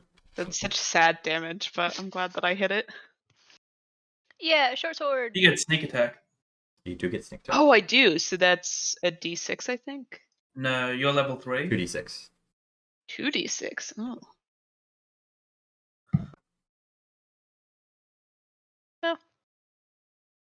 So these are all 10s. I have to make 4 of them. Well, I'll see what the dragon's damage is.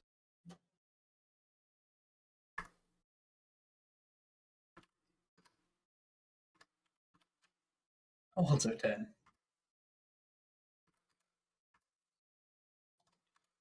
So, yeah. For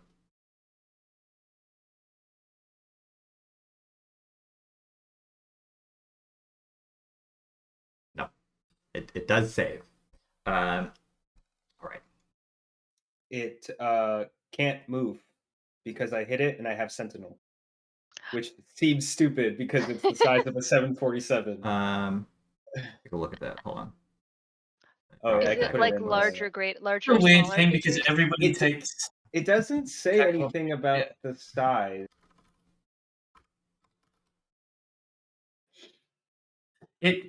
So it moves till it would provoke the attack of opportunity from you and then stops. Mhm. Because it has to move from us because of its size, I think, is the way that it would work. Speed becomes 0. Okay.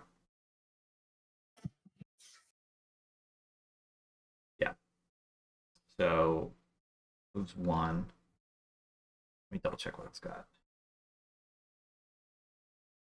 Not really. Yeah. Even though it like has a bunch of conditions it can't take, you're not paralyzing or stunning it or anything, so that doesn't apply. Weird.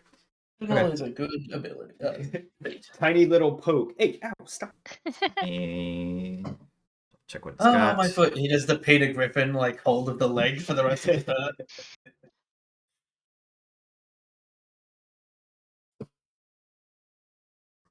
Man, but that can't get it as far as I want. Oh, it's so hard. So difficult with your plus 17 I constitution. know, right?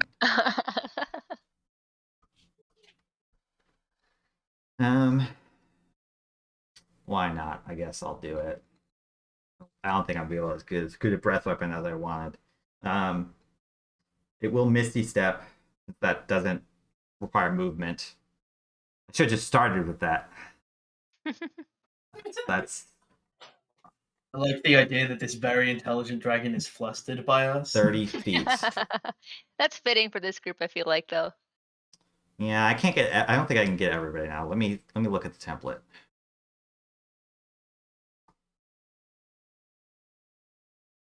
I'll be nice and make it come out the head.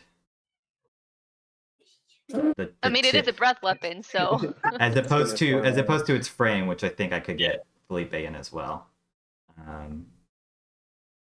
Yeah, I can get Gipre, Rudy, Scooter, and Henthir. I need all of you to make me dexterity saving throws.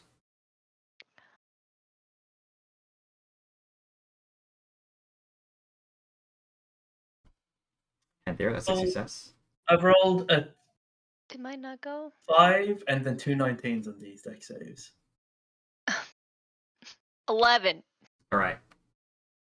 Henthir, you Dude. take half. Everybody else, 63 points of force damage. I take half as well because of my damn. shield. Gipre halves that because of the shield. So I take Rudy halves it because of being 31. Yeah, Rudy halves it because Barbarian. Lots of halving of damage going on in this fight. So everybody except for the dragon takes 31. The dragon takes the full 63. My baby. Hey. It's fine. I know what spell I'm using my next turn. Sorry. That is its turn. Done. Reactions. It's going to be Felipe's turn. So let me describe this first. It starts to move back. Felipe, you kind of stab it down, preventing it from moving through your sentinel. So it instead has to, and it disappears, moving quite suddenly. And it's very strange as this enormous dragon moves back what is really only a very small distance compared to its frame, but makes the difference as it then just wreathes this rainbow multicolored flame down on your companions. All of these bodies down here are charged to as crisp and disappear.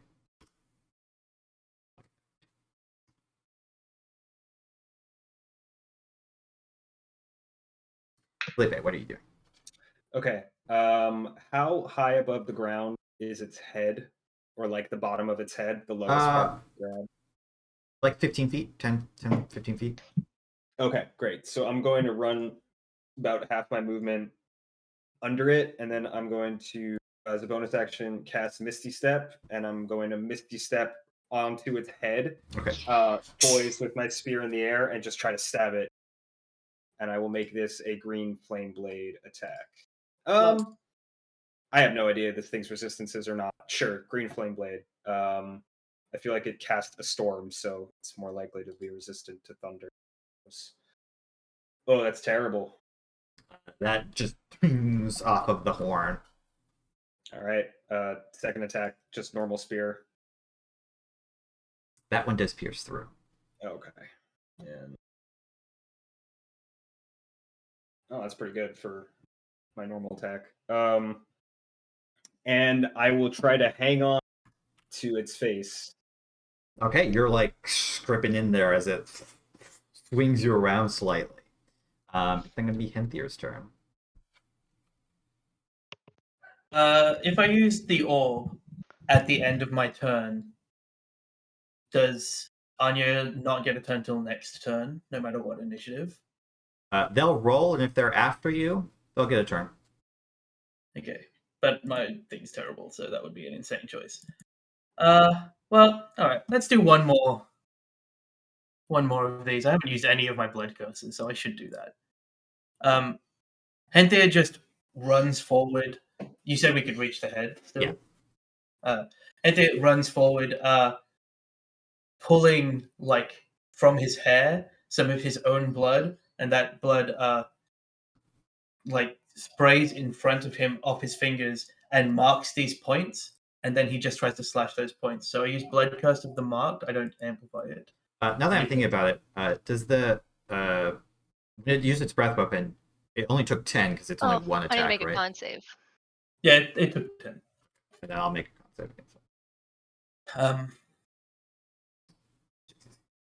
No, So, Spiritual Guardians fall. Oh. It was taking a lot of damage from that. any time I hit it, does an additional Hemocraft die this turn. I still have advantage because of Brand of Castigation. Oh, I didn't mean to do that. Accidentally delayed the storm. I didn't mean to do that. That hits. Ooh, that's a crit. And one more. Okay. So, I'm going to do these the same way as last time. So this is 2d8 plus 7 plus 2d10. That's the first one. Slash R 4d8 plus 7 plus 4d10. That's the crit.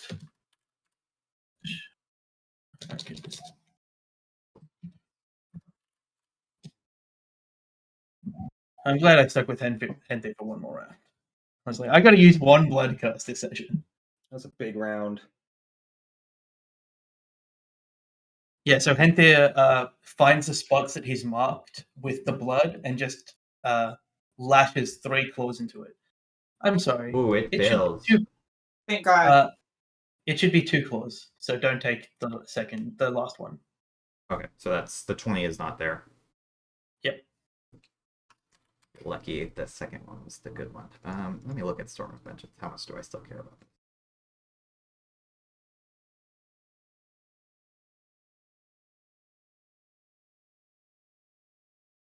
No, I'll let it drop. The third one's the really big one. The rest are like nice, but I don't think it's worth the legendary resistance. Having spent so many on it. So almost as though I predicted it by accidentally deleting it earlier. The storm dissipates. The thunderclouds above you slowly start to fizzle out, just falling down as some rain dapples you. The wind calms, and Rathlammlir looks at Henthir.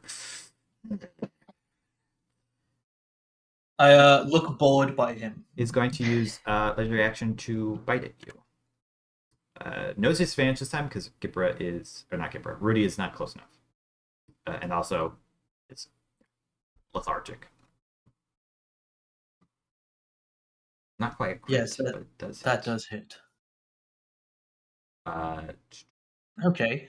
I think that's 19. It does damage, I just have been rolling real bad because of disadvantage. So -9 and then 23, so Yeah. 32. As I hit below half, I will immediately regain a hit die.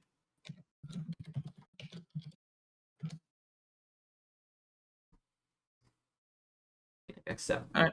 then going to be Gipre's turn. All right. I'm assuming people are looking pretty bad right now. Yes, that would be a Great. fair statement to make. I think everybody on the field, except for maybe Rudy, is bloodied. Great. Then, Felipe is actually not bloodied either. Yeah, I'm okay. I'm all right. You are on the head of the dragon, which is I'll be fine. Okay, I'm then- 3 feet tall. I'm like a flea. I'm gonna move, just a little bit closer, just to make sure everybody's within 30 feet of me. I guess is everybody within 30 feet of me right now? I think so, but I'm still gonna move. Where's... Felipe might be 1 square. I'm also in the air. All right, I can't see. Oh, Felipe you're very same well. plane You're of like here. same height as me then, because I'm Yeah. about 20 feet in the air. You'd have to Oh, that's move. right. You're flying. You have to move a little bit to get to them, but yeah, you could totally do it. Okay, I'm just gonna move. Whoops. I'm gonna move just 10 feet this way, and I'm gonna cast Mass Cure Wounds. Love to see it. I'm assuming you don't target Rathlammlir. Well, of course not. It's creatures within of my choice. So everybody except for the bad boy is going. I have to do it at 6th level. Oh no, I have to do it at 7th level because I'm out of 5th and 6th level spells. So. And So I says assume you you'll have- use your hammer to max it out. Oh yes, duh, I will do that. I don't know why I rolled for it. Yes, so it will be so not 18. It is 5d8. So it is 45 points. Everybody heals.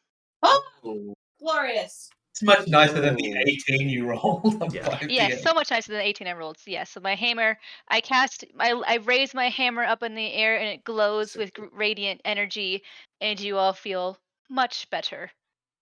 But I can't do math in my head. I am basically back at full. Amazing. Okay, that is my action. Yep, that's it. All right. At the end of your turn, it's going to use legendary action to try to whip Felipe off its head with its tail, I'm ready. hitting you. Yes, that's gonna hit me. I need you to make a strength save, and you also take 22 points of damage. All right, I'll do the damage. And because I am letharged, I cannot react. Damn. No, it's also too far away. Anyways. Oh, sorry, I rolled Dex, but I mean it's a failure. I have a +1 to You strength. are knocked prone and are knocked off, falling down. Great. I'd love to see it. As you land next to Henthir, the strands that are still connecting the dragon to Henthir extend to you as well, as you're now within 5 feet. Oh, I remember this. This shit's dope. Rudy, Like offering your bloody paw. you can't take any actions, but you can move, I believe. I thought you get stunned for your turn. I have to reread No, it haste. said some. It's got specific wording. You can't move you or can't take move or actions. take actions. Yeah. I guess Actually, you Lose could the whole take turn. bonus actions. I think If you- bonus if actions you- is your included. action includes your, Yeah. bonus action. But also, Scooter can do stuff. Yes, On his turn. on their turn. So we will move past I'm Rudy so sorry, Rudy. and go straight to Morgan. I think the So haste sorry. might have been worth it. The amount of like crits. It was pretty good. That Okay. is some crits there. So So, quick question. Wait, which one was I just about to use? Oh, I was about to use Holy Weapon. Mhm. Does Henthir's claws count as a weapon? They do, though. Probably not one that Holy Weapon would do anything for. And also, I suspect you don't want to do that on Henthir. you should never target anything on Henthir because his stuff like That would has like bonuses on mess its you own. up. It Okay. would. It would work on. It would work on Henthir's things because they are weapons, but That would fuck you up. Yeah. So I should probably not do that. you What do about on Gipre's hammer, on Rudy's giant hand axe, or Felipe's spear? Probably. We have I'll to touch do- it. We have to probably touch it the- though is the problem. Probably the hand I'm- axe is the best option. Yeah. Yeah, can I reach Rudy right now? Yeah, I will say that you can reach the hand axe if nothing else. If you go Okay. up to Rudy's them. like I'm asleep. flying. Actually, me and Felipe are both flying. No, Felipe's on the Sort floor. of. Or I you're got on the knocked- head. You're on the dragon head. Okay, I got yeah. knocked So around. I'm gonna go over here to Splashing in the Rudy. fountain. and I think Morgan is just gonna reach out and touch your weapon, Rudy, and give you Holy Weapon. You're gonna do so See. much damage. You have this bonus. I was gonna use it myself and was like, no, Morgan has -1 strength, so maybe not. And then I think are there any people that still look hurt right now? Henthir's still hurt, but not. Everybody's fine. down a little bit. I think the dragon's the most injured. Okay, I don't think it makes sense to do any Heal healing. the things. dragon. I think. Mm, Oh yeah, Scooter should have taken that 45 from me as well. If you didn't I- do that for I- him. Okay, I good. got I am gonna use. How far did I move? I think I 25 moved feet. 25. Damn, so that's not gonna work. I think she's just gonna shoot an arrow at the dragon for now, because what I was gonna do involved touching the dragon. So we'll just see what this does. She's aiming for its eye. Does that hit? Bounces off the scales. Damn, worth a shot. That's all I can do. All right. It's gonna spend its last legendary action for the round to make another bite attack against Felipe because he has advantage because you're knocked prone. Bring it. Not critting, but that's still hitting. Certainly hits. You're gonna take 36 points of damage. He'll take 10. The force damage is halved for me. Yes, that's so- true. So 29. 20, 31. Yes. Okay. Guys, I'm in dangerous range. Oh, I don't need to make con saves anymore. It's not a concentration spell. I got so used to just, he took damage. Gotta hit that button. Wait, that's wrong. Yeah. It's then gonna be Scooter's turn. Scooter is going to, so as Scooter like starts, taking its movement to fly away, like Rudy like exhausted and like trying to like get back up after losing haste, like reaches like out a claw to Morgane and like a gentle like, hey, thank you. I noted that you did this and I appreciate it. How cute. Scooter moves me back into this 5-foot range, so you can start taking that disadvantage again. And once Rudy's turn ended, they gain everything back, right? Yeah, they can move and stuff. Although, so you could do a reaction, although you can't do anything else. Okay. And we will multi-attack this shit. 2 claws and bite. I'm so glad we didn't kill this dragon.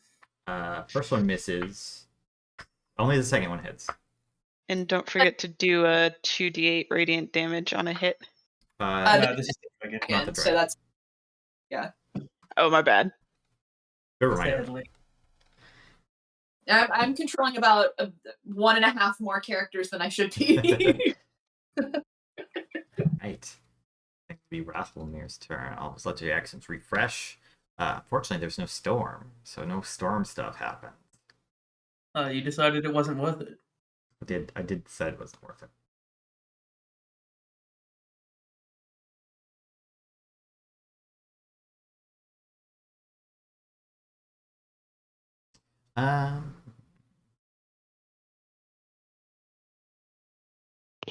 David, I have to say your lighting right now is like super dramatic, which is like super fitting for this fight. My dark The little shadow corner. behind you. Yeah, I'm in my dark little corner with my little oil lamp here. Okay. They are going to begin casting a spell, almost summoning it through their face. This ball of lightning starts to form, crackling. Counter spell All right. from the ground. What level are you casting at? I gotta do it at 4th level because I'm out of 3rd. Go ahead, make that roll.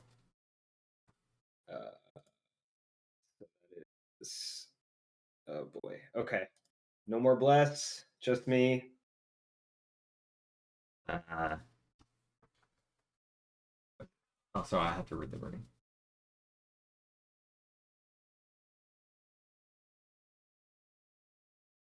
This failed.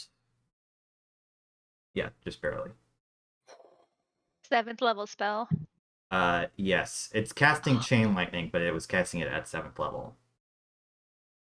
Oh, does it apply to the initial level of the spell or the level it's being It's the cast? level it's being cast at. And I wanted to double check that because I wasn't sure. Okay. Yeah. Because otherwise it would have failed, and I was like, Right. wait a minute. Right. It doesn't have a better 7th level spell, which is why I'm using this, at least damage-wise. Damn, it doesn't work. So, I'm going to go ahead and click Chain Lightning. So,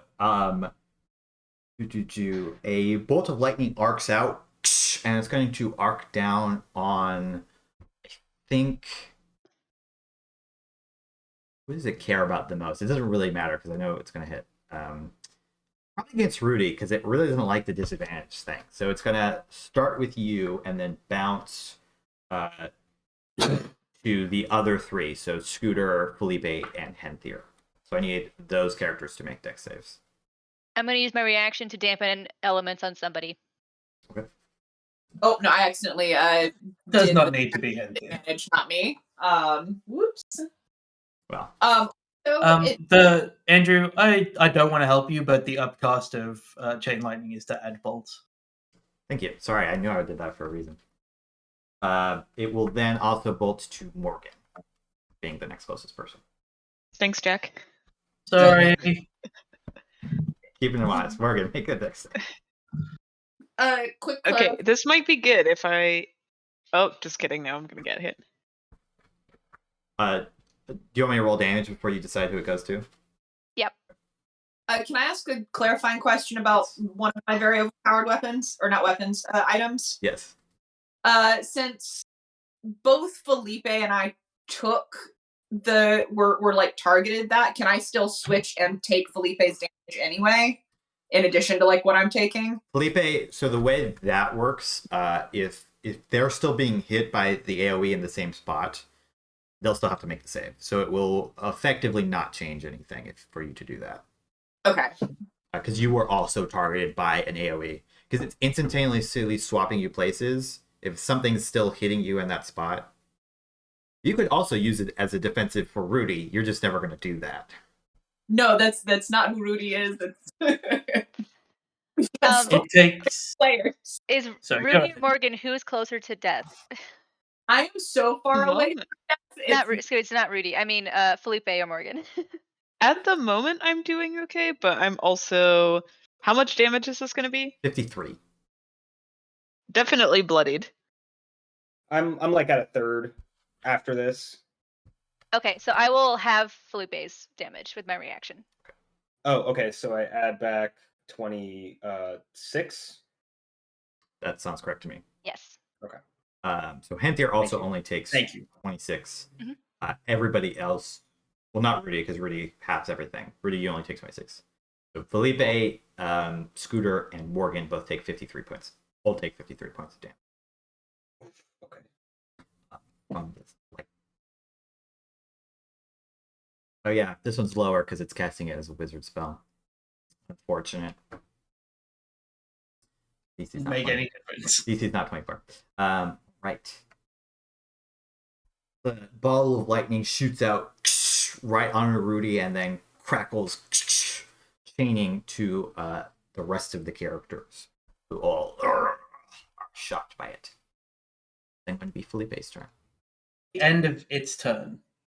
As a reaction, Henthir murmurs the incantation that controls the orb, and in an instant is sucked into the orb, and the blood that has just been covering Henthir, everybody's blood really, kind of hangs in the air as Arya pops out of the orb, and there's this really pleasant moment of red misting Arya until the blood just drops all over her.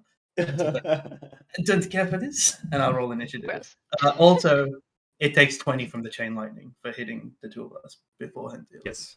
I did Very subtract that, cool. but thank you for reminding me. Do I have a token? Yeah, I'll.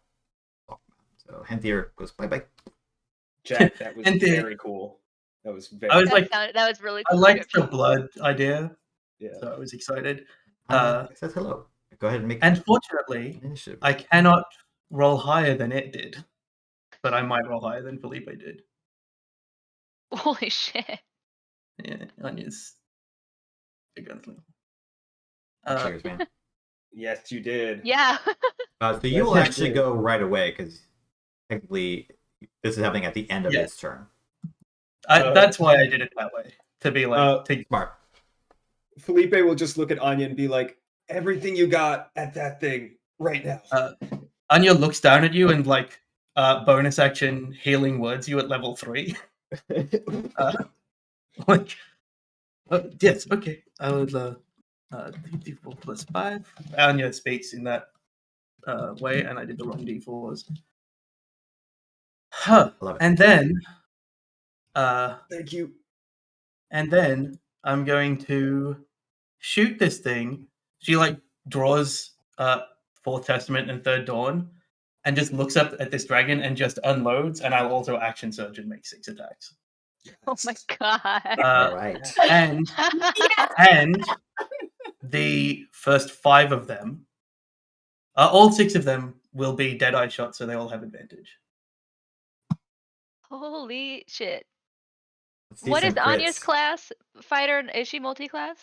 Yeah, Anya's a gunslinger cleric. She You got 3 says clerics? Now you do. yeah, she says a quick prayer to Cordal. Did that roll? I Or is it just don't see it yet. Anya is less cleric-y than the other 2 clerics. Yeah. I would say the least cleric, or perhaps the most zealous, but the least level. How dare you? That hits. Yep. Okay, so Thanks to this the one, advantage. this one, this one, this one, this one. I've clicked this 6 times. I didn't change to Anya's dice, but I'll do it after. I think they're communists. Yeah. The game's this is a different character sheet than you were just using. Why is this happening? He's like, error, wrong character. Yeah, so Anya's just unloading these volleys from these 2 guns. They're loaded with I think that's a... Ooh, that's a crit. Hell yeah. Yeah. There's another crit. Another one. Oh, Oh, yes. Great. Well, I'll restore my 2 grit points.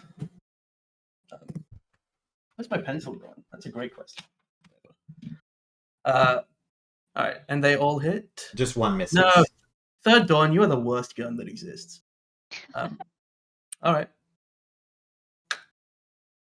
The advantage That saved you from a misfire too, which is important. Third Dawn misfiring is not a big deal. You don't even care about it. Break out the calculator for. This is so much damage. Oh my god. Look, Anya just one-shots the dragon, and then we go home. Anya's very, very good at just Okay, burst fire. I'll go home now. 14, Those 27. double 12s suck. Or double 1s on the 12s. Yep. Did you Alright. work out all the damage? It You is don't even- 89 points of damage as you just fire 6 rapid shots straight up into the dragon's face.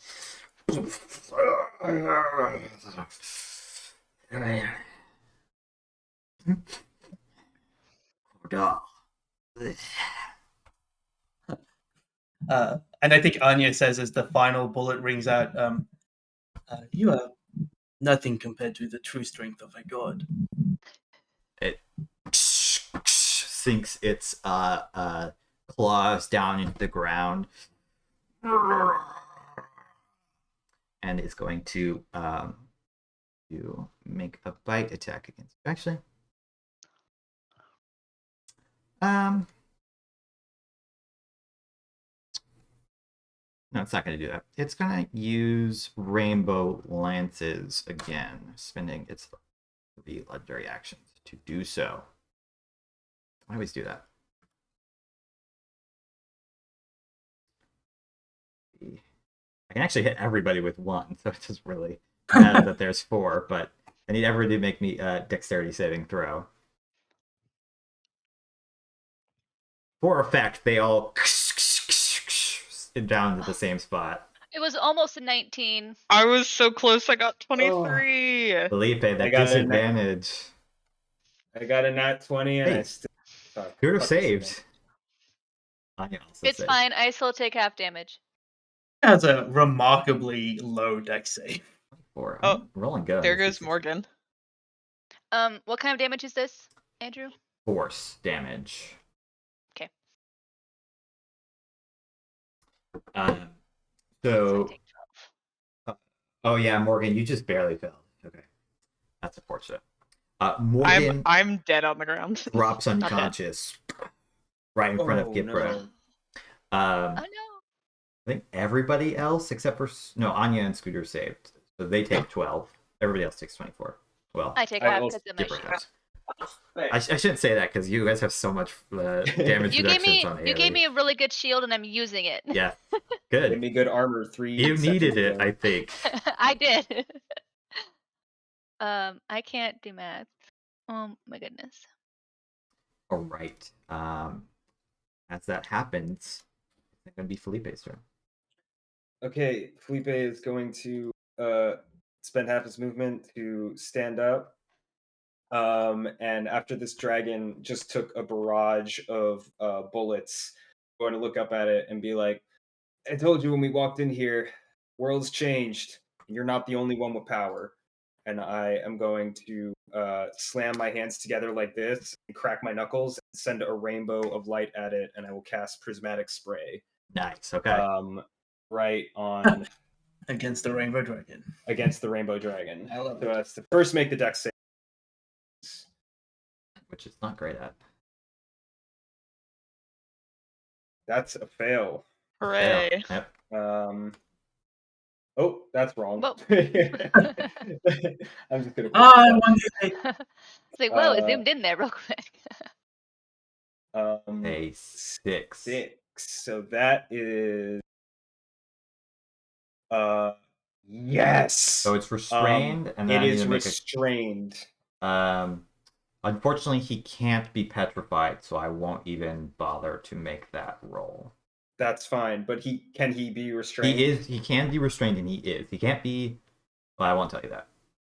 But he can't be okay. paralyzed or petrified. I mean, So these like waves of indigo chain around his ankles and around where the joints of his wings, shackling him to. And Felipe is just like, hit him now. And I will stand my ground. Rails against these prismatic bindings as it pulls. I could legendary resistance that. What is Oh, restrained? yes, you could. I think 0. restrain means every attack Yeah. has advantage. Yeah, it's It's- disadvantage attacks. He will And, use. and on like dexterity saving. He throws, will I use think, a legendary definitely. action because that advantage Yep. is gonna. Yep. Otherwise, Has that been 2 resistances that he's used then since refilling? since refilling, he has used 2. That's correct. Okay. He had used 3, and then they refilled, Yes. and now he's used 2. Okay. So there's like a moment where he is bound, and everybody is like moving to rush in to attack to take advantage of this. When he, things may have changed, but I am still the dragon of the sky. As it breaks through these chains, it is then going to be Gipre's turn. Okay, I'm gonna fly straight down to the ground and put my hands on Morgane and cast Cure Wounds at hold it at 3rd level. Do you want to max that? Yeah. It's your last use of the maxing. Yes. Whoops, I did not consume my spell slot, but I should have. You almost rolled max anyways. Oh, wow. Hey. Yeah, so you actually get so you should actually have 29 hit points to back up. Thank you. And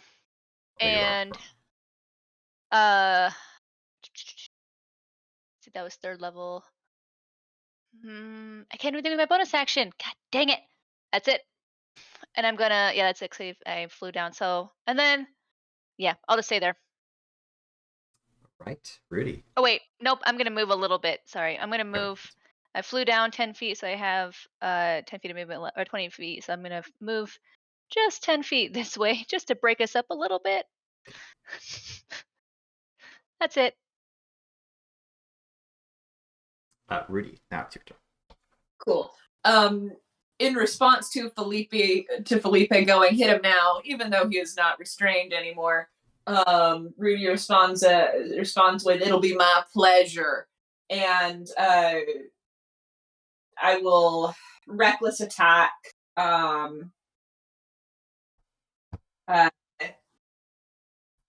with my giant hand axe, 1-2.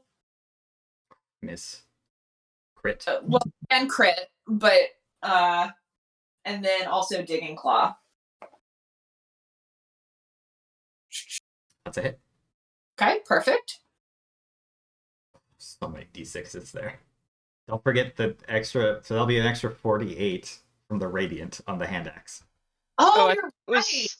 I thought it was 2d8. I'm not complaining. Well, they but- crit. Is that? Oh, then never mind. Let me double check. I don't think that's concentration.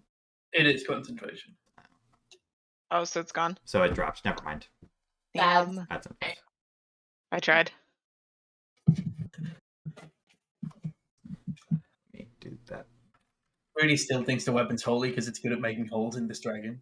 I just put this in the chat too. You have to say that. I just put this in the chat too, but since Morgane went down, would they still be deafened when they came back up to consciousness, or would that have No. Technically, that is stopped? gone. Okay. So I'm still deafened, but Morgane is not. Sure. So I just shouted at your face because I can't hear myself. Like, ah. At least we know that to fix it, we need to knock you out. Right. Morgane, it is then your turn as you lie kind of in the water slightly pleasantly for a moment before you remember, oh yeah, there's a dragon fight happening. So I think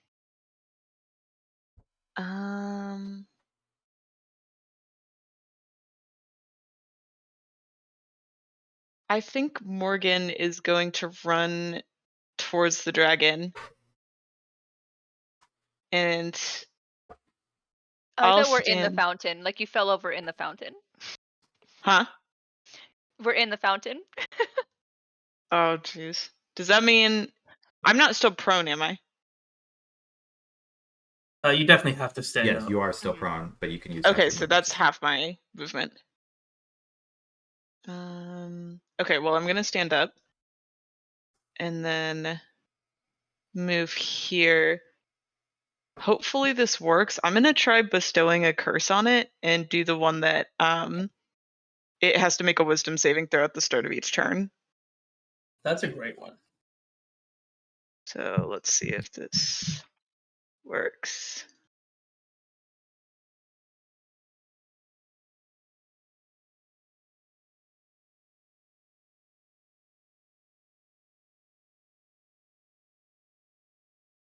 That's a great spell. For Okay, it. I'm gonna get that wisdom save here. It fails. So what are you cursing at? Yeah, I'm cursing it.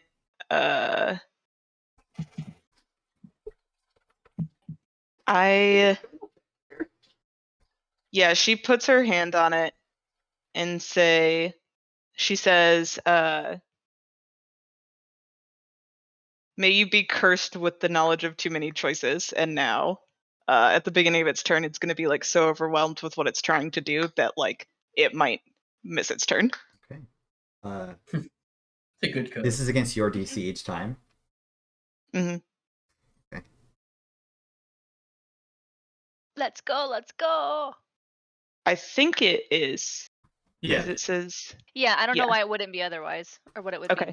Wait, which ability That's score did you super pick? debilitating to it. You It's only the get to third pick one, one the of third first bullet.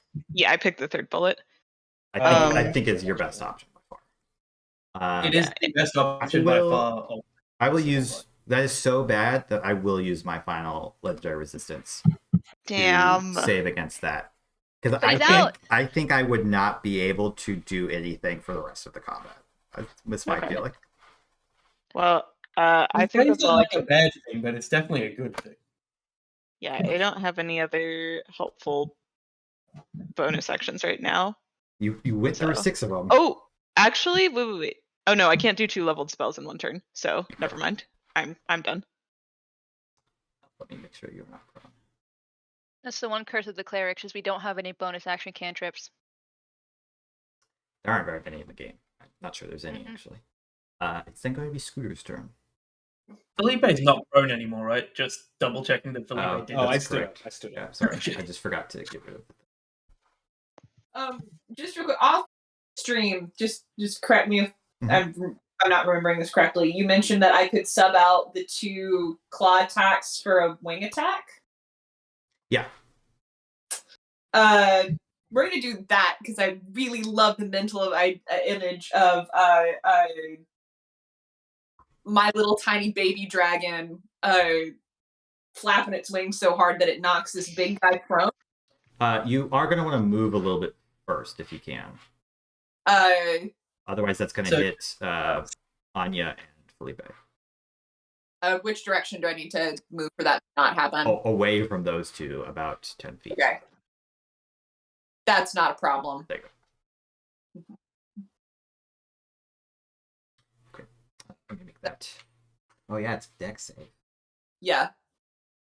It fails. Yeah. So he is knocked prone and he takes 2d6 plus 6.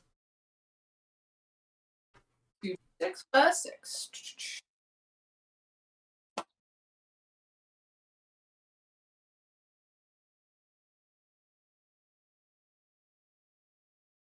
And then I can still do the bite attack, right? Right. And you have advantage because he's prone.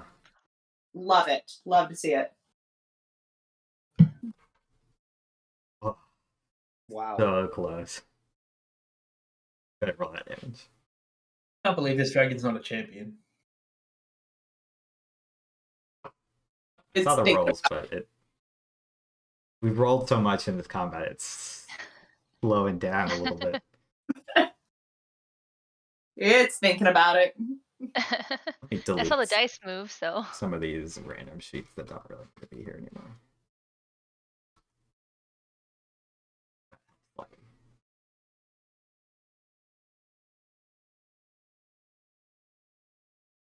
Well, I will. Still not. I will do that damage when it pops up. I think it was like Cool. 18 or something. Excellent. So not enough to kill it, clearly. But Is it bloody at this point? Oh yeah, it's you Okay. blew past bloody. I think I forgot to mention it. It is bloodied. It is on the back foot. It is frustrated and looking somewhat fearful that though it has massively damaged you, you combined are just so powerful that you are bringing it to the brink of its knees. So weird that it hasn't shown it still. Try rolling again. it won't let me select it. Can you see what it rolled? No, I can't. It's telling me that like it still has the option to be rolled. I can. Well, that was one. Like not picking up your stuff. Yeah. What is that supposed to be on that again? I'll just see if I can roll it raw. Oh wait. There went something. It got the one. It's supposed to be 2d10 plus 6 and 1d8. Okay.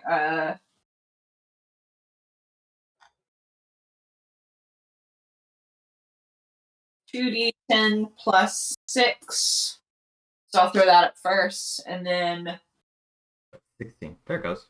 It's weird that it's not outputting the other one. 1d10 plus 8, you said? Yes. No, sorry, it's 1d8. Just straight. Oh, 1. Oh, yeah. Not 1d. Okay. Yep. That's totally not what I was.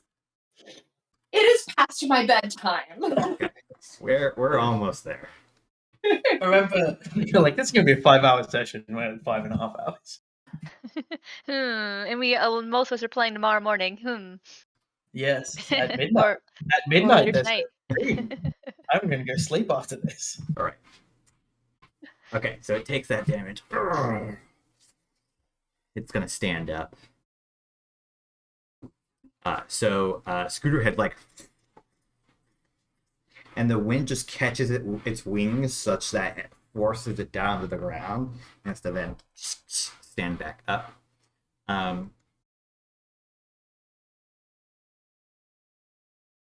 It's gonna try to move away from everybody. So let's see some attacks of opportunity. Is it Anya? I'll wait to move till Felipe misses. I feel like I or hits. used my reaction already to try to counterspell. Oh no, because I stood up after. Yes, I think that was a different round. No, you still have your reaction. Andrew, my memory is that Anya uses guns as melee weapons. I'll let you make a one gun attack as a. But doesn't get doesn't have advantage on things that are prone. Is my memory. All right. I'll use my shit third dawn. It's gonna fail anyway. Gun's garbage. I didn't take the Warcaster feat, so I can't do anything.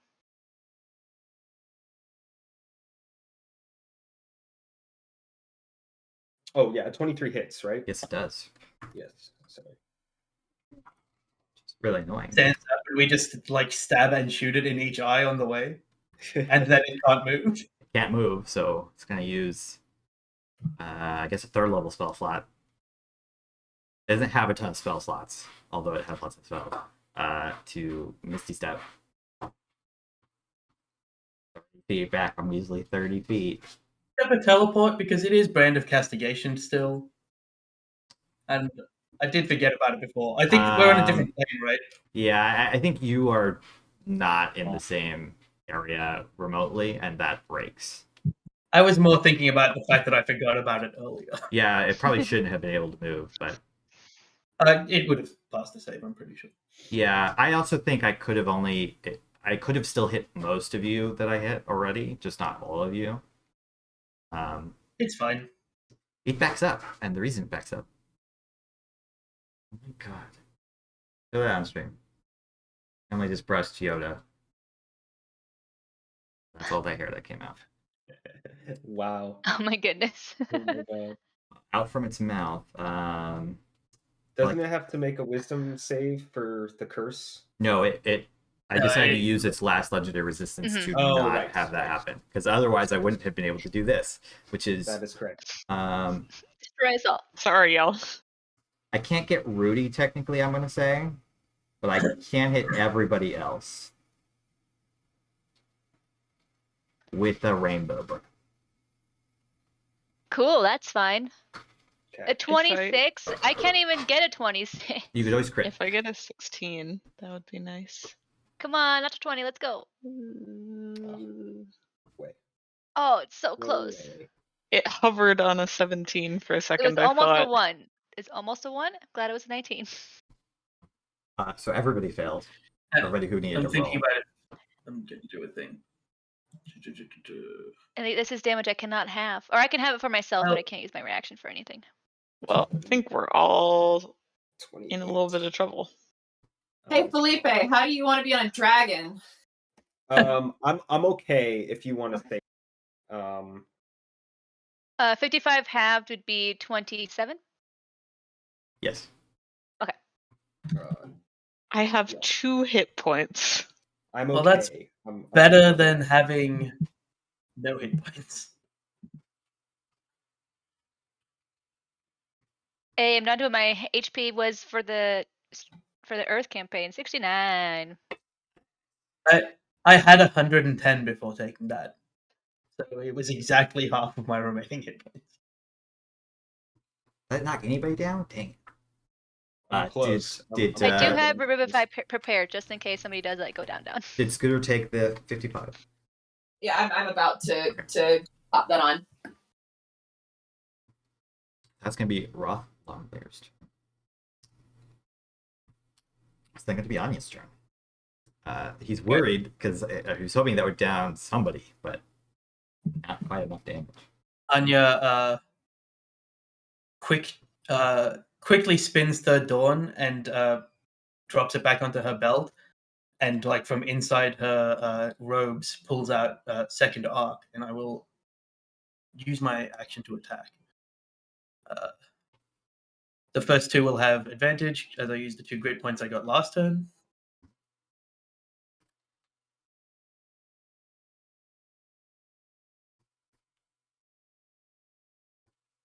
See when that rolls while I consider what to do with my bonus action.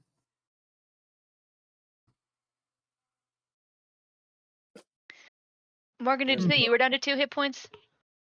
Okay. Hit, miss. Here. Okay, I'll do this damage. Oh. Nice. Yeah, she just levels Fourth Testament and shoots like perfect shot. Second Arc is not quite as warmed up. So Morgan's on 2. Yes. Yeah, that's fine. And, Felipe is not on a dragon. All right, I'll bonus action make another attack.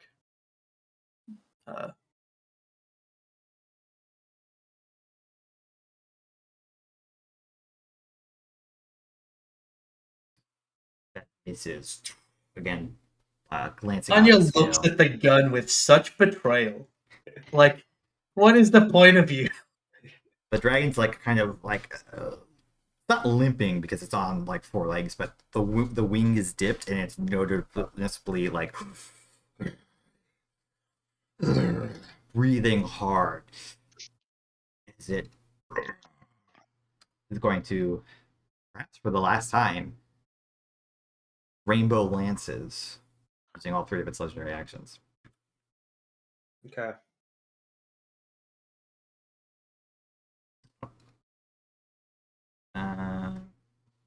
Center one here. That's like almost the best I can do. Center one Not good on enough. Hey, send it back. Anya, and center one on the other 2. My god, every time I'm so bad. I'll use my reaction to have that damage for somebody. I'm good. I'll It's force damage. Never mind, I won't do that. to get a reroll. Oh, that's not better.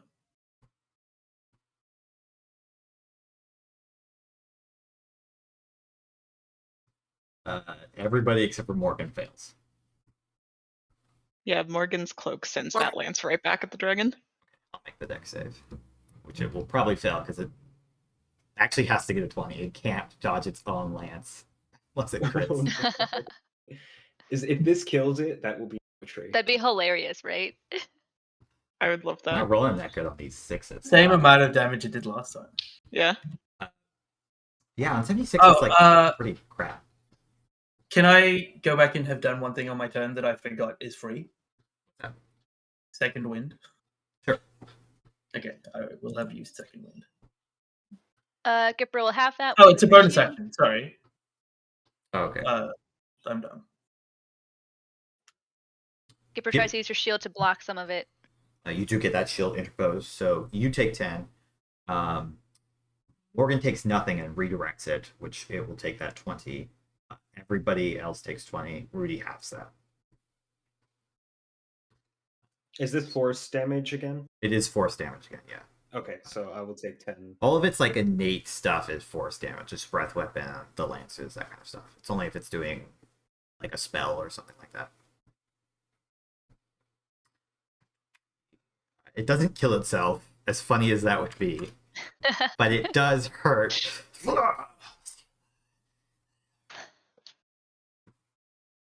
Morgan, would that bring you down? Oh no, because you're not going to take any. That's right. Mm-hmm. I was like, you have I'm two, still but clinging on. that just barely saved you. Okay. That's going to be its legendary action. Felipe's turn. Felipe, you can tell that this thing is probably proportionally more wounded than you are currently. Okay. I'm going to look straight at its chest, sprinkle the dust on the lodestone again, and try at 8th level because that's what I got left. All right. Cool. So it's got to make DC 18 deck save. It's 15 plus. So For dex? it's only got a +3. It does save. Oh. Does it take nothing if it succeeds? Yeah, it misses entirely with the grade. It's a small enough Somehow, spell. with the last little bit, it moves just enough, throwing itself to the side that the disintegration beam passes over its massive frame, missing. That certainly would have killed it.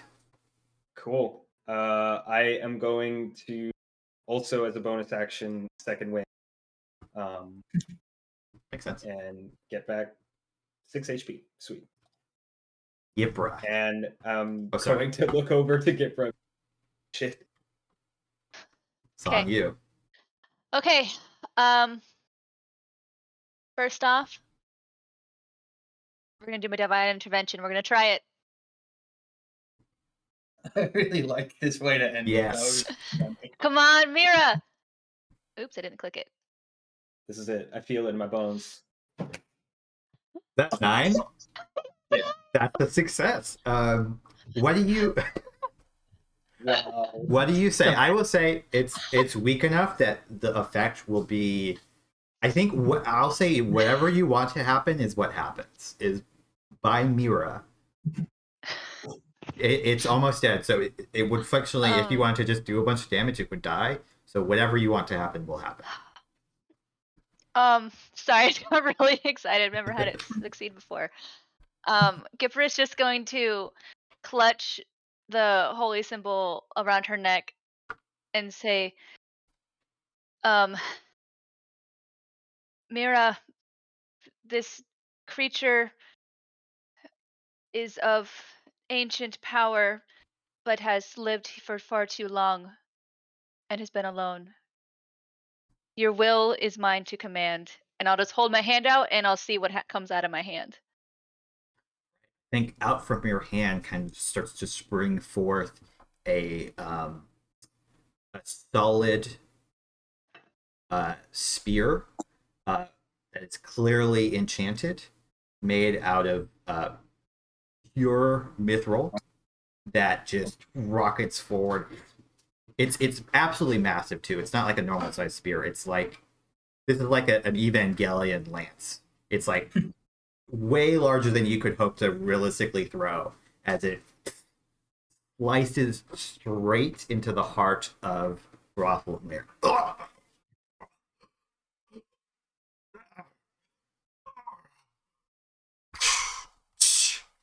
Around the spear, it starts to,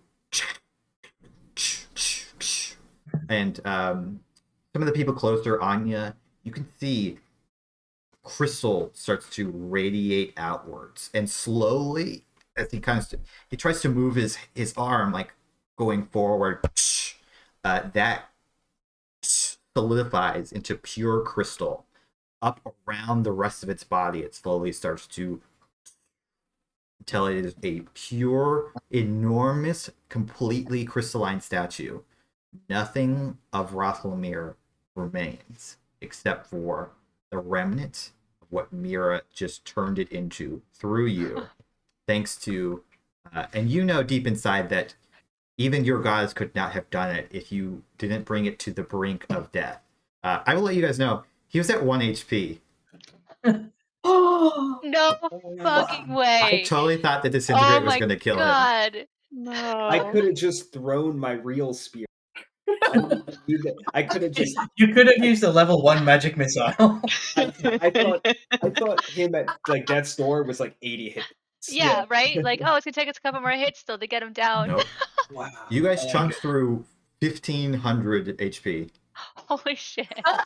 I mean, God we had damn. some, like, huge turns for, like, Rudy and Henthir / Yeah. Anya. That was, Bonus action mass healing word. Yeah, my Thanks. dragon used it. At the same time as, I think, if we can move into slightly more narrative. yeah, combat ends. At the same everything time as stills. Mira's burst of mass healing word, you will 17 get a hit spell of points. Forge, and I will cast a 3rd level mass healing word. Holy shit. I cannot believe that worked, you guys. That was amazing. I'm so I happy. like That's awesome. I liked how in both sessions Gipre's like devoutness has been core to like how we succeed and stuff. I think it's very cool. Wow, that's amazing. I'm gonna jump on the Nice. healing bandwagon and do the mass cure wounds All as the well. clerics are like, oh, thank God, let's heal some people. Ah, Yeah, Anya only uses spells for healing. Whoa, that is a wild. whoa, Yeah. nice, Morgane. It also did a ton of damage to you guys, but you kept all those halving hits really Yeah. added up over time. You gave me a very good shield. Yeah. I noticed as soon as I switched to Anya how lucky I had been to be playing Henthir. Well, and I even had Death Ward on you as Henthir too, so if you went down, he would have popped right back Yes, up. and Felipe choosing Yeah. Force, which I think in a lot of other monsters would not have mattered. You chose the Yeah. exact right damage type to. It was a total Half a guess, ton of and it. I was just like, It's a I'm good gonna pick guess. Force this time. I had no It's a clue. good Yeah, guess. maybe Force. The I thought I was gonna get hit with Disintegrate. Because I think you would have gone down way earlier otherwise. I would have with gone the- down like 3 The times. lances and the breath weapons. Yeah. I would have had to do a lot more popping people back up, I think, with healing word or cure wounds. Yeah. Can I go look at the craftsmanship of this? Does the spear remain? The lance? The spear, the lance does remain still in this. As you look at it, it's the crystal. It is, when I say crystal, this creature is turned into pure diamond. This would crash economies of whole empires between the mithril and the diamond present on this dragon. God damn. Anya, as always, does not care, but is interested in the craftsmanship of a spear that Mira made herself. It is, as you're looking at it, it's one solid piece, pure mithril, and you kind of maybe even like, and it rings true throughout. This is not an alloy. This is not, a lower grade through the bloomery process. This is pure mithril running throughout into one like precision spear. You imagine, or you have to think, that Cordal was involved in the creation in some way. For religious devoutness reasons, I have to believe that. There's a moment of Anya being like, well, this is perfect. This is the most perfect thing that I've ever seen. So it has to be the conglomeration of Mira and Cordal, which makes sense. And then her Yeah, as much things are with Cordal, you use Cordal things is that come from Mira. Cordal is an enabler. Cordal enables everyone to be their best themselves. Gipre, after reaching her hand out and having that spear cast out, and then like all right, heal. She has her hand out for the spear that she had, and then her hand is up for healing, and then she's just collapsed into the fountain. I Just, will go. over Anya will for run Klep over. with Mira's response. Anya will run over and check that Gipre is not in a different state. Yeah, not about to drown. Yeah, not collapses by kneeling, falls to her. Yeah. So I think Anya's seen people have religious moments and that it can sometimes overwhelm them, but it's clear, I think, immediately that Gipre is fine. Yeah. You all kind of. Is there anything on the palm of Gipre's hand from where the spear came out? I will say yes. There is a symbol, almost like you have been tattooed with pure mithril, of the symbols of all the gods represented by the people here.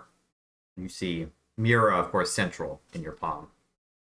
Cordal, Calamity, both there present in this sort of tripartite image. That's so cool.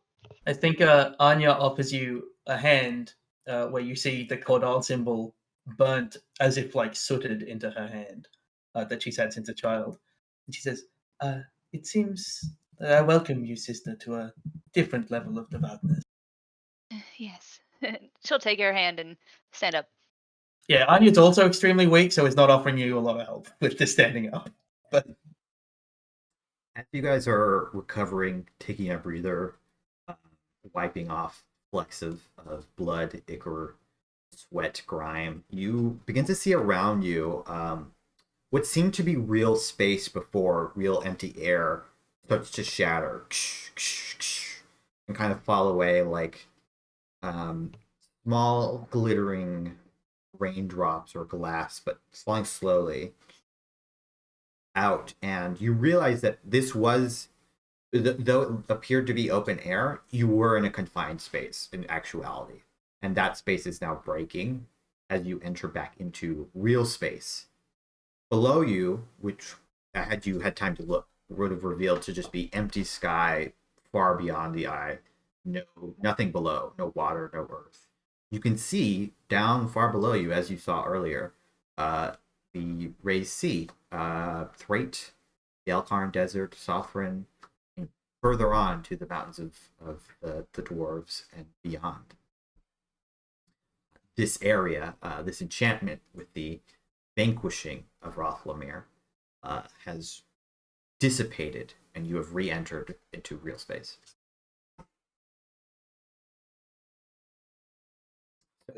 Good job, everybody.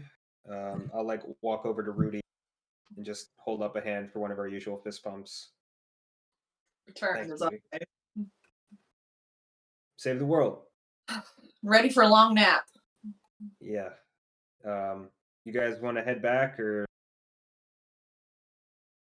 take a nap here? Anya's we should head back to Henthir. Yeah.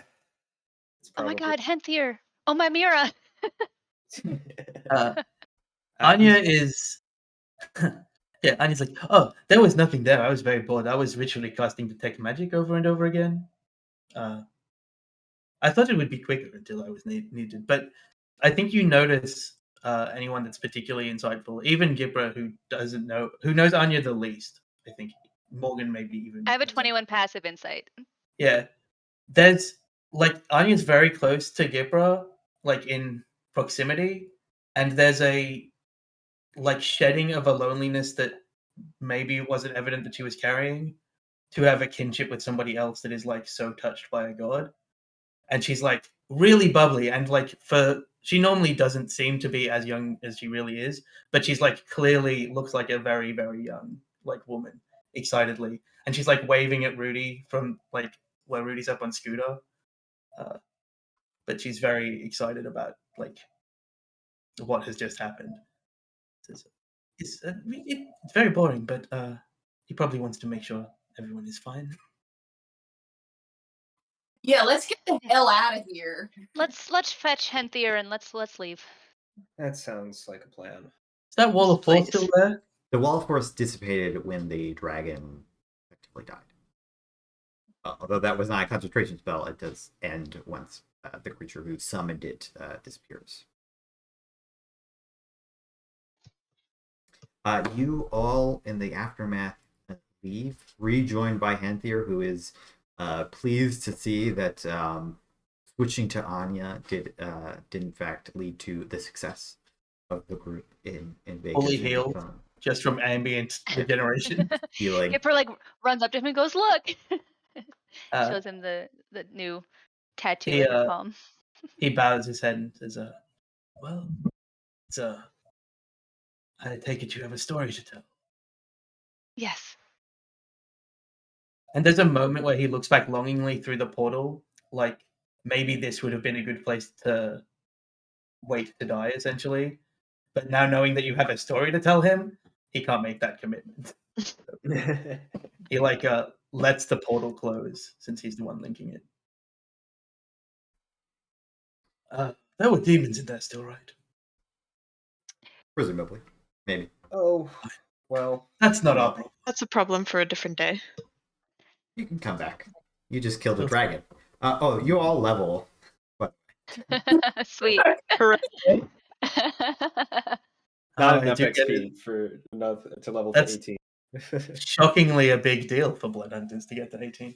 It's a huge deal. I don't think I get anything special at level 18 as a cleric.